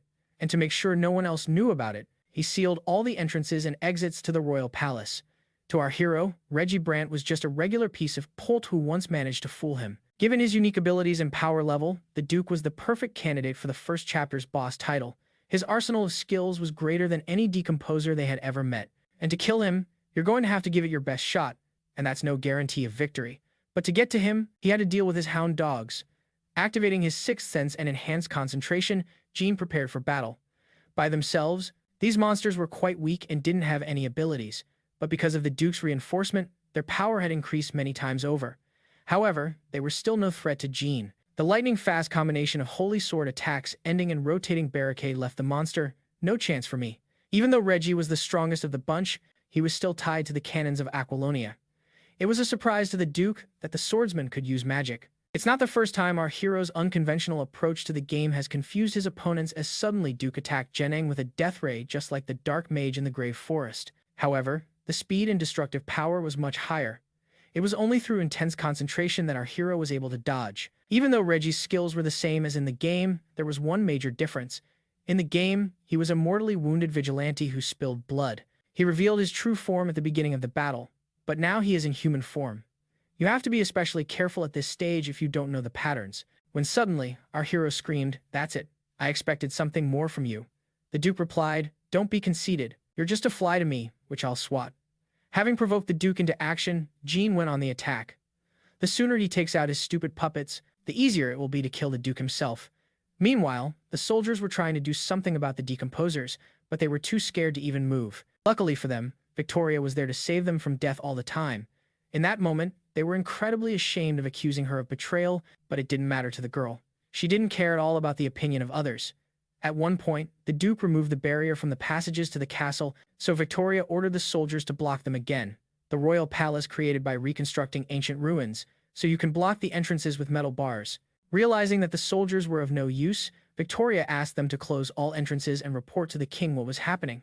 Seeing this, the Duke laughingly said, "Silly girl, it's pointless. My hound dogs have already infiltrated the palace grounds. They will kill anyone and everyone, and your orders will only increase the number of victims." Also, laughing Duke. Meanwhile, our hero took advantage of Reggie being distracted and was able to get close enough to him to cut off his head. Unfortunately, the Duke spotted the trap in time and was able to activate the protective barrier, and not even a sword filled with divine power could destroy it. Jean. I knew this would happen, so I saved a little surprise. Having absorbed the power of the magic artifact, our hero shouted, "You're not the only one who wants to take out all the witnesses." Pushing off the protective barrier like a trampoline, Jean flew upwards and activated the phoenix wings. Here comes another surprise for the Duke, a mid-level red magic. This technique, with all of its amplifications, is quite capable of breaking down the chaos defense barrier. At the moment, this is our hero's strongest magical attack, and if it doesn't work, it's going to be very bad. Phoenix Wings was able to break the Duke's defense barrier, but it didn't have any significant result. When all of a sudden, Reggie said, "Well, I see now you're a magician. Now my doubts are dispelled. You are the red wizard who killed our brothers. You achieved all this by deception." The Duke added angrily, releasing the power of chaos, whereupon the bastard finally showed his true colors. He was now the ancient priest of chaos, the one Jean knew, the boss of the first chapter. Thanks to his high control of chaos power, Reggie has retained his human form more than most, which made his appearance even more repulsive. But the Duke himself was sure that God had created him in his own likeness. While in his true form, Reggie Brandt uses a completely different skill set with strength and speed beyond human capabilities. But for our hero, it was a huge plus because that's where the pattern began, which he learned perfectly thanks to months of training. But his basic monster summoning skill is still there, but with a big difference. Now, instead of regular monsters, he summons Hounds of the Void. They are on a completely different level than regular mutants. But to Jean, it meant absolutely nothing. To him, they were still the same pieces of edge as before. Although they were demonic dogs, they had one funny weakness. They burned like dry wood. With the Void Hounds, Jean was quickly dealt with. However, his fire magic was unable to break the Duke's barrier. Well, it was only a matter of time. Using the magic artifact, John strengthened his techniques, then unleashed an incredibly powerful fire stream on Reggie Brandt, capable of burning down an entire city in the blink of an eye. Even the protective barrier of chaos could not withstand such power and collapsed, leaving the Duke defenseless. The biggest difference with the game is the presence of the Sword of Judgment. Thanks to it, the safety of combat increases many times over. So much so that our hero was about to finish the Duke off with his next attack. A sword filled with divine power, the perfect weapon to slay the degenerates. For a moment, it seemed as if the Duke had already resigned himself to his fate and prepared for death. But it was a trap. Reggie wanted to lure our hero. He was just waiting for the perfect moment to attack. Until then, there have been many changes in this world compared to the game. Event quests and even the main plot lines have been changed. And most of all, Jean feared that these changes would affect the main boss of the first chapter. Unfortunately, that's what happened. Duke's patterns have changed a lot. Meanwhile, at the Dolorella estate, Felipe and Miguel fought the hounds. Our hero's training has clearly benefited the boy. His determination and swordsmanship is not inferior to any elite knight of the royal guard, with the exception of Victoria. During the fight, the guy noticed that the monsters that were chasing them became much smaller. After a little thought, Philip said, "I do not know what's wrong, but the monsters have become much less, and those who remained ignore us and run towards the royal castle." "What the hell are you talking about?" "It means they're running straight to Victoria and the husband," Miguel said worriedly. As Lucy heard them talking, she realized that her curse had begun to work again. The girl prayed to all the gods to help her sister and friend get out alive. And meanwhile, Jean fought the Duke to the limit. With a sword filled with divine power, he was able to destroy the Hand of Emptiness. However, that didn't mean he could relax. On the contrary, it meant that Jean had lost any advantage. Any further attack by the Duke of Bront could be Jean's last. Realizing that he had lost his advantage, the guy was terrified. He didn't know what to do next. In the game, Reggie used the Void Hand only for attacks, but now he used it as a shield, and there's no telling what other surprises he has. When suddenly, the Duke said, "Impressive. Such damage even with his stealth attack. Except it won't do any good. I'll kill you anyway." Waiting for the right moment, he activated his new skill that John hadn't encountered before, Chaos Barrier. Its principle of operation is somewhat similar to our hero's rotating barricade, but there are a number of significant differences. First off, This technique uses the power of chaos rather than the element of air, making it much deadlier. And the second difference is that at the slightest resistance, it explodes like a stick of dynamite. Though Xin was able to block the brunt of the damage, he was thrown to the other end of the hall by the blast wave. On impact, all of our hero's internal organs turned into a horrible mess, causing him to cough up blood, and every rib in his body was broken. It was so bad that it was even hard to breathe. In the split second of the explosion, Jean had time to unleash some chaos power to compensate for the damage he had taken. However, that was not enough. Fortunately, compared to other people from this world, the guy had accelerated regeneration because here, he's not really a human being, but a computer game character with all that entails. While he was dying, he realized he'd been too irresponsible and careless. He knew about all the changes in this world compared to the game and still made a fatal mistake. That could cost him his life right now. The only thing he needs to do now is survive the attack, and then he can recover enough to continue the fight. In a desperate situation, he asked the gods to help him survive the next attack. It didn't matter how much damage he took. It was all about surviving. He only needed to gain a few seconds while his body recovered. But at that moment, Victoria came between him and the Hound of the Void, fighting monsters. The girl, like our hero, was seriously wounded. And despite this, she still came to his aid. Thanks to the power granted by the goddess of vengeance, the girl was able to withstand the Hound, but at the cost of her wounds, which disappeared as quickly as they had appeared. It was a new skill Victoria had acquired after becoming an apostle of vengeance, eternal life in the name of justice. In the game, the girl was invincible until she got her revenge. With all her strength combined, Victoria cut off the Hound's head. Then, without a second's hesitation, she launched her strongest attack, Blood Vengeance, at the Duke of Brant. It was so sudden to him that he didn't have time to do anything, and in the end, Blood Vengeance achieved its goal, tearing the Empire's chief decomposer apart. The force of the attack was so great that only a few nasty tentacles remained after the Reggie. While Jean was distracted by the battle with the Duke, he didn't notice Victoria single-handedly dealing with all the Hounds. Victoria asked our hero for a favor. She wanted him to take care of her loved ones. Realizing where this was going, Jean, coughing up blood, said, "No, you can do it yourself." Smiling, the girl added, "Of course, and how could I forget you are a mercenary? So a simple request will not be enough. Take care of them, and in return I'll give you everything I have, my position and my fortune. I'll give literally anything if you stay. That price will be enough. I won't ask you to stay in the kingdom, but please don't leave them," Victoria added in a whisper. Jean tried his best to change Victoria's mind, but she'd already made up her mind, and she wouldn't change her mind under any circumstances. She decided this the moment she said goodbye to her brother. While the girl was talking to our hero, she was attacked from behind by another Void Hound. Apparently, they will fight even after the death of their leader. Realizing that it's getting dangerous here and Jean is still unable to fight, Victoria, ignoring the monster, threw our hero out of the hall and then closed the only gate through which to leave. After making sure he was safe, Victoria turned to him and said with a slight smile on her face, "Thank you." After which, she rushed back into the heart of the battle. Even though the Duke is dead, her revenge will last until all the monsters are destroyed, when suddenly, out of the void, Reggie Brand appeared, and Victoria was sure she'd finish him off. Watching the girl, the Duke whispered with a crazed look, "Such pure divinity, just look at Torin's servant." Watching it all from the sidelines, Jean felt lousy. After all, he hadn't been able to prevent the Avenger from appearing. Well, there was one good thing about all of this. The more blood she spills, the stronger she gets. In the game, when the Apostle of Vengeance reaches the apogee of her power, she comes face to face with death. And unfortunately, that's what remains unchanged in this world. Reggie Brant, I am Victoria de Laurel as the Apostle of the Torin. No, as the Apostle of Vengeance, I sentence you to death. Feeling the girl's full strength, the Duke was afraid for the first time in his life. He felt, though, no, he knew he wouldn't survive meeting her. Having reached the peak of her rage, Victoria channeled her swords in the name of revenge.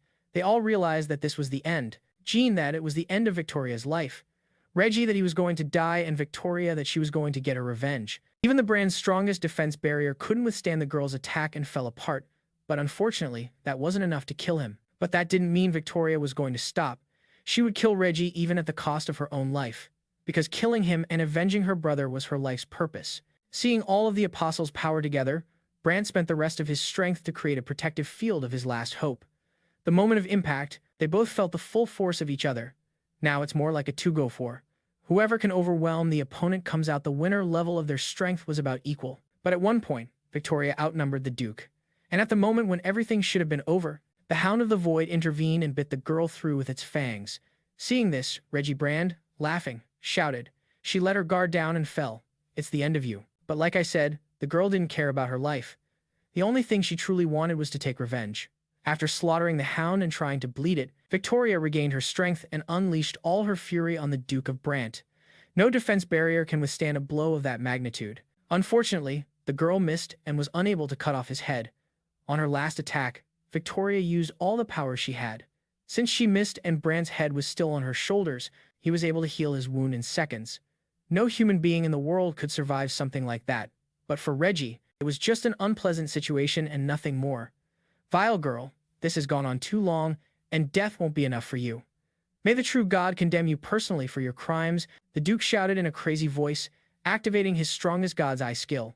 For Victoria, it meant only one thing: death. She could believe that she would die before she had accomplished her revenge. Even though she failed to kill the Duke, she could feel her divine power eating him from the inside out. Before she died, her only regret was that she put all the work back on our hero.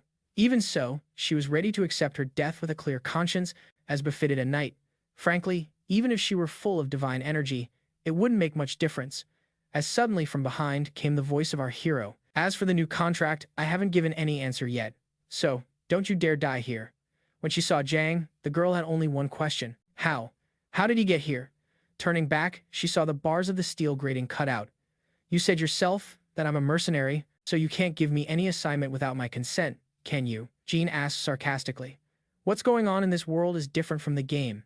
And it's not just Reggie's behavior. Everything that happened in this world was radically different from the game. You can say that Jean got into a completely different world with the same characters. Oh, what's to say? The interim boss of the first chapter, Avengers Shedding Blood, has changed, too, and became someone who would not hesitate to watch our hero's back, even at the cost of her own life. As Jean took out the magic artifacts and started powering him up, then said, Vicky, it doesn't matter anyway. If I accept the assignment, I will do it at any cost because I'm a mercenary, and that's what I do for a living. Jean added, clearly alluding to their previous agreement to kill the Duke of Brant.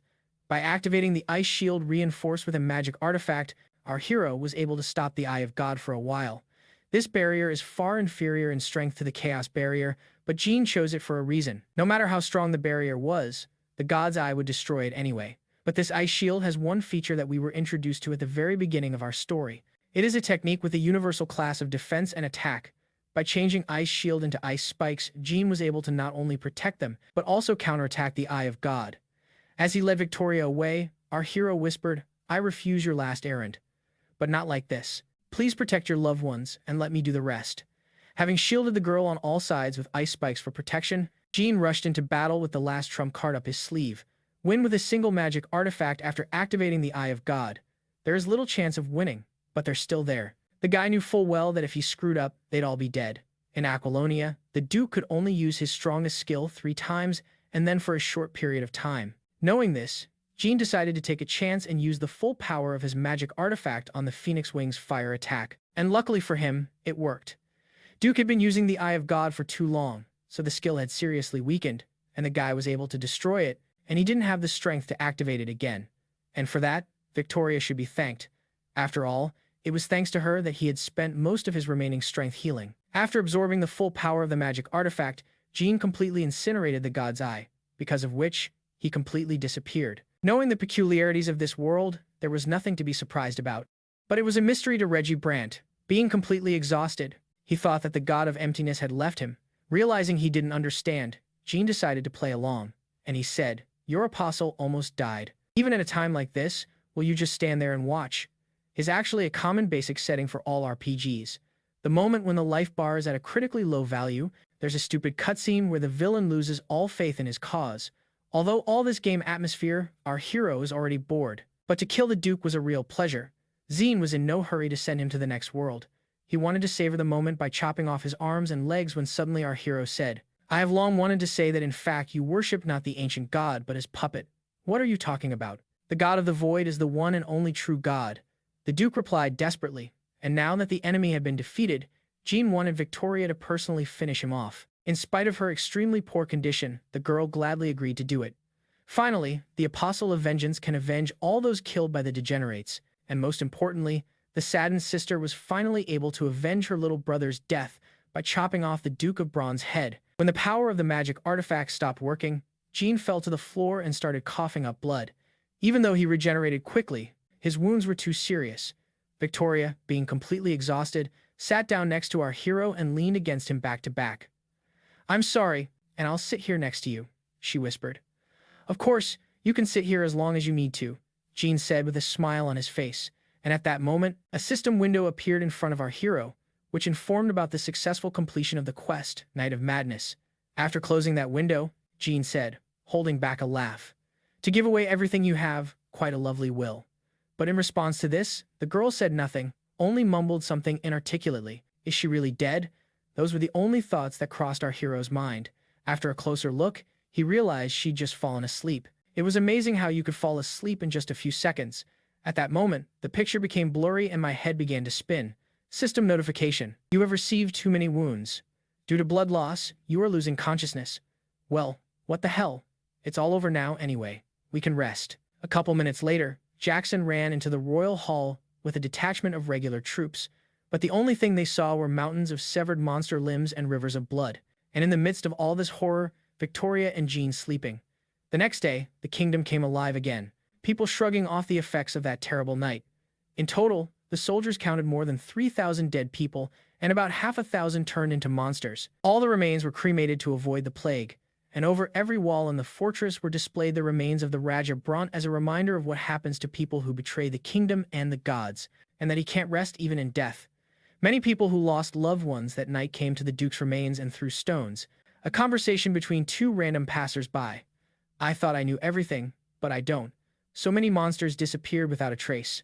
There was great chaos in the city and casualties were uncounted. It's nothing short of a miracle. Didn't you hear it wasn't a miracle that Mrs. Victoria Delarelle, the guardian of Agellan, finished him and all his puppets? Yeah, it's definitely her. But I heard there was someone else with her. There's talk that this someone is a common mercenary, but I don't believe it. No mercenary would take such a job for anything in life. I'm more than sure he's a swordsman as good as Mrs. Delarelle." Lucy became an unwilling listener to the conversation of the local men. She was somewhat offended that people knew nothing about John and considered him a mercenary. Though he was indeed a mercenary, he was one of a kind. He knew the loyalty and devotion of his friends, and even at the cost of his own life, he was ready to save them. Days after the battle, Jean finally woke up. You could tell he'd been in a coma for 3 days. Despite the long rest, he felt quite lousy. His whole body HAG, and he was dizzy from magical exhaustion, and the power stored in the Chaos Shard has been reduced by more than half. Seen awake, Miguel frozen like a statue and then shouted at the top of his voice, "Sir, I was so afraid for you. You haven't woken up for 3 days. I thought you had fallen asleep forever." At Miguel's shouting, Philip came running in who also started shouting something loudly. Time goes by and the guy is a different guy, but he still screams like a little schoolgirl. To be honest though, those screams no longer annoyed Jean. There was something familiar about them. As Lucy passed by, she heard loud screams coming from our hero's room. When she realized he was awake, the girl ran into his room and hugged him with all her might. Holding back tears, Lucy whispered, "Thank you, mercenary." This girl's behavior seemed strange to the guy. Even in spite of his rejection of children, he gently stroked her on the head and replied, "We made a contract after all. How could he do otherwise?" After which the girl pushed our hero away and added, "That doesn't mean I like you." And then she ran away quickly. Apparently, she still thinks the curse is working and doesn't want to get attached to people. Time goes by and nothing changes. People are still superstitious. Watching from the sidelines, Philip and Miguel froze with horror on their faces. It was the first time Lucy had ever hugged anyone. "Hey, why are you two staring at me like death?" said our hero with a wild face. "That's it. We're not looking," replied the boys, embarrassed. Walking the vast corridors of the Delarelle estate, Jean realized the reason Victoria was trying to throw her life away. Being alone together in a place that was once full of people who loved you must be worse than death. After everything that happened, our hero wanted to talk to Victoria, but when he got to her room, he saw that no one was there, and it looked like no one had been there for too long. When Jean met the maid, he asked where Victoria was. "I don't know, sir. Probably at the training ground near the manor. She spends most of her time there," replied the girl. It's generally surprising that the girl was able to regain consciousness before our hero, given his accelerated regeneration. And on the training field, the girl was just walking around and looking at an old sword trainer. Her parents' house in the training ground brought back memories for the girl of old times with her brother. How they've been together since they were kids, training together and supporting each other through the tough times. Completely absorbed in her memories, the girl didn't notice that Jean had arrived. Suddenly, he whispered, "Have you decided to start training? I heard you're not allowed to pick up a sword yet." The girl was as worried as anyone that our hero would never wake up again. But when they finally met, her worries were gone. Looking at Jean's tortured body, Victoria held back tears and whispered, "I was only waiting for you. Don't dramatize it. We woke up only a few hours apart, not that long ago," smilingly replied our hero. On the evening of the same day, King Erwin gathered all the high nobility in the ceremonial hall, but this time the occasion was joyous. Today, the entire kingdom thanks the two heroes who saved the world from decaying supremacy. Now, Jean and Victoria have the status of heroes of the Empire. Heroes of the Empire is the highest status an ordinary person can get. Only a king is higher. As suddenly, King Erwin said, "Johann, a letter from the new Lord of Arundel. Declan Bar says that your contribution was extremely great. At a difficult time like this, we need people like you." Just now, for the first time in history, the king personally asked a mercenary to become one of the centurions of his army. Jean promised to think about the king's offer. He would have to spend some time in the Arundel until he was fully recovered, and it would be advisable not to spoil relations with the king during that time. But it was Victoria who spoke. Despite her victory over Duke Brant, she felt that the priority now was to find the remaining decomposers. After the meeting with the dukes, Erwin spoke to the people. A great tragedy had happened in Aguilon. However, under the care of the dazzling and austere goddess, we were able to overcome all adversity. Thanks to one of the monster's logs, we were able to identify and capture the remaining decomposers who were carefully hiding. On this, Aguilon will become even stronger. It will be reborn into a secure and large kingdom. Our future will be filled with nothing but victory and honor. All hail the tenant. I have to admit, King Erwin is a terrific announcer. Except he forgot to mention that the Arundel only survived because of two people, Jean and Victoria. One interesting fact that came out of the cleanup was that everyone who opposed the coming war was a fallen. It was obvious to a fool that now was not the time to start a war because he sitting in his castle does not know that outside his army, waiting not only enemies but also hundreds of thousands of monsters. Philip realized that the coming war would take countless lives. When all of a sudden the guy apologized and said he had to leave being alone, Miguel wanted to know what our hero thought about the king's offer to become a centurion. After a moment's thought, Jean replied, "If you want, you can take the position." Miguel said, embarrassed, "I didn't say I wanted her on the line, but you should do it." "I don't want it either." With indifference in his voice, he whispered. After a little thought, Miguel said with sadness in his voice, "I understand your zeal for freedom and all that, but what about Mistress? Aren't you worried? Even though she's finished with her revenge, you can't see a shred of will to live in her."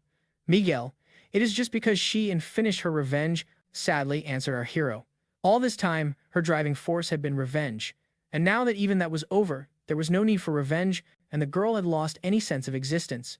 Having finished his speech, the Duke invited Victoria into the banquet hall, after which he asked, "By the way, madam, have you already prepared for this?" Seeing the bewilderment on Victoria's face, Aaron added, "Soon she will be sent to that family in the Empire." And at that moment, the girl remembered an old conversation they'd had. It was about Lucy. Erwin wanted to send the little girl to the other end of the Empire to keep Victoria safe from her curse. At the banquet, all the most important people in Arundel and the neighboring towns. After eating enough meat, Jean felt his strength finally returning. His physical condition had stabilized to some extent, thanks to rest and persistent meditation, and the Chaos Shard began to increase in size and strength again.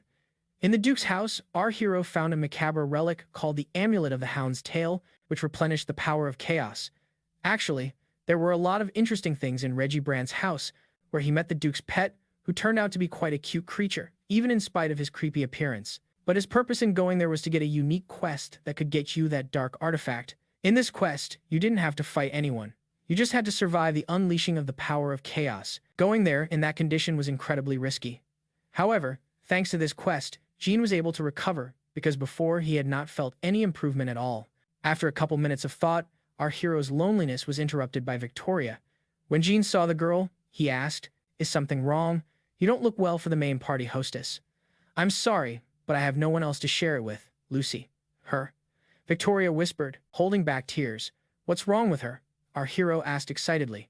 "No, she's fine, but they want to send her to the Empire," answered the girl.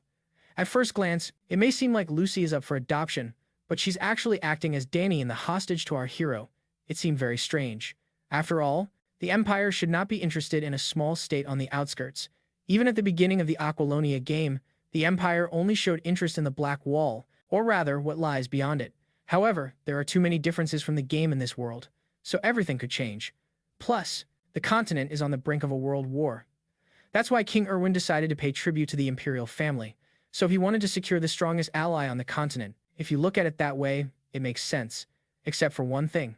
Why did he choose Lucy? It's really quite simple. The thing is, this little girl has royal blood in her. Her dead mother was the king's younger sister, a banal arranged marriage. In fact, if that was all it was, it could have been abandoned.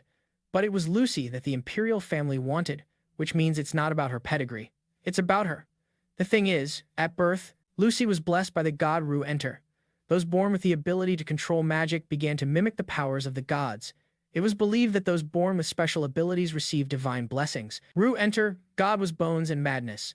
To receive his blessing meant to be born with red magic. When Lucy was in the neighborhood of 2 years old, she lit fire in the air. Even though no one had taught her magic, when John heard about it, he was amazed at how unique Victoria's family was. She produces everyone from paladins to mages. But despite all of the above, Lucy did not receive favor from the current king. So the fact of her power was kept secret when suddenly our hero remembered that at the very end of the first chapter, the age of magic had begun. The decline of magic this time marked the end of magic in this world.